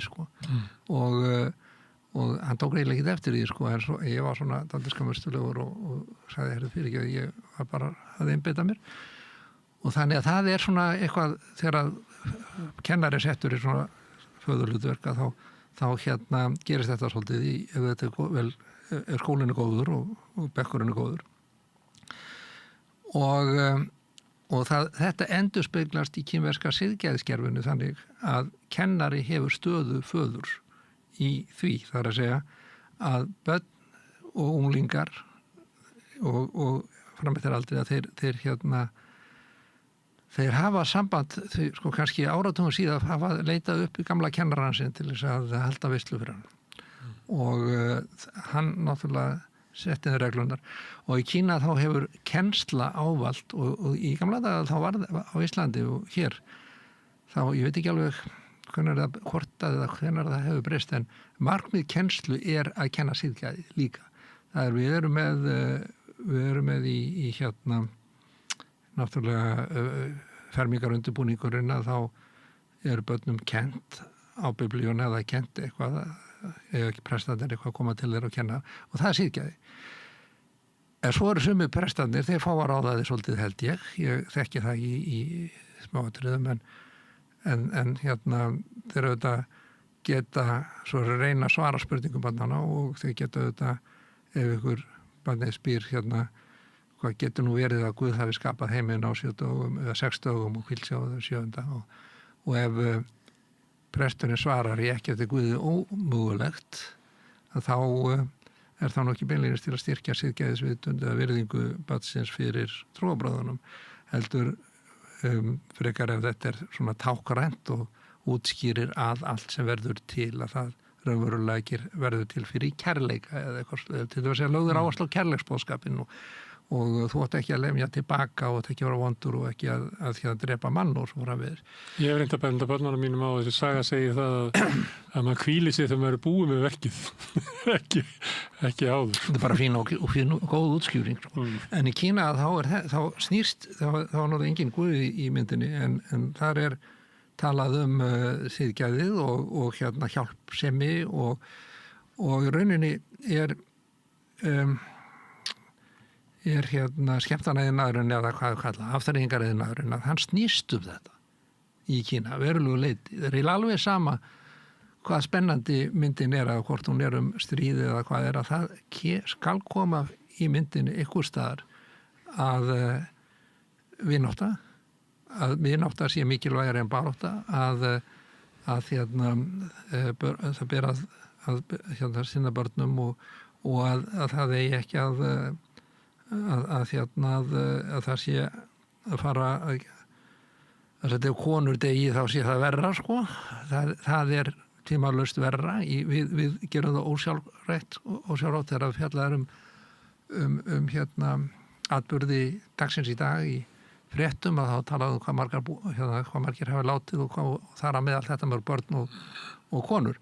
En þetta er auðvitað framtíð sko. Karlmenn fjölga sér ekki einir sér, þeir þurfa konur til. Þetta er sko. En munur á þessu bara Hollywood sem er náttúrulega heldur fram gildi kjarnafjölskyldunar, því að vera að tala hana, heldur fram ólíku gildi lífsins, að það til dæmis þeir sem að deyja í Hollywoodmyndum er svona kannski svarti maðurinn og einhver sem að vara fullur, til dæmis ef einhver brýtur af sér þá deyr hann á endanum sko. Það er svona réttlæti í Hollywood, Það hefur nú verið svolítið tísku kjent stundum eftir mismunandi tímabilum og stundum var það í tísku að gera sorglega myndir og það voru... Láta eina góðu degja en... Já, og henni vondu sér eitthvað sko, það er svo data eiginlega út, ég held að það hafi ekki verið vinsælt. En ákvörðunin... Ég var að sjá Spielberg mynd sem er náttúrulega kóngurinn í því að vera með þetta sem ég var að lýsa sko. Já, en það er mynd ágætt, ég held og það er ágættis mynd sem gengur þá í Kína. En það er, svo í Kína er þetta meðvitað og það er ekki einhver lógaritmi eða einhver útreikningur á því hvað selur sem þeir hafa til hliðsjónar, en markmið er ekki að selja og fá hagnað út af myndum, það er ekki aðalmarkmið. Það komið þessu boðskap á framfæri. Já. En er þetta ekki hundleiðilegt að þegar það er svona dreigið frá sögunni og rödd flokksins kemur inn og dregur einhver ályktunum að við skulum vera góð við okkar að blóðir þykkar en vatn? Já, það mætti ætla það og það var það. Maður gat, þegar ég fór þannig til Kína 70 eitthvað þá var hægt að sjá alveg upphæfi myndarinnar af bara hreimnum sem við komandi hvort hann var góðu maður eða ekki og hvort hann var að reykja eða ekki sko, en í dag þá það eru til alveg óhefni mikið af vörum eða svona framleitum sögum sem það eru til sko eitthvað 10 mínútna sábóburur 10-15 mínúta sábóburur eða klukkutíma eða 31 klukkustund eða eitthvað sko, eða 30, það er þá kannski hálftími eða 40 mínútur hver klukkustund, hver þáttur og fólk horfir kannski á þá alla saman eða það eru fólk sem ánetjast þessum 10 mínútan þáttum og veistu hvað ég fór til Mið-Kína, ég held að verið í Zhengzhou í Hönanfylki að þá fór ég í kvikmyndaverð og í viðtalsþátt manni allar hvað það var eitthvað kínafræði, kínversk fræði eða eitthvað atburði líðandi stundar tengt því og allt saman útlendingar og tveir kínverjar eitthvað svona og þá var það verið sem vorum í það var að fjölda framleiða þætti, svona 10 mínúta þætti fyrir bandaríska markað. Þeir voru að framlega fyrir kínverska markað en svo kom í ljós að gífulegu markaðu fyrir þetta í Bandaríkjunum. Og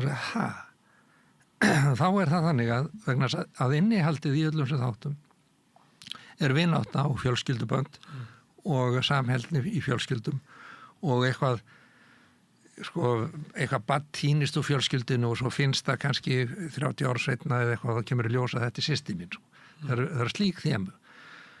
Og það bara mókselur í Bandaríkjunum og kemur að til kínverskra bandaríkjamanna eða út allt? Bandaríkjana. Og reyndar þegar ég heyrði þetta þá sagði ég, já, auðvitað. Það fjölskyldan er í upplausn í Bandaríkjunum og hefur verið það frá því að þeir fluttust frá því að fjölskyldu brotnuðu upp í hérna kreppunni þegar kartefla uppskeran brást í hérna á Írlandi og hérna Bretar vildi ekki gefa mat að þá náttúrulega fluttust þeir til Bandaríkjana og settust þar að og Ítalarnir og svo framvegis að þegar það voru vandamála þá fluttust þeir frá fjölskyldunum og mistu tengslum við fjölskyldunar. Stundum er það í menningu að við upphefjum eitthvað sem er umurlega að deyja. Að tala, eins og ég held að séu allir eitthvað að tala íslenskuna hvað hann er merkilega en það er líklega vegna þess að við erum ekkert að gera í því og það er að deyja í öllum okkur. Þess að verðum við svo mærðarleg. Er það þannig að kynverjarnir séu að hefja upp fjölskylduna vegna þess að þeir kannski upplifa að hún er að deyja í höndunum, að hún stendur ekki undir þeim væntingum eða kröfum sem við gerum til hennar vegna þess að hún er orðin, það er fáir í henni. Hún helst ekki saman.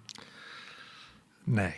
Það er nefnilega þannig að maðurinn, ég held að ef við tilum hvert er eðli mannsins, hvað er grunn eðli í mannlegum eiginleikum, fjölskyldan við værum ekki til án hennar. Ég er ekki vissum að allir á Vesturlöndum myndu svara því, þeir myndu segja að einstaklingur. Já, þá eru þeir í vandamálum. Ég meina okkar menning. Okkar vandamáli veruleguleiti þessu, en sko okkar menning líka rómverska menningin og líka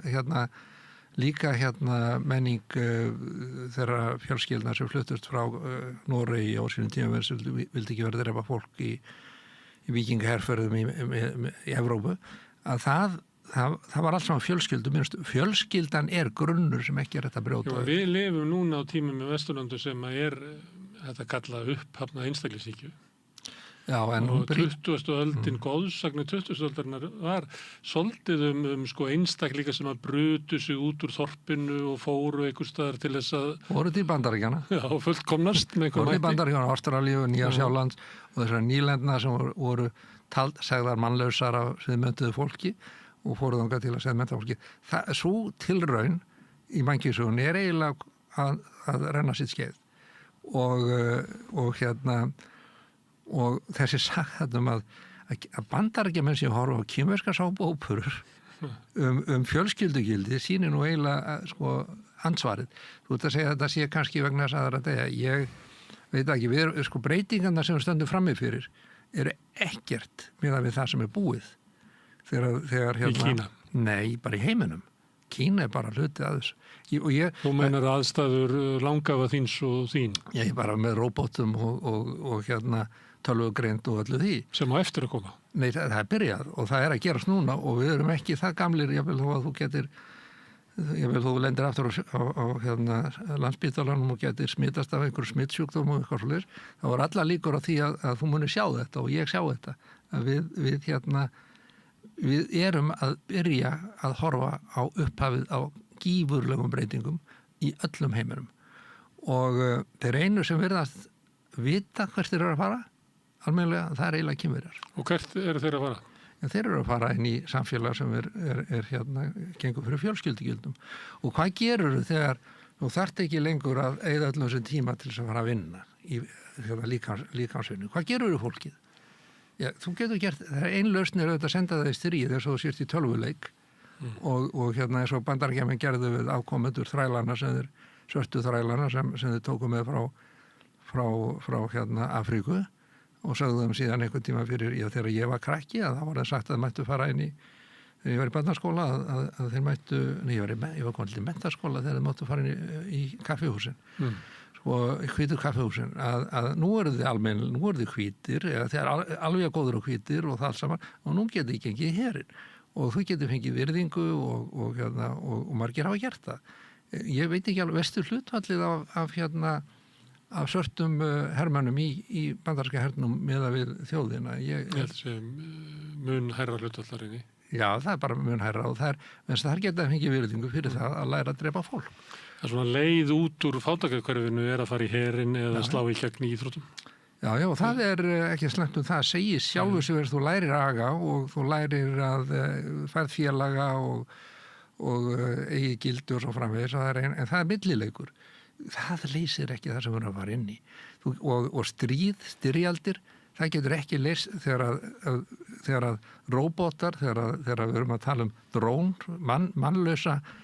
mannlaus vélmenni sem eru að berjast mannlaus vélmenni sem eru þá væntanlega framtíðas. Er þetta það sem við ætlum að gera við framtíðin? Það verður stæðsta breyting í sögu mannkynsins. Algjörlega. Þegar yfirstéttin þarf ekki lengur á alþjóðinu að halda til þess að heyja stríð. Það er verra, sko. Notað dróna. Nei, þetta er miklu verra í rauninni vegna þess að hvað á þá fólki sem var að vinna í versmiðum að gera vegna þess versmiðunar, þó bandaríkjamenn séu ekki byrjar að nota versmiðu. Það getur drepið sig á ofaáti, kyrsetu og einmannalega. Nákvæmlega, er það framtíðin sem við ætlum að fara inn í? Er það ekki? Já, þá er mannkynni búið. Þá er þessi tilraun mannkinn á jörðinni að þá er hún líðandi lok. Því að í rauninni eru sko breytingarnar á þeim skala, það er eins og Rómaríki án þræla. Þú veist, það er að segja fólkið, yfirstéttin, nú þarf ekki að gera neitt, en yfirstéttin er allir. Sko, peningar eru gildislega. Ef það væri jafnskipt, sko. Já, nei, hvað gerur við peningar? Kaupir stærri flugvél? Enga þóttu? Hvert er það að leita? Peningar verða verðlaus. Yfirstéttin hefur auðgast og mun auðgast á drónunum og gervigrindinni, en sá auður mun ekki ganga til þeirra sem að mistu vinnuna. Það er ekki stórhluti mannkins sem lífur þennan veruleika ekki. Og ég er ekki vissum og þegar svo á Norðurlöndunum að þá myndum við ekki gera þetta. Á Norðurlöndunum þá erum við velferðarkerfi og það er í vissuleiti á að geta tekið við þessu og velferðarkerfið hefur hlutaði er starfkennsla eða kennsla, að kenna fólki að mála, að fara á söngnámskeið, þjóðdansa, alveg börn. Hvers vegna þegar kona er að fara að eignast barn þá Við erum með svona ástand til dæmis í sagnfræðideildinni í háskólanum. Mér er sett að þessi heila allir gráhærðir, nefndundir. Já, nefndir að þeir gráhærðir. Já, það er lausnin. Já, nú getur farið að stúdera mannin og læra siðgæði. Kínversk orði yfir kennslu, það er gert úr, að sína þannig að geta sett það á skjáin, hvernig það er búið til, að það er vinstri hlutin af því tákni er samansett af barni og gamalmenni og sá hluti er sérstakt tákn sem þýðir sjá og það þýðir fjölskyldu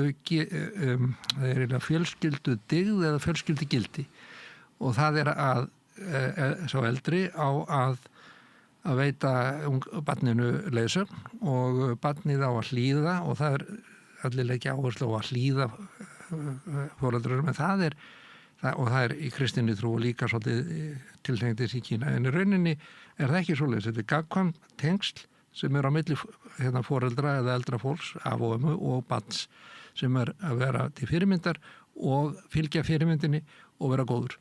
Og síðan er hægri hlutin, það er mentir að vera, og það er þá eins og að vera góður í þess vegna í bókfimi eða fimmleikum eða í... Hvað er svona persónulegri hæfni? Já, persónulegri hæfni að skrifa, eða mála, vera málari eða skrifa, eða gera góða, gera góðar sögur á félagsmiðlum eða eitthvað svo framvegis. Það er að kenna. Og það getum bara gert alla æfina þess vegna og það getum myndið að hóla það. En er það ekki í þessu merki eða þessu tákni sem þú ert að tala er það ekki hugmyndun það að ég læri eitthvað sem að gagnast síðan öllum? Ekki þessu. Stundu þegar ég var á Facebook þá best til mér svona stuttarmyndi frá Kína af einhverju manni sem að búa til eitthvað gamalt hljóðfæri, byrjar á því að fara út í skó að sækja bambus og hérna er náttúrulega dásalegt að horfa á þetta því það er svo gaman að horfa á fólk gera eitthvað vel. En þetta er gert með bara stjarnfræðilegri nætni og tekur kannski 3 ár. Og maður hugsa það hvað er fallegt að horfa hann að mann búa til þetta hljóðfærið 3 ár, búa til litin og allt sem að þarf í þetta og öll þessi hefð sem er varðveitt inn í þessu. Og svo hugsa maður líka, það er líka eitthvað fallegt við fólki sem er að búa til þessa mynd sem hefur fylgst með þessum manni í 3 ár til þess að senda mér 8 mínútur. Þú fylgist með því, sko, í 8 mínútur. Þetta er líklega dæmi þessar 8 myndir sem Bandaríkjamenn eru að horfa á. Ég hef ekki séð þetta, en þetta er dæmi gert. Sko, þannig að Því ég horfði eins og í 8 mínútur, þá fæ ég alltaf aftur og aftur algoritminn. Vissum að ég er hugfanginn af kínversku handverki sem er engin vend að verða það, því þetta er eiginlega ævintýralegt. Já, þetta er það sem, þetta er framtíðin, sko, ekki öll framtíðin, en þetta er hluti af því. Og hvað vitum við heiminn? Þú varst með einhvern eðlisfræðing sem var að tala strengjakenninguna, ekki, og kvantumkenningin og allt þetta. Við vitum eiginlega ekki neitt ennþá. Við erum rétt að byrja, þannig að við getum haldið áfram að læra og svo er eitt, Kínverjar voru til að uppteknar af því og allur heimurinn var upptekinn af því að Kínverjar hefðu ekki frumkvæði þess að eina sem þið gæti gert var að læra af Vesturlöndum. Er það svoleiðis? Það trúið því engin lengur. Nei, það er nefnilega, það gerist á 3 árum. Þú átti við Lárus Thorlacius professor, ég vil að mæli með því með þetta skemmtilegt. Já, ég horfði bara að hluta á því og það tók svolítið langa tíma að reyna að berja einhver viti í hausinu á mér, það var að lýsa flóknum hlutum. Já, það er, ég held ég hafi sent þér eitthvað þegar þú varst á sjúkrahúsinu þegar ég var að tala að framtíðin væri hérna kvantumskipti máli fyrir það. Sko vegna þegar kvantumtölvur eru að koma allt breytist, allt er rétt að byrja að breytast. Hann var að tala þær. Heyrðu, en að því að þú segir þetta og margt af því sem þú segja að þá er þú eins og hafið trú á manninum. Þegar að veru frelsuð frá vinnunni og fáum raunverulega tækifæri til að gera hvað sem er, að þá opnast einhver stórkostlur heimur og sem að við munum líklega ná að lifa að sjá inn í áður en við gespum kólunni. En má það ekki samt vera þannig og maður getur byggt það á kynnum sínum af manninum að þegar hann er frelsaður frá vinnunni og öllu og hérna þú, kæri maður, þú mátt gera allt og þá bara kemur í ljós að honum dettur ekki neitt í huga að gera. Já, sko, þess vegna var ég að reyna að byrja að segja þér að norræn samfélag og raunverulega vestnorræn samfélag hafa vísi að þessu. Við erum með þessa hugmynd að það sé hægt að betra bæta fólk með því að kenna því og að það sé eitthvað sem fólk margir geta unni við og kínversk samfélag er grunnhugtak í kínversku samfélagi. Þetta er svolítið erfiðara að vera í Bandaríkjunum en það virðist vera mismunandi eftir mismunandi ríkjum í Bandaríkjunum vegna þess að segja að þetta sé ekki bandaríska menningu, það passar ekki því að það er í fjöldanallar af ríkjum þar sem þetta er í lagi. En að mannkyni, Trump er búin að fara í 2-3 eða tilgjast allavega 2 eða 3 stríðum og ráðast á hitt og þetta og síðan og eftir seinni heimsstyrjöld eftir hérna sé endalok kaldastríðsins þegar annað hrekkjusvíni þar að segja Sovétríkin hægt að geta hrekt íbúa síns svæðis og segast þeim að þau væri í fullkomnu samfélagi að þá var hitt hrekkjusvíni eða bölli sko enskunni að þá töpuðu jafnvæginu og síðan hafður endalegum stríðum að kenna fólki að það verður að hlýða. Þetta er ekki framtíðin. Ég held að þetta sem er að gerast núna, við sjáum tölunar yfir þá sem er að deyja í þessum styrjöldum. Það er ekkert á sem voru í hérna á í lok 19. aldar og upphafið 20. aldar, mér er sér Napóleonstríðin sem er umverulega fyrsta heimsstríði eða í þessum fyrri og seinni heimsstyrjöldinni. Það voru milljónir sem létust. Það er orðið svo til svo hugmynd í Bandaríkjunum til dæmis að það sé óásættanlegt að bandarískur hermaður deyi í stríði. Já, það er upphafið. Hvað ætlaði þá að gera? Ætlaði það ríka fólki sem getur ráðið hvað það gerir að fara að eyða tímanum við að búa til tæki til þess að vera eyðilögð af vinnum sínum sem það þekkir einhvers staðar hitt í boðum einhvers staðar hjá fínu fólki annars staðar. Það held ég nú það. En þeir eru að fara til Mars, er það ekki? Ég vil aðeins tala áfram trúna á mannina því ég held að tengist svona þessi leið til þess að skilja kannski Kína. Ef við gangum frá því að róbótar og gervigreind og fleira munu opna tækifæri fyrir samfélögin að þróast með öðrum hætti heldur þau gert hingað til og líklega þá betri hætti. En til þess að samfélagin gerir það þá þarf að vera einhver svona sátt inn á samfélaginu hvert við að fara. Ef það er ekki þá munu þeir bara auðgast sem hafa eitthvað tök á tækninni og það mun síðan leiða til einhverja gríðarlega átaka og blóðsútdellinga og þessi tækni mun geta af sér óróa tíma. Lítur svo á að Kína sé tilbúnar að taka við þessu tæknibreytingum heldur en til þess Bandaríkin. Já. En Bandaríkin, sko, það er alveg klárt. Hvort það er eitthvað mikið... Veistu ekki alveg Evrópu? Ég veit ekki alveg Evrópu, eða sko Ísland yfirleitt. Íslendingar eru góður í sér. Þeir vilja ekki vera... Þjóðin... Það hefur nú verið reynt að flytja inn svolítið sem anstíkilheit undanfærinni missir því. Já, ég meina það sko, bara hárið rísa á hverjum einasta manni á Íslandi, þannig að við þolum það ekki, þetta er ástæðan ef við segjum, sko, ég get eiginlega ekki talað nútíman að þess að fara 1000 ára aftur í tíman, eða 2000 ára, eða 3000 ára, til forsögulega tíma. Mannkynið var til fyrir forsögulega tíma. Jeffrey Sachs er bandarískur þjóðfélagsvísindamaður sem stjórnmálafræðingur sem hefur skrifað töluvert mikið og meðal annars hnattvæðinguna og hann bendir á það að og væntanlega þá í sem viðbrögð við sko var allir að tala silkileiðina og hnattvæðingu viðskiptalífsins og framvegis að sko hnattvæðing heimsins eða hnattvæðing mannfélagsins að það byrjaði bara gegn mjög hægt sko fyrir 1000-2000 ára þegar að tækni var að breiðast út mjög hægt sko en mannkynið hefur að þróast svona nokkuð samstíga og nú er það bara að gera svo óbóðslega hratt. Þannig að ég trú á þessu og að mannkynið það er sko til þess að skilja manni það voru áttaði að og að samfélag séu öðruvísi. Það er ekki vegna þessu eðlislægt öðruvísi. Samfélag hvort það er Kína eða Bandaríkin eða Ísland eða eitthvað, að þau eru ekki eðlislægt góð eða slæm. Þau er eitthvað sem gengur mjög hægt að breytast en maðurinn sem einstaklingur og heilinn í manninum að hann er mótanlegur og þetta hefur gert í styrjöldum með heilað þó fólk. Við gerum það. Sko, hverju voru það Bretar sem voru að byrja að banna að börnum að vera á samfélagsmiðlum?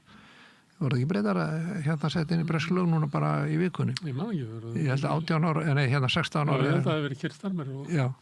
Og síðan í Evrópa og Ástralía og svo að byrja á þessu. Þannig að það er ákveðin skilningur á því að það er ekki hægt að láta einstaklinga ákveða sjálfur, sérstaklega ekki þeir sem er í mótun á unga aldri, ákveða það þeir eiga að læra ofbeldi sem eitthvað að þeir móta heila með þeim hætti að þeir sækist eftir kynferðislegu ofbeldi og að kynhvötin henni verði ekki fullnægt með ofbeldi eins og sumir eru, það var greinilega einhvern veginn verið mótaði slíkt með þessum hætti. Sko við mótum, samfélagum móta hugsunina en hugsunin er upphaflega ekki eðlislægt góð eða slæm og síðan ef maður hugsaður sér mannkynið í heild sinni að þá voru að líta á þess afleiðingar iðnvæðingarinnar og sem sko, iðnvæðingi var fjármögnuð með heimsvaldastefnunni með þræla viðskiptum og svo framvegis. Var það slæmt eða gott? Sko við erum að horfa á það núna. Hvað er niðurstöðunar af því sem gerðist fyrir 1000 árum? Eða fyrir 300 árum eða hvernig við lítum á upp að þessa. Við erum að horfa á afleiðingar Rómaveldis. Við erum að horfa á upp á kínverskar menningar. Við erum að horfa á eitthvað sem gerðist þegar fólki byrjaði að læra að skrifa. Þannig hugsa ég því. Ég held að við þurfum eiginlega sko þessi, til að skilja... Þannig ég á að spyrja þig afleiðingarnar af samfélagsmiðlunum kannski eftir svona 1000 ár. Nei, það er bara að hittast aftur og tala kannski aðferðafræðina og söguna kannski í öðru samtali, sko, en ég bjartsýnn. Því mér langar að því við sömulegt erum við að tala hvernig þetta móta samfélag þannig að það þróist með góðum hætti. Þú nefnir með samfélagsmiðlana og banna og notkun samfélagsmiðla til barna og maður velti stundum fyrir þessi hvernig á þetta eiginlega að hvernig er þetta að halda þessu? Já, hvernig á þetta virka? Því að næsta skref náttúrulega að þú bara ferð og stýrir því hvað er inn á samfélagsmiðlunum líka hjá fullorðna og það er náttúrulega ekkert vit í því svo sem að láta eitthvað klám vaða yfir alla okkar menningu. Til hversu vorum við að byggja upp þessa menningu ef við ætlum bara að drekkin í drullu síðan bara daginn eftir. En þá ertu komin á stað sem að Vesturlandabúar eiga svo erfitt með. Hver ætlar að banna þetta? Hver hefur guðudauður? Þannig hver hefur valdi til að banna þetta? Og við höfum ekki kínverska kommunistaflokki til þess að gera það. Nei, og hann er ekki alltaf að gera rétta hluti heldur, sko, en það þetta er stóra vandamáli sem við stöndum framfyrir og ég er ekki með svar. Nei. En ég er bjartsýnn. Þegar þú sagðir þetta að áðan að sjá hvað ég var í bjartsýnn. Ég veit að ef móðir minn var á lífi þá var hún mjög ánægð vegna þetta er það sem mér var innrætt á barnæsku og komin að 4 kynslum með prestum og það allt saman og afi minn sér að Halldór Kolbens hann sagði kendi mér esperanto eina setningu það er mesta spona knap og ég er góður strákur það var fyrsta setningi sem ég lærði á því máli og síðan var náttúrulega kærleiksboðskapurinn var innihaldið í hans guðstrú. Sko, ég veit ekki. Þannig þú ert í augu við það að maðurinn er skepna, en hann er samt góður. Já, það er hægt að, ef þú ferð og færðir nýfótan hvolp, að þá getur bæði það með til þess að vera varðhundur og ráðast á það sem hann sér og til þess að vera kjölturækki og maðurinn er og þú getur líka ekki alaðin upp þannig hann ætlar að verða húsbóndin á heimilinu og gerir líf þitt óbærilegt. Nei, hann getur ekki tala hvort þið er, sko, en það er, en fólk er eins að þessu leiti, það getur breyst og við getum breytt okkur og við erum nægilega skynsum til þess að taka ákvörðun sjálf, þar sem mannkynni, ég er ekki að tala sko ákvörðun, svo hugmynd að hver og einn einstaklingur taki ákvörðun fyrir alla, hún gengur ekki. Ég held að við séum svolítið þar, sko. Við erum svolítið þar, við erum að villast. Og við höfum líka trú á einstaklingnum, en við höfum ekki trú á samfélaginu. Ég held að það sé eiginlega veikleiki okkar. Það getur vel verið það sé, ég er ekki komið svona langt að ég er að hugsa þjóðsöguna verulega leiti, en ef þú hugsaður það, vestrænt lýðræði eins og er í dag, að það snýst eiginlega að velja viðvanninga sem kunna að halda ræður eins og Hitler eða og eru populistar en það var merkingin í orðinu lýðræði þegar demokrasi, þegar Grikkinu voru að tala um það var populismi eða lýðskurum bara lýðskurum og lýðræði það er upphaflega merkingin og þetta er ágætis fólk sem við veljum til Alþingis en við veljum það vegna þess að við þekkjum það eða vegna þess að þeir hafa komið vel fyrir eða vegna þess að þeir eru með bakgrunn sem hefur engan menntun og ég hef engan menntun og þess að ég ætla að velja einhvern sem hefur engan menntun. Þetta, lýðræði við getum farið, kannski gerast það þannig að við fyrir að velja einhverja sem eru hæfir og hafa menntast sem í stjórnun eða hvað svo leiðis. Og þeim kynverunum hafa tekið það? Það hefur innbyggt í þeirra kerfi alveg frá upphafi og vandamáli sem þeir eiga við að stríða er að það er innbyggt inn í kerfið vegna nepotismi eða vinatengsl og frændatengsl að þau spilla og menn hafa tilhengu til þess að velja einhverja vini og kunningja og gera hluti fyrir persónulega hagnað og slíkt. Það er spilling og það hefur fellt kínverska kerfið ótal oft í sögunni. Það er endar merkilegt, ég hef verið að velta þessu mikið fyrir mér og það er umverulega mjög margir að velta þessu fyrir sér í Kína og annars staðar í heiminum og ég sé ekki betur en mjög oft þá tengist það saman að samfélög verða þá hervætt vegna delna eða árás á átaka við önnur ríki, að það veldur spillingu. Það er að segja að styrjaldarnir sjálfu það leiða til niðurbrots þess lýðræði sem fólk hefur reyna að koma upp og því eftirliti sem almenningseftirliti með stjórnmálamönnum og slíku og þá verður grasserandi spilling í þjóðfélögum við styrjaldarástand. Ég sé ekki betur en að til dæmis þar sem innanlandsstríðið í Rússlandi, Úkraínu sem er náttúrulega bara sama en menning. Þetta eru 2 spiltustu ríki í Evrópu, bæði lýðræðislega kosnir stjórnmálamenn, þeir bara kjósa sér svona stjórnmálamenn sem eru spiltir og eru valda eins og Putin, hann er Stalin og Ivan Grimmi og bara holdgerfingur þeirra, en hann er kosin samkvæmt leikreglum vestrans lýðræðis, við kendum þeim það og svo fórum við og heldum að þeir myndu bara gera það saman við kjósa viðvaninga sem var ekki valdagráður eða eitthvað, eða hvað við hugsa, ég held að menn hafi ekki þjósað mikið, en Úkraínu er það nákvæmlega eins. Úkraína var á listanum áður þetta stríðbyrjaði sem spiltasta ríkið í Evrópu og þá tók Rússland ekki með og einhver ástæðu þeirra Evrópa og við hér á Íslandi þá finnst okkur að við höfum að taka afstöðu til þess þeirra hagnaður þessum árásum og þessum vopnum og allt þetta sem legur út allt. Það skapar auðkýfinga í Úkraínu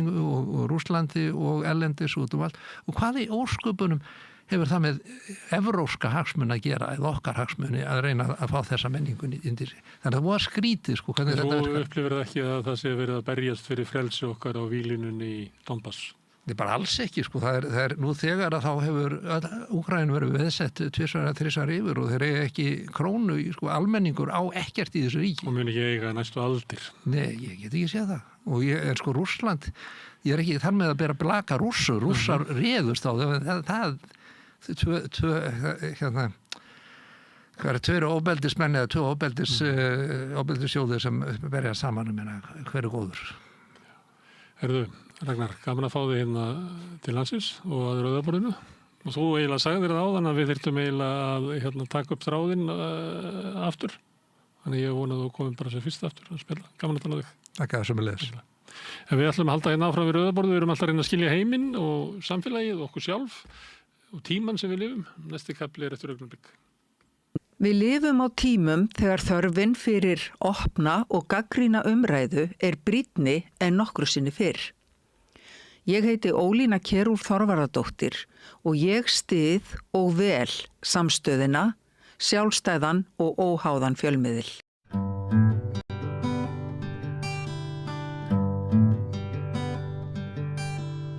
Já, við ætlum að halda áfram að ræða ESB, þjóðaratkvæðið í lok ágúst.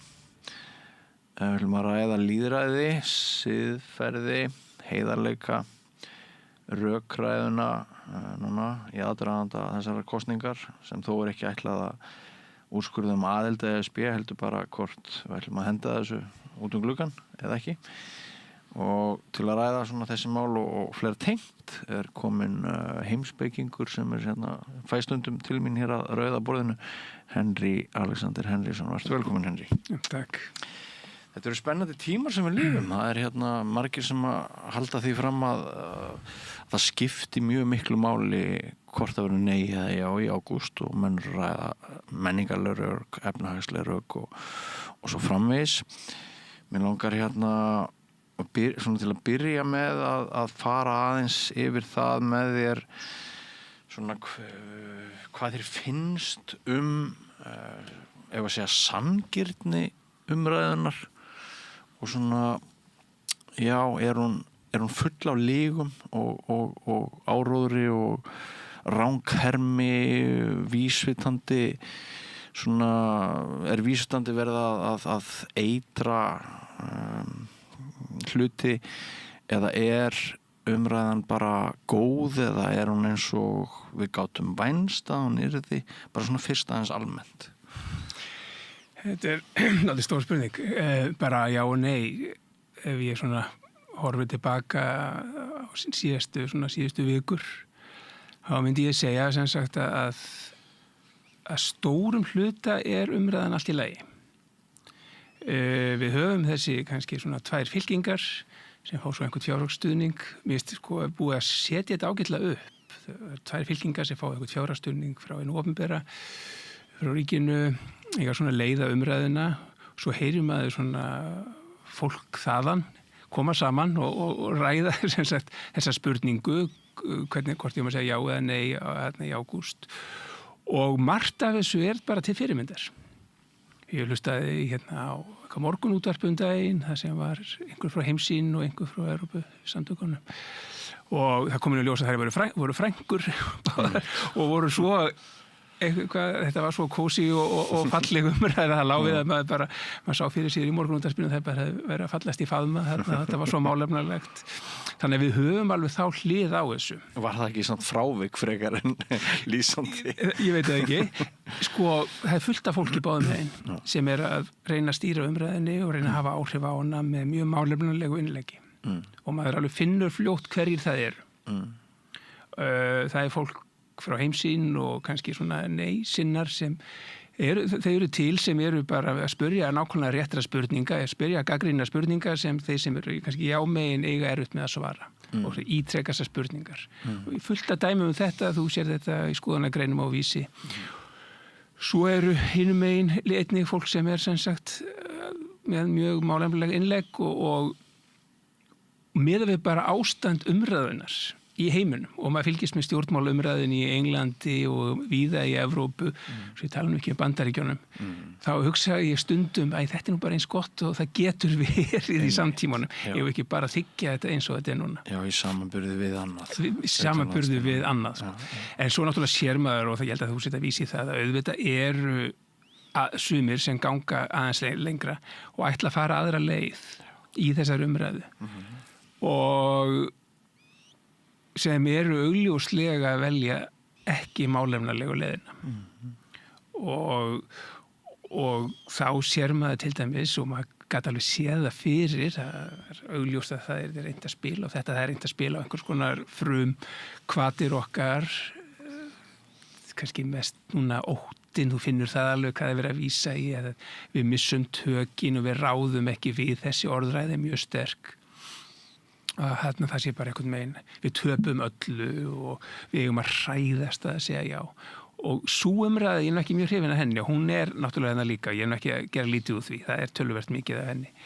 Og hluti sem mér finnst til dæmis svona persónulega ganga hræðilega langt og ég bara virkilega á erfitt með að fylgjast með það til að vera að vísa í Evrópu sem eitthvað brennandi hús, að við séum að ganga inn í brennandi hús og eitthvað svoleiðis. Og maður heyrir alveg því miður dálítið mikið af þessu og það náttúrulega augljóslega bara, þar verið að vísvitandi að blekkja fólk og treysta á að fólk sem kannski þekkir ekki til fá einhvers konar ranghugmyndir hver staðan er. Já. Sko ef ég vildi nei til að hámarka árangur minn væri ekki mesta vitið hjá mér að reyna endalaust að djöflast í tilfinningum Íslendinga. Já, ég meina það þannig virkar stjórnmál. Þú reynir í allir í svona stjórnmálabaráttu, þá reynir að höfða til einhverja svona grunnkenda og geðsræringa og sér hvað þú kemst langt með það. Og svo hugmyndin svo að þessi lýðræðis hugmynd snýst það að við einhvern veginn sem samfélag náum að hefði okkur upp fyrir þetta sem sagt, að kjósendur ná einhvers konar röklegri innsýn inn í málefnin og fara ekki bara eftir einhverjum svona grunnkendum. Og þess að sko mikið gleyma því að þetta bæði til hægri og vinstri og stundum sko, þetta ekki bara önnur hlýðin sem vinkar rétt á þessu. Það hægt... Svæsnari dæmi samt hjá neiistum, finnst mér. Já, sko... Finnst mér bara, svo ég lýsi því. Þau geta verið svæsnari, en ég minna stundum til dæmis reynd að höfða til svona ómjög óljósa réttlætiskendar eða samviskubits eða einhvers konar innri siðfræðilegra rattar okkar, sko. Þannig að það getur líka verið frá kannski oft frá vinstra megin. Þannig að, en eins og ég segi, hugmyndin svo, þessi lýðræðis hugmynd, að við í gegnum og opna umræði í samfélaginu, náum einhvern megin og rökræðu, náum tökum á þessum tilfinningum og hefjum okkur upp fyrir þær og náum einhver röglegri innsýn inn í málefni og munum svo kjósa út frá skilningi en ekki tilfinningum. Það er hugmyndin eins og þú segir. Það er hugmyndin. Og þá er það spurningi bara veruleikan og framkvæmdina. Það var hérna einn fyrrverandi ráðherra, Björgvin G. Sigurðsson, sem sagði af sér sem viðskiptaráðherra eftir hrun. Hann var hér gestur minn á bara föstudaginn í beinni útsendingu hér á Samstöðinni. Hann sagði 80% stjórnmála snúast tilfinningar. Og það sé rétt með þetta, sko. Já, þannig að getum við þá sagt að hérna þessi kosning framöndan í ágúst, að það sé líklegt að hún snúist 80% tilfinningar. Já, sko, það er bara eftir hvað við erum að vísa í með þessum 80%. Já. Ég hugsaði 80%, þessi alveg klárlega 80% af umræðinni. Já. Spurningin er svo hversu miklu viti komum við í ákvarðanatöku almennings. Mitt í öllum þessum tilfinningum. Já, en svona er líka bara okkar eigið, sko, bara siðferðislíf, sko. Við rekumst áfram af tilfinningum og geðshræringum allan daginn, sko. Það er það sem hjálpar okkur að taka ákvarðanir. Þetta er tildulega lítið hluti af okkar siðferðislífi að hefja okkur upp fyrir þessar tilfinningar og reyna að ná utan mál og horfa á þau. Kannski taka þess að auka lúpu í hugsun okkar og hugsa, er ég kannski að láta tilfinningar hlaupa með mig í gönur, sko. Og það er bara okkar, ég hugsa að þessi tölfræði 80-20 eru bara mjög líkleg, sko. Þannig að lýðræðið á ekkert rosalega, eða sko hið röklega á ekkert rosalega góðan séns. Sko, lýðræðis hugmyndin gerir ráð fyrir þessu, hugsa ég. Sko, maður bara sko, þegar maður er að lesa texta frá því, sko, nokkur 100 árum fyrir Kristi vestræn heimspeki að koma fram, þá menn alveg að gera ráð fyrir þessu. Bara hugmyndin er, sko, þegar á ögur stundu getum við kollektíflega saman hafið okkur upp fyrir þetta og komist að röglegri niðurstuð með hjálp ímissa þess að setjum við alls konar stofnanir í samfélaginu og alls konar batteri sem eiga að hjálpa okkur að vera ekki á valdi tilfinningana. Og það er það besta sem við getum vonast eftir. Og þannig bara virka lýðræði. En það er mikið stór orð, það er mikið föðurlandssvikari, landráða, þú veist, PSI. Töluvert af því, en ég segi, þetta er ekki, umræðan hún er ekki bara þannig, sko, skulum ekki. Nei. En það er þannig að sem sagt, því miður, þá er oft, sko, þeir sem að berjast fyrir öðrum konum málstafnum. Og ég hef aldrei séð það í þessar umræði hérna, að það er fólk sem er mjög málefnilegt, heldur umræðinu gangandi og auðvelt að vísi það, já, en við vorum bara að spyrja þessu. En svo eru í hópnum yfirleitt einhverju sem er að reyna að ganga aðeins lengra og reyna að færa kannski svona glugga svona þeirrar umræðu sem við samþykjum með því að vera stórist og sjá hvað þau komast langt með það. Og svo getur fólk alltaf, ef almenningur bregst illa við, þá segir við, já, þetta er nú bara svona hérna, þetta er nú bara svona íkt hérna, við flest erum ekkert að tala svona. En ef almenningur bregst ekki við, þá er reynt að færa sig aðeins lengra hérna. Og maður vil séð dæmi í þessar umræðu kosningarnar í ágúst sem er gengið býsna langt. Og ég vona að sumari mun ekki einkennast af því. Nei, hvernig finnst þér, sko, íslenski fjölmiðlar ráða við þetta verkefni, eða hvernig finnst þeir hafa leyst það til þessa? Sko, nú bara er kunnarinn frá þurfa að segja að íslenskir fjölmiðlar eru náttúrulega alveg ríkalega dabri stöðu. Það er ekki allir sem vita það, það er ekki allir sem átt sig á því. Nei, klárlega ekki, sko. Og þá áttaði mig svona, maður sé á, sko, mikilvægi fjölmiðlunar fyrir lýðræðið. Ákvörð þetta sem vorum að tala um áðan. Það er ekkert mál að allir hafi skoðanir á öllu. Við myndum okkur skoðanir bara eins og ég var að segja áðan út frá einhvers konar tilfinningu sem við höfum fyrir málefninu, sko. Þá koma fjölmiðlar, sko, lýðræði er ekkert mögulegt nema fjölmiðlar í einhverju mynd geti sem sagt stutt umræðan. Það er bara algjört lykilatriði til þess að rökin geti flotið ofan á. Að því ekki gleyma því að einhvers konar samfélagsmiðlar eru ekki fjölmiðlar, sko. Þeir eru bara farvegu fyrir tilfinningar almennings. En fólk er farið að rugla þessu tvennu saman. Algjörlega. Og því miður, sko. og svo líka blaðamennskan líka að teygja sig yfir á sko blaðamennska sem áður var svona miklu leyti hægt að treysta hjá tilteknum fjölmiðlum. Hún hefur breytt ham og til dæmis bara forsíða Moggans á laugardaginn ótrúlega sko. Það eru 2 fréttir, önnur segir að matarkarfan á Íslandi sé í rauninni bara alveg ótrúlega bara hræjóttir bara með Evrópu að gefnum einhverjum samanburðarbreytum sem yfirleitt ekki talað sko. Og svo eitthvað annað bara að efnahagsstjórnun hér á Íslandi væri bara líka frábær bara með að við heilt yfir með að eitthvað annað og við vitum alveg nákvæmlega hvað blaðinu gengur til. Já. Þeim gengur ekkert annað til en að reyna að koma í veg fyrir að Íslendingar segi já í ágúst. Já, það frekar augljóst. En svo sko snúið átt að segja því af hverju hefur blaðið þá skoðun? Jafnvel þótt kvótaeigendur séu stærsti eigendahópur blaðsins og svona, þú veist bara en þá kannski komum við einmitt bara að einhverju tilfinningum. Kannski þetta ekki bara spurningum krónur og aura fyrir stórútgerðina eða þess að gæja sko, kannski þetta bara tilfinningar. Ég held að þessi svona blanda báðu sko. Ég hugsa nú að margir sínu bara mjög grjótharðir í því að reikna út hver hagsmunum þeirra best borgið. Og þeir fá aðra í lið með sér til þess að vernda þá hagsmuni. En auðvitað þetta líka bara einfallega fólk að velja sér lið. Já. Og svo bara mjög auðvelt að sannfæra sjálfan sig að maður sé í réttu liði.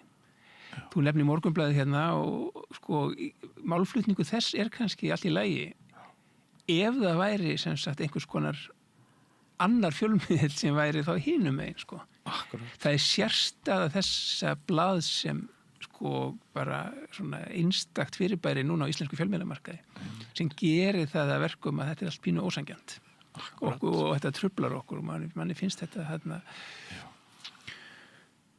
sko þá að fara að tefla kannski sko Morgunblaðinu gegn ríkisfjölmiðlinum sem náttúrulega líka það svolítið svo stað uppi nú sem náttúrulega bara stórhættuleg og raun og veru alveg furðuleg sko og það einhvern veginn eins og atvinnulíf gegn ríkinu eins og það sé einhverja andstæður og ígir það upp einhverja ímynd margra ríkis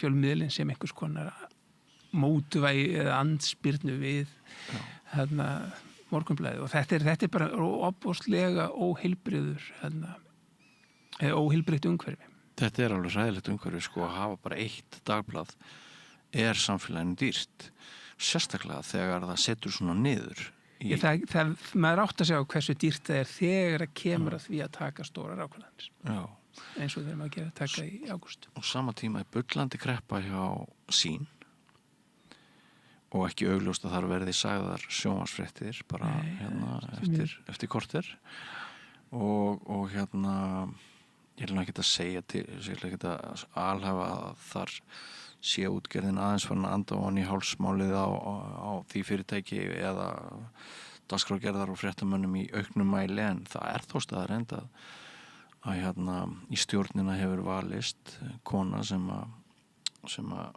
þar ofalega í brúnni DVAF það verður bara að segja eins og að það var mjög hressilegt að fá þarna maskínu könnun frá DVAF helgina vegna þess að þannig blaðamennska svolítið andstæða við það sem að DVAF hefur verið að gera sko.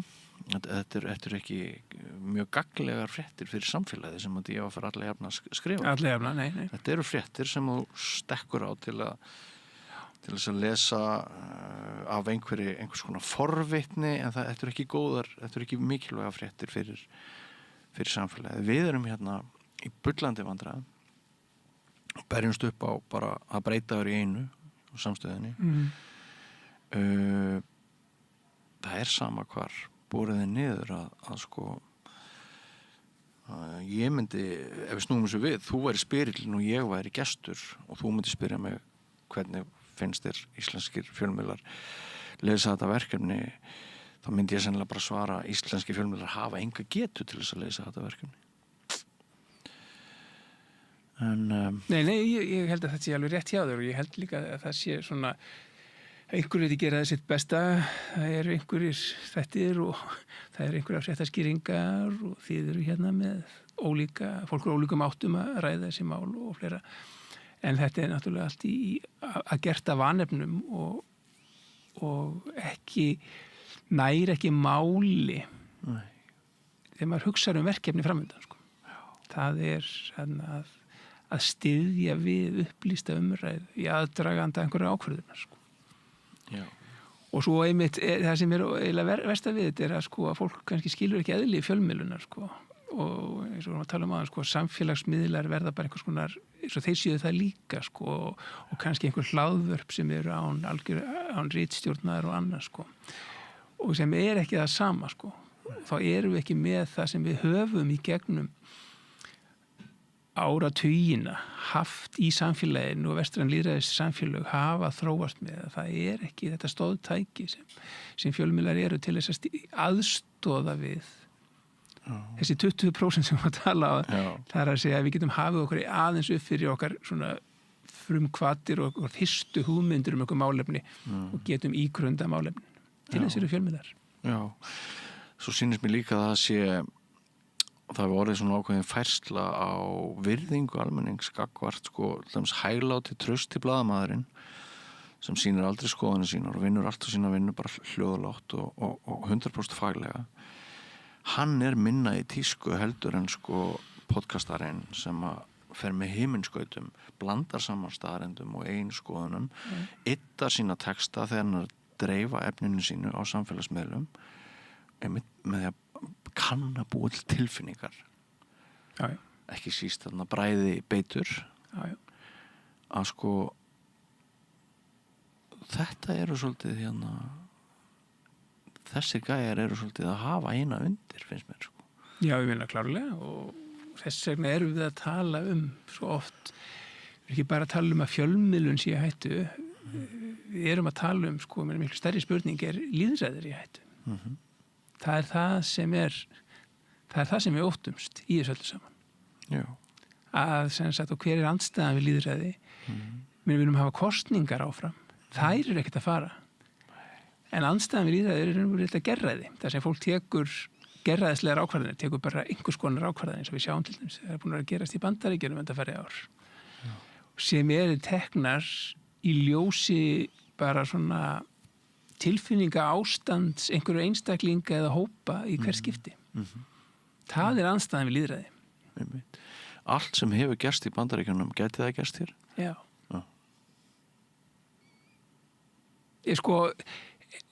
Þú bara gerir sig kannski ekki eins en maður ólst upp við og í gegnum allavega svona menntun manns og fyrstu starfsár og bara hvernig maður hefur mótað sem manneskja.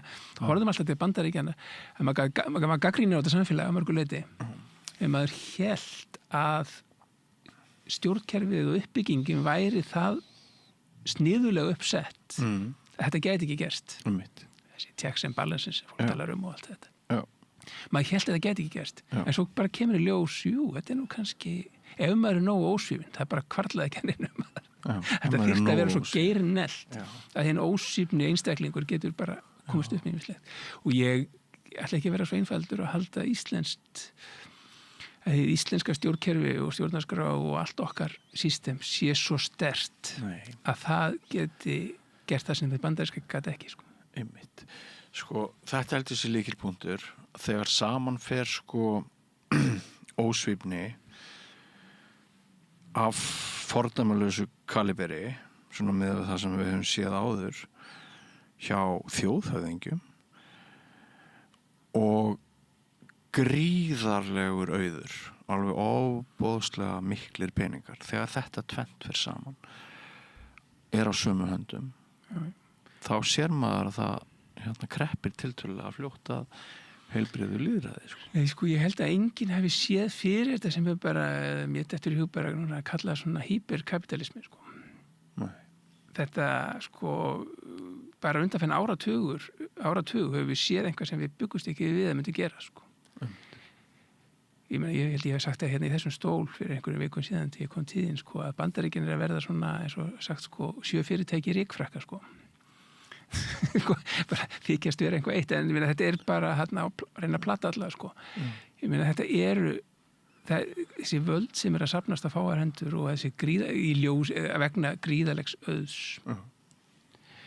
það sem hlutir eins og bara samkeppnislög og annað bara ekki til bara skiptir engu máli og stjórnvöld sem náttúrulega alveg í vasanum hjá þeim þetta náttúrulega þegar þetta gerist, þetta fer allt saman og þú spyrir, getur þetta gerst á Íslandi? Sjálfsögur getur þetta gerst á Íslandi. Það byrjaði að gerast. Byrjaði einhverju leyti. Og þetta það sem maður kannski óttast mest og maður svona velti fyrir sig, meina hvernig ætlum við að reyna að gera það fyrir þetta, ætlum við að reyna að viðhalda einhvers konar lýðræðis hugsjón í samfélaginu. Því hún að deyja í Bandaríkjunum, við sjáum það alveg. Þetta svona eins og kertalogi sem bara að hverfa, Finnst þér ástæða til að óttast að það verði einhvers konar bjögun sem muni skekkja niðurstöður kosninga hér eins og var til dæmis þegar, og þá ég að tala um tækniumhverfið, algoritmana og tækni heiminn, aðferðir sem að bóar hafa nýlt í hyggju til þess að ráðast að lýðræðinu. Finnst þér sitthvað benda til þess að við gætum fengið innan gæsalappa skakka útkomu út úr Evrópukosningunni núna í ágúst og þá hef ég til dæmis í huga það sem sagt verðum Brexit-kosninguna að þar hafi í rauninni það hafi verið rigguð úrslitin með ákveðnum hætti með að við upplýsingar, falskar upplýsingar sem hafi haft áhrif á lokaspretti.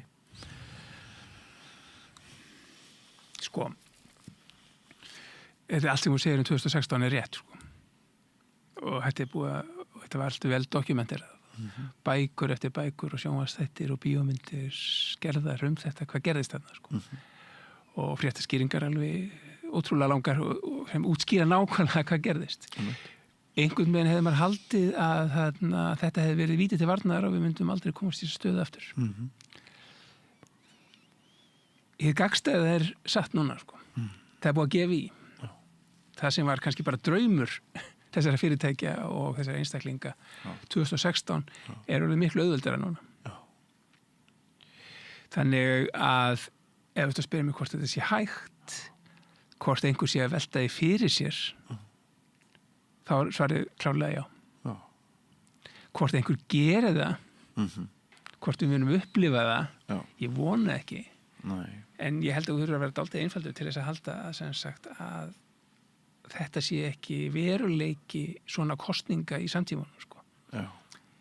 Sérstaklega svona alveg eins og Brexit-kosningi var svona það sem já eða nei spurningar. Það sem þú ert að reyna að keppa og þú veist að þetta verður rétt öðru hvorum megin við 50%. Þetta verður tæft. Hvað gerirðu? Ég meina, þú veist þú þarft bara kannski örlítið að tvíka þetta eitthvað smá þess.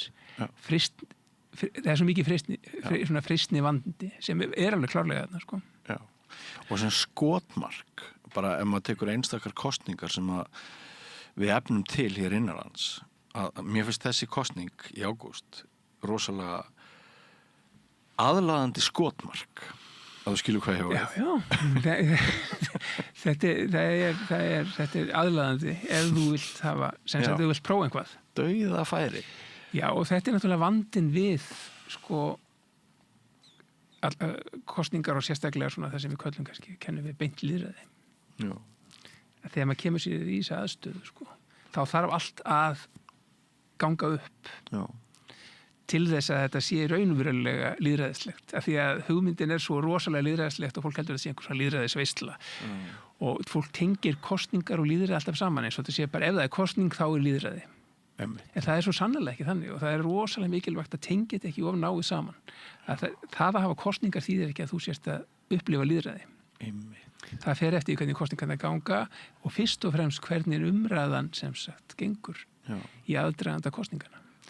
Þannig að ef til dæmis við munum sjá það sem bara aftur nota þetta tengt þetta við Brexit ef þú til dæmis tækni verður nýtt á einhvern ákveðin hátt sem við sem samfélagi kannski ekkert vola sátt við og ef það verður ýmis konar lygar einfallega, ósannindi verða sett í umferð á ákveðnum tímapunkti þegar verður einhver erfiðlega vindu ofan að því og svona.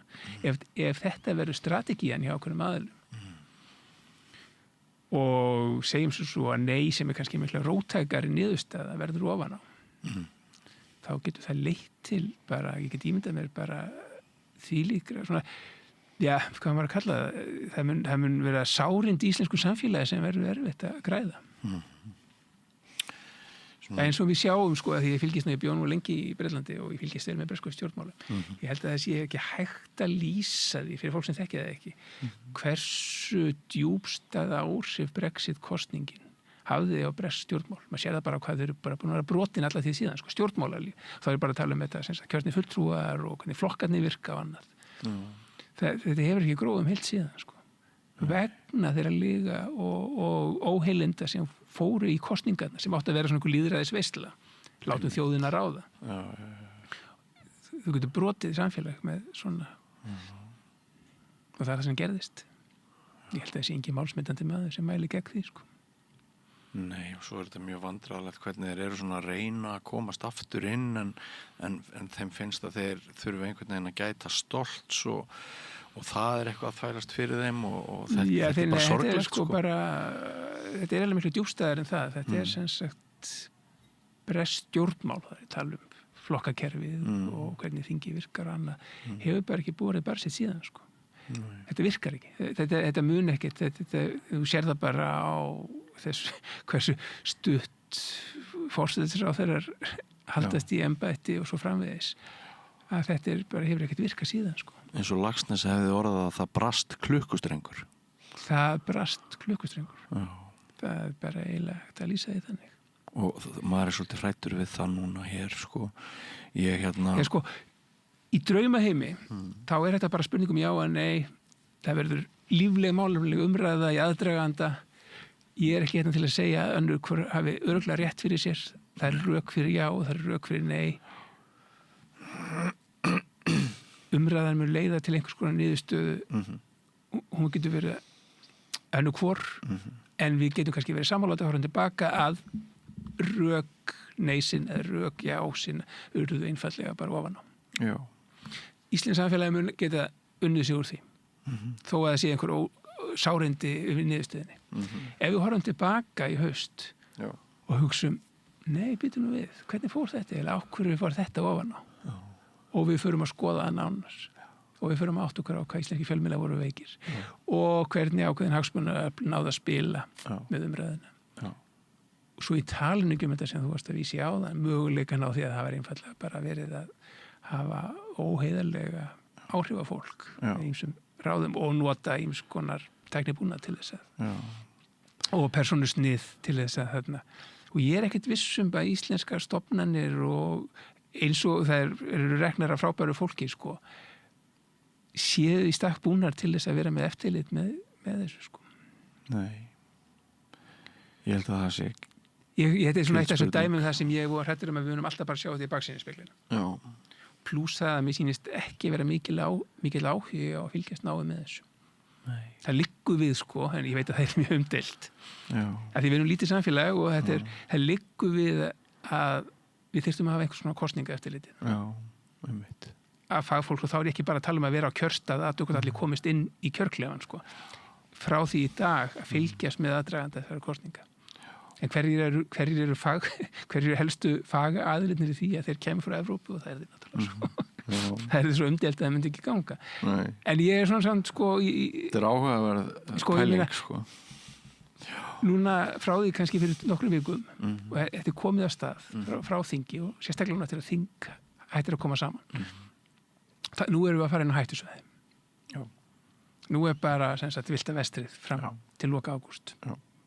Það getur allt gerst. Já. Og mér myndi líða betur ef ég hefði hérna einhvers konar eftirlit yfir því hvað er að fara í gangi. En það mun ekkert gerast og við erum bara að treysta hvort annað. Já. Nú erum við að fara á hættusvæði, segir.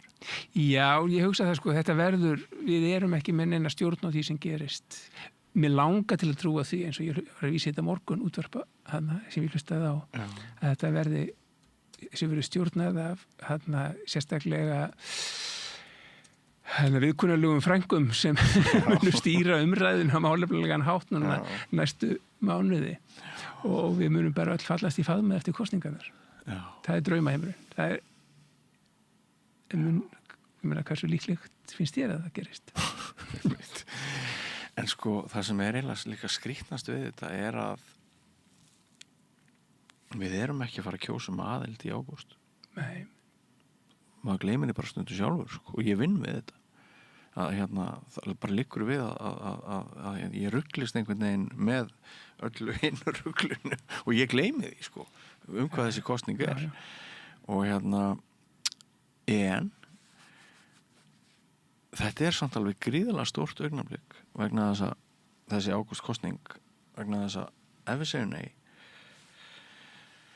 þá bara liggur svona við að maður hugsi game over sko, með þessa menningu, með þetta bandalag, með þessa framtíð og við höfum verið að ræða efnahagslega áhrif, menningarlega áhrif, við höfum verið að ræða spillingu og alls konar þætti á samstöðinni og ógnina frá Bandaríkjunum og bara öryggis og varnarmál heilt yfir og sko mest öll umræða núna, hún fer kannski það sem við ættum að vera að ræða í næsta legg ef við segjum já í ágúst, ekki satt?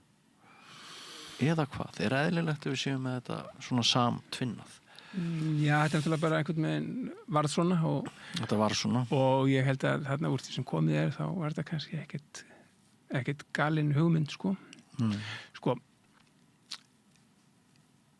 þú segir game over Já, tækifærið að gangi sko, það verður bara ekki sett á dagskrá Við verðum aldrei hlutið af Evrópusambandinu því að það mun gerast það eftir einhver áratugi og ég hugsa að heimsmyndin verður svo breytt þá að við tveir getum ekki eins og ímyndið okkur hvernig það verður sko.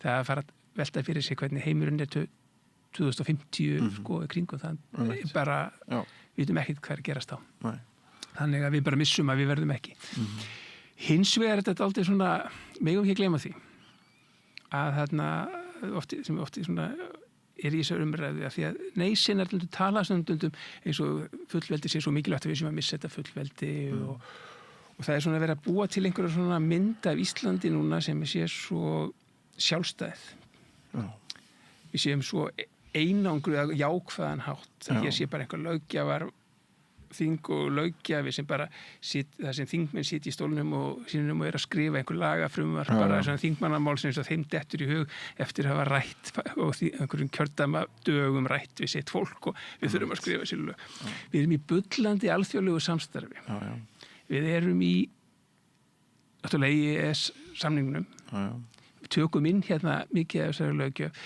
við erum öflug í Evrópuráðinu við fáum alls konar leiðbeinandi tilmæli þaðan við erum hluti við göngum undir sem betur fer hefur mannréttindi dómstóll Evrópunu aldeilis hjálpað íslenskum stjórnvöldum til þess að rétta kúrsinn mjög reglulega við erum í OECD við erum í UNESCO sko, íslensk stjórnkerfi byggir á því að hér hrynja inn alls konar til leiðbeinandi tilmæli og sund bindandi frá alþjóðastofnunum og það er svo löggjöf sem við búum við og hún kemur erlendis frá þessi hugmyndum að þetta mun bara halda áfram svona það sem við verðum ekki þátttakendur við verðum ekki fullgildir þáttakendur við verðum stöndum fyrir utan þetta en erum samt að taka við þessu þannig verður og þetta mun mér að snúast byggðu, hvernig gengur innleiðingin, hvernig hefur þið heyrt í eru þau eitthvað að fara að skamma okkur við erum eins og og þannig líti ég dálítið á þetta við erum dálítið eins og yngsta sískin í sískinuhópnum sem ætlar aldrei að flytja heimann og taka henni ábyrgð sko. Ég ætlar ekki að taka þátt í lífinu bara svona að reyna að fylgja með eins og það getur og það er dálítið svona en þessi hugmynd sko að við séum svo stolt og sjálfstæð sem við stundum að reyna að sá inn í á fólki sko og það fullvildi snúist það að við getum bara sett okkar einstökur lög sem eru svo einstöki í heiminum að þessu allt öðru sinni allstar annar staðar og lagaramur þetta er bara einhverju draumórar og löngu farið og þannig að það sem ég held að gera sko að ef við segjum nei við munum aldrei verða þáttakendur í þessu, fulli þáttakendur, en við munum náttúrulega vera mörguleiti þáttakendur í þessu, bara eins og við höfum verið. Ef við segjum já, þá hefur kannski tækifæri til að koma að staði hvernig er að vera þáttakendur. Hvað fáum við út úr því? Erum við tilbúin til þess? Akkurat. Sem er náttúrulega kannski stóra spurningin. Erum við bara tilbúin til þess að vera þáttakendur í þessu eða bara ráðum við ekki einu sinni við það? Þá kemur það bara í ljós. Þannig, já, eins og ég segi, þetta er sko, ég held að við sko þurfum að horfa á úrslitin sko dálítið í þessu ljósi að sem sagt, þetta verður ekki, já, held ég að sé persónulega held ég að sé áhugaverðir tímar framundan og tækifæri í því. Ég ætla ekki að fara að gráta þó að nei verðu ofan á.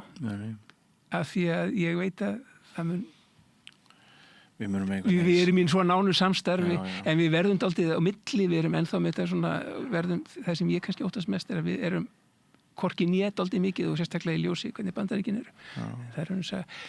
Það sem ég held að við sem þurfum mest að horfa á er hvernig við færst þessi niðurstöða fram.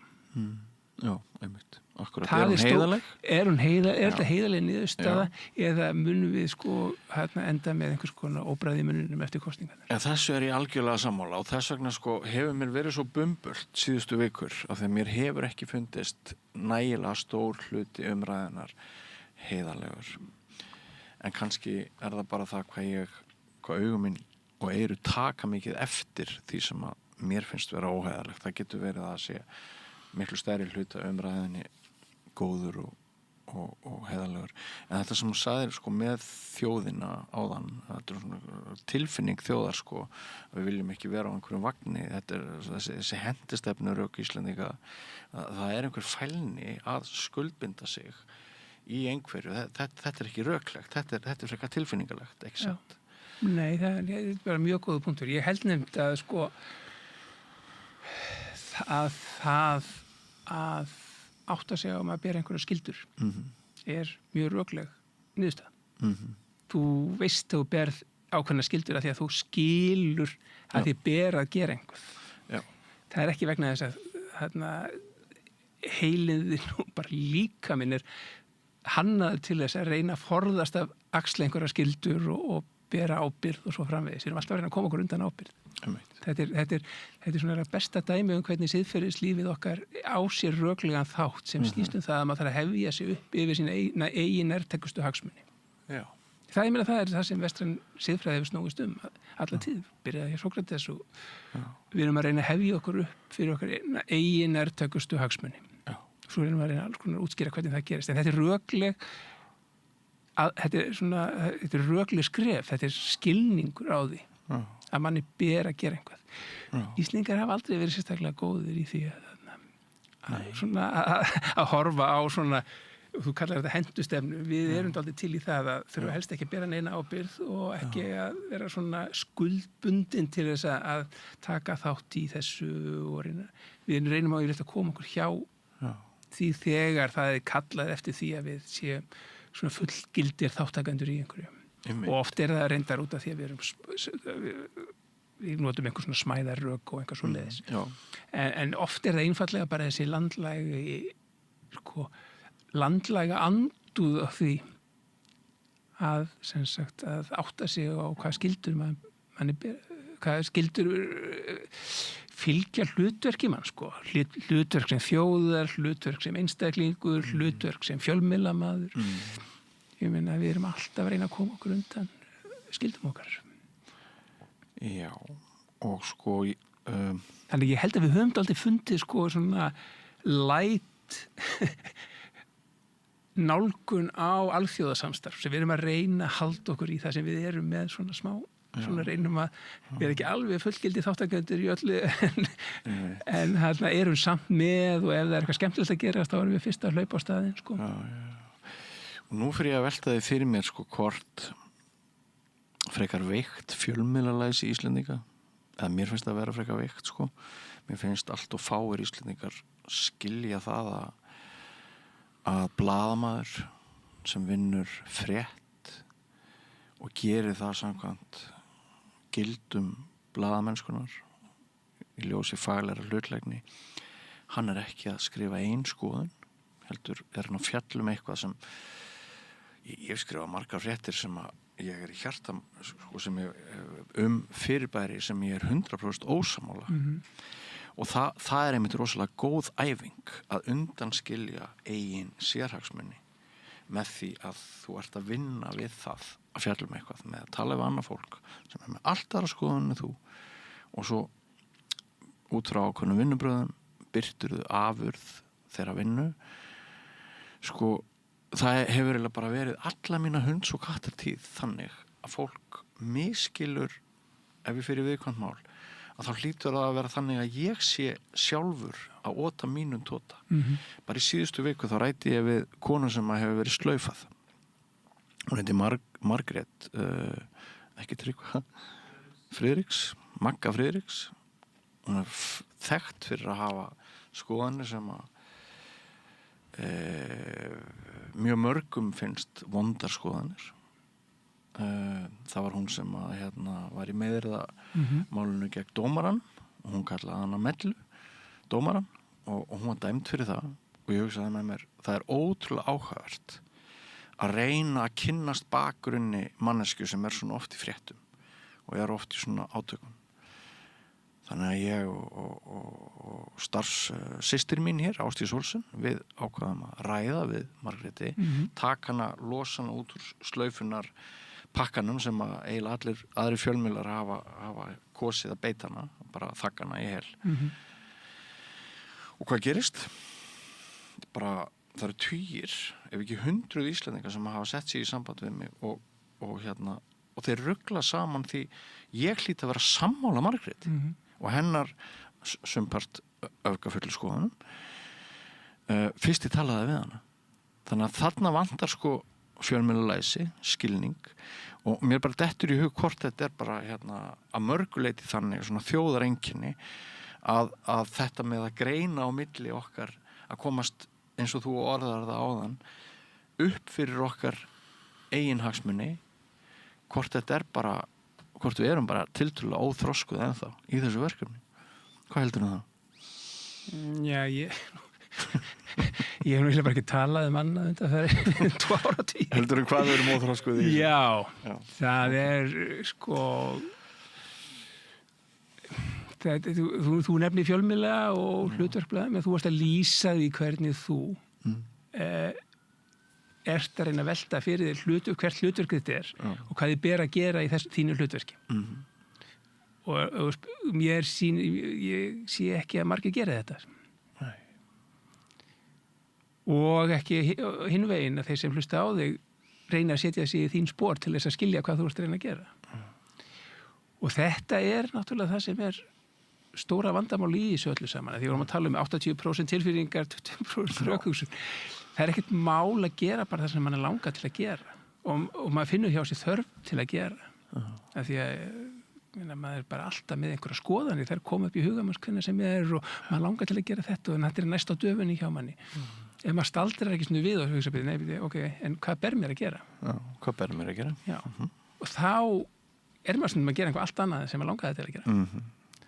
Og já, þetta eiginlega svona bara landlægur ósiður sem mér hefur ekki tekist að laga. Segja alveg eins og að þetta ég kalli þetta stundum sko að þetta svona, því að stundum tala ég oft aldrei fyrirlestur held námskeið gagnrýna hugsun. Þetta alltaf svona kjarnin í því sem ég að tala þegar fólk spyrir hvað gagnrýna hugsun. Hún fjallar þetta að taka hana auka hringa, þessu auka lúpu af því þið langar til að gera eitthvað, allar að gera eitthvað hugsa byrju, þetta sem ég ber að gera eða eitthvað annað sem ég þarf að gera og svo einmitt svo segir, svo náttúrulega getur verið þetta hjálpar ekki til að algjört skilningsleysi í samfélaginu þú nefnir þetta, þú varst ekki sem fjölmiðlamaður þetta getur bara allir sérfræðingar í samfélaginu sem að fást við einhver störf fyrir að reyna að sérhafa sig í einhver hugsa einhver mál og eru fengið til ráðuneytis þá kemur alltaf, hann alltaf bara með þessa skoðun, hún bara með þessa skoðun eins og þessi manneskja komin bara með sína skoðun inn í starfið og sé ekki að skoða hverju rökin í málinu og skoða gögn og reyna að komast að henni rétta Það bara eins og þú sést bara alltaf tilbúið með einhverja skoðun og hún sé bara föst í þér og þú muni allt sem þú vinnur við sé bara að koma þeirri skoðun á framfæri. Þannig já, þetta þarna mjög stór hluti af þessu. Já. Og eins og við höfum rætt áður sko, þá þetta tengt hugmyndum okkar samtryggingu, spillingu og annað að við erum bara duglega að bjarga okkur sko. Já. Og spilling ekkert annað heldur en þegar þú hefur þig aldrei upp fyrir þína nærtækustu hagsmuni. Akkurat sko. Þessi hugsun ein og sér eiginlega bara snargalinn sko. Já. Og þannig að en þess svona við búum dálítið við þetta og þetta gengur illa. Og þannig að Þannig finnst þetta frumstætt. Því við höfum svo mörg verkefni í samfélaginu. Já. Við erum saman í samfélagi. Já. Og þau eru leyst verðum að leysa þau einhvers konar á svona sameiginlegum grunni. Já. Ekki bara með því að hver og einn sko óta sinni skoðun fram sko. Nei. Þannig verður ekki til einn samvinna og við finnum ekki lausnir. Þannig að þarna og hver eru áskoranir framtíðarinnar? Já. Orkumál, umhverfismál, hvernig við ætlum að bregðast við þessum hyperkapitalisma og nýri tækni sem grasserar í skjóli örfára einstaklinga. Hvernig tekst maður á við þessi vandamál? Einn út í horni? Nei, varla.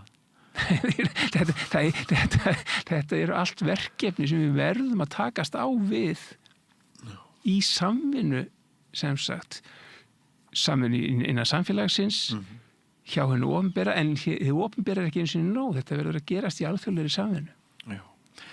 Og ESB má nú eiga það að ef það eitthvað apparat sem að sko hefur sagt korporismann stríð á hendur þá það ESB. Við getum sagt að það sé kannski óstert að segja stríð á hendur en þeir eru þó með einhvers konar viðspyrnu. Já. Þeir eru með svona allavega eru ekki í svona einhverju klappliði.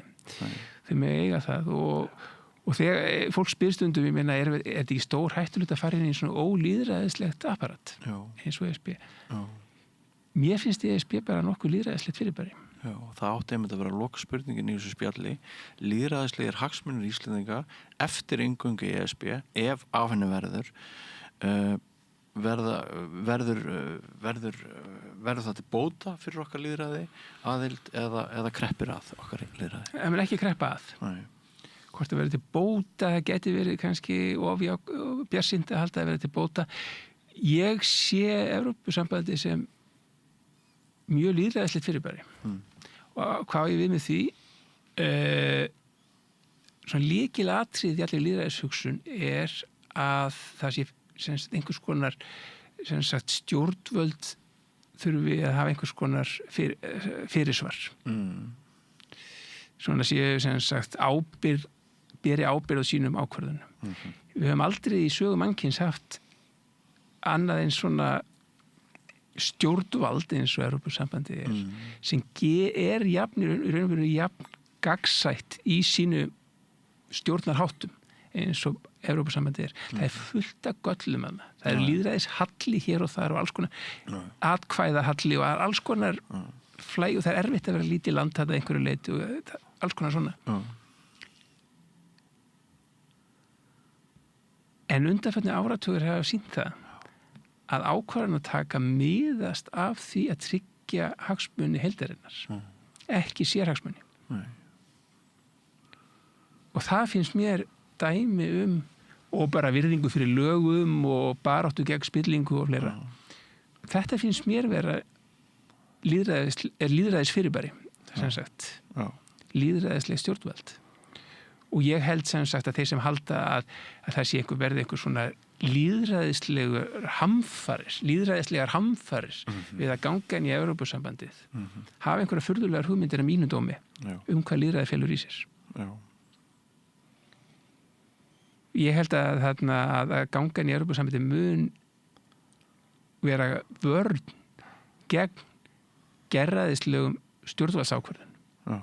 Alveg eins og margt af mörg önnur svona mikið af öðru starfi sem við erum í og ég held að ég get ekki ímyndað mér hvernig þetta væri hérna til dæmis ef við hefðum ekki Mannréttindadómstól Evrópu og vera hluti af þeim sáttmála og það er lýðræðis umbætur sem hafa komið í ljósi þess þó einhverju útlendingar sé að segja okkur hvernig við erum að hafa hlutina það er ekki ólýðræðislegt en það hafa þessar umbætur þetta hefur allt verið til bótaði fyrir Íslands samfélag. Þú ert að segja að Evrópusambandið hafi náð þroska sem íslenski unglingurinn, þjóðarsálar unglingurinn hefur kannski ekki alveg. Í einhverjum skilningi, já. En það er líka það að við getum ekki hafa okkur eins og barnið eða unglingurinn ef við ætlum að vera þáttakendur. Nei, einmitt, svo er það sko. Og svo tala fólk að við höfum engin áhrif og ég vil bara segja það að það er bara ekkert rétt. Við höfum jafn mikil áhrif og við viljum. Það er í öllu alþjóðasamstarfi, ég hef tekið þátt í alls konar alþjóðasamstarfi, þeir sem hafa áhuga á starfinu og hafa eitthvað til málan að leggja, það verður hlustað á þá. Það er miklu meiri spurningum það heldur en nokkuð annað, hvort að maður hafa eitthvað til málan að leggja. Svo bara Íslendingar bara veltaði fyrir sér, erum við kannski með og mikla minnumáttakend. Þessi gorgir okkar að hér við getum gert allt best og við vitum allt best kannski, ég meina ef við vitum allt best þá munum við hafa vettvang í Evrópusambandinu til þess að kynna okkar hugmyndir. Ég hef líka persónulega reynslu af því að ég var upplýsingafulltrúi Umhverfisstofnunar í mörg ár og ég var sem sagt á vegum íslenskra stjórnvalda á vegum Umhverfisstofnunar þá sótti ég ótal fundi í Evrópu með fulltrúum annarra umhverfisstofnana annarra ríkja og mér fannst bara mjög oft sem að eitthvað sem að við vildum koma fram fyrir hér, eitthvað sem við vildum segja, það var mjög oft raunverulegt umræðefni og hafiði áhrif á þessu alþjóðlega borði á ráðstefnum og fundum sem það hefði náttúrulega ella ekki geta orðið. Nei. Ég held að þessi reynsla allra sko að það er ekki þannig að í ljósi smæðar sé ekki hlustað á, það er ekki þannig. Stundum sko eru eyrun bara enn stærri. Alveg mögulega sko. Þetta er sem sagt, en auðvitað er það þannig að ef þú ert með minnumáttakend og heldur engi vilji hlusta á því að því þú kemur frá Íslandi, þá náttúrulega þá myndi ekki hafa neinn áhrif. Nei. Og svo held ég stundum að þessi skortur á ímyndunarafli. Já. Það er mjög góð punktur. Þegar ég held að, sko, já, ég meina, því að góða punktur því að við vorum að tala sko tilfinningar og svona kuksunni, eins og þetta sé bara svona 80%, 20%. Þú kemur náttúrulega með góðan punkt þarna að stór hluti af þessu náttúrulega líka, einhvað þarna á mörkunum, milli tilfinninga og raukhugsunar, ímyndunaraflið og svona einhver skapandi hugsun, sko. Og það er stundum dálítið samfélagslegt verkefni að við leifum okkur aðeins að hugsa hluti, spyrja okkur hvað ef spurninga, sko. Hvað ef við myndum gera þetta, það þarf ekki alltaf að sem sagt, horfa bara á staðreyndir og í baksýni speilin og svo framvegis, við þurfum að horfa til framtíðar. Og stundum er svona, og þetta hafa nú margir orða betur en ég og rannsæka betur og talaði að svona við eigum stundum, að því að var að tala þessar svona skort á skildu hugsun og Íslendingum. Það er líka stundum skortur á framtíðar hugsun hjá okkur. Já. Og ég held að það sé mjög góða punktur hjá þeirra stundum bara ímyndunaraflið látið nýtt í annað heldur en að hugsa samfélagslega málefni. Einmitt. Heyrðu, það var gaman að fá þig hér í heimsókn, Henry Alexander Henrysson, heimspekingur. Takk fyrir að koma og hugsa uppátt með okkur í aðdraganda þessarar stóru ákvörðunar sem að íslenska þjóðin ætlar að taka í lok ágúst. Takk fyrir mig. Og við höldum göngum áfram göttuna, kæru hlustendur og áhorfendur, nýr kafli eftir andartak, ekki fara langt.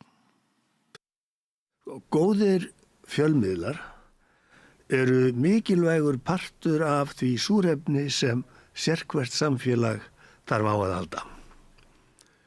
En góðir fjölmiðlar þeir þurfa ekki endilega að vera hlutlausir, en þeir verða að vera sjálfstæðir, alveg eins og góðir háskólar og traustir dómstólar þurfa að vera sjálfstæðir.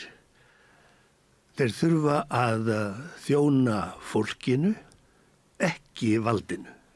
Ég heiti Þorvaldur Gylfason og ég styð samstöðina.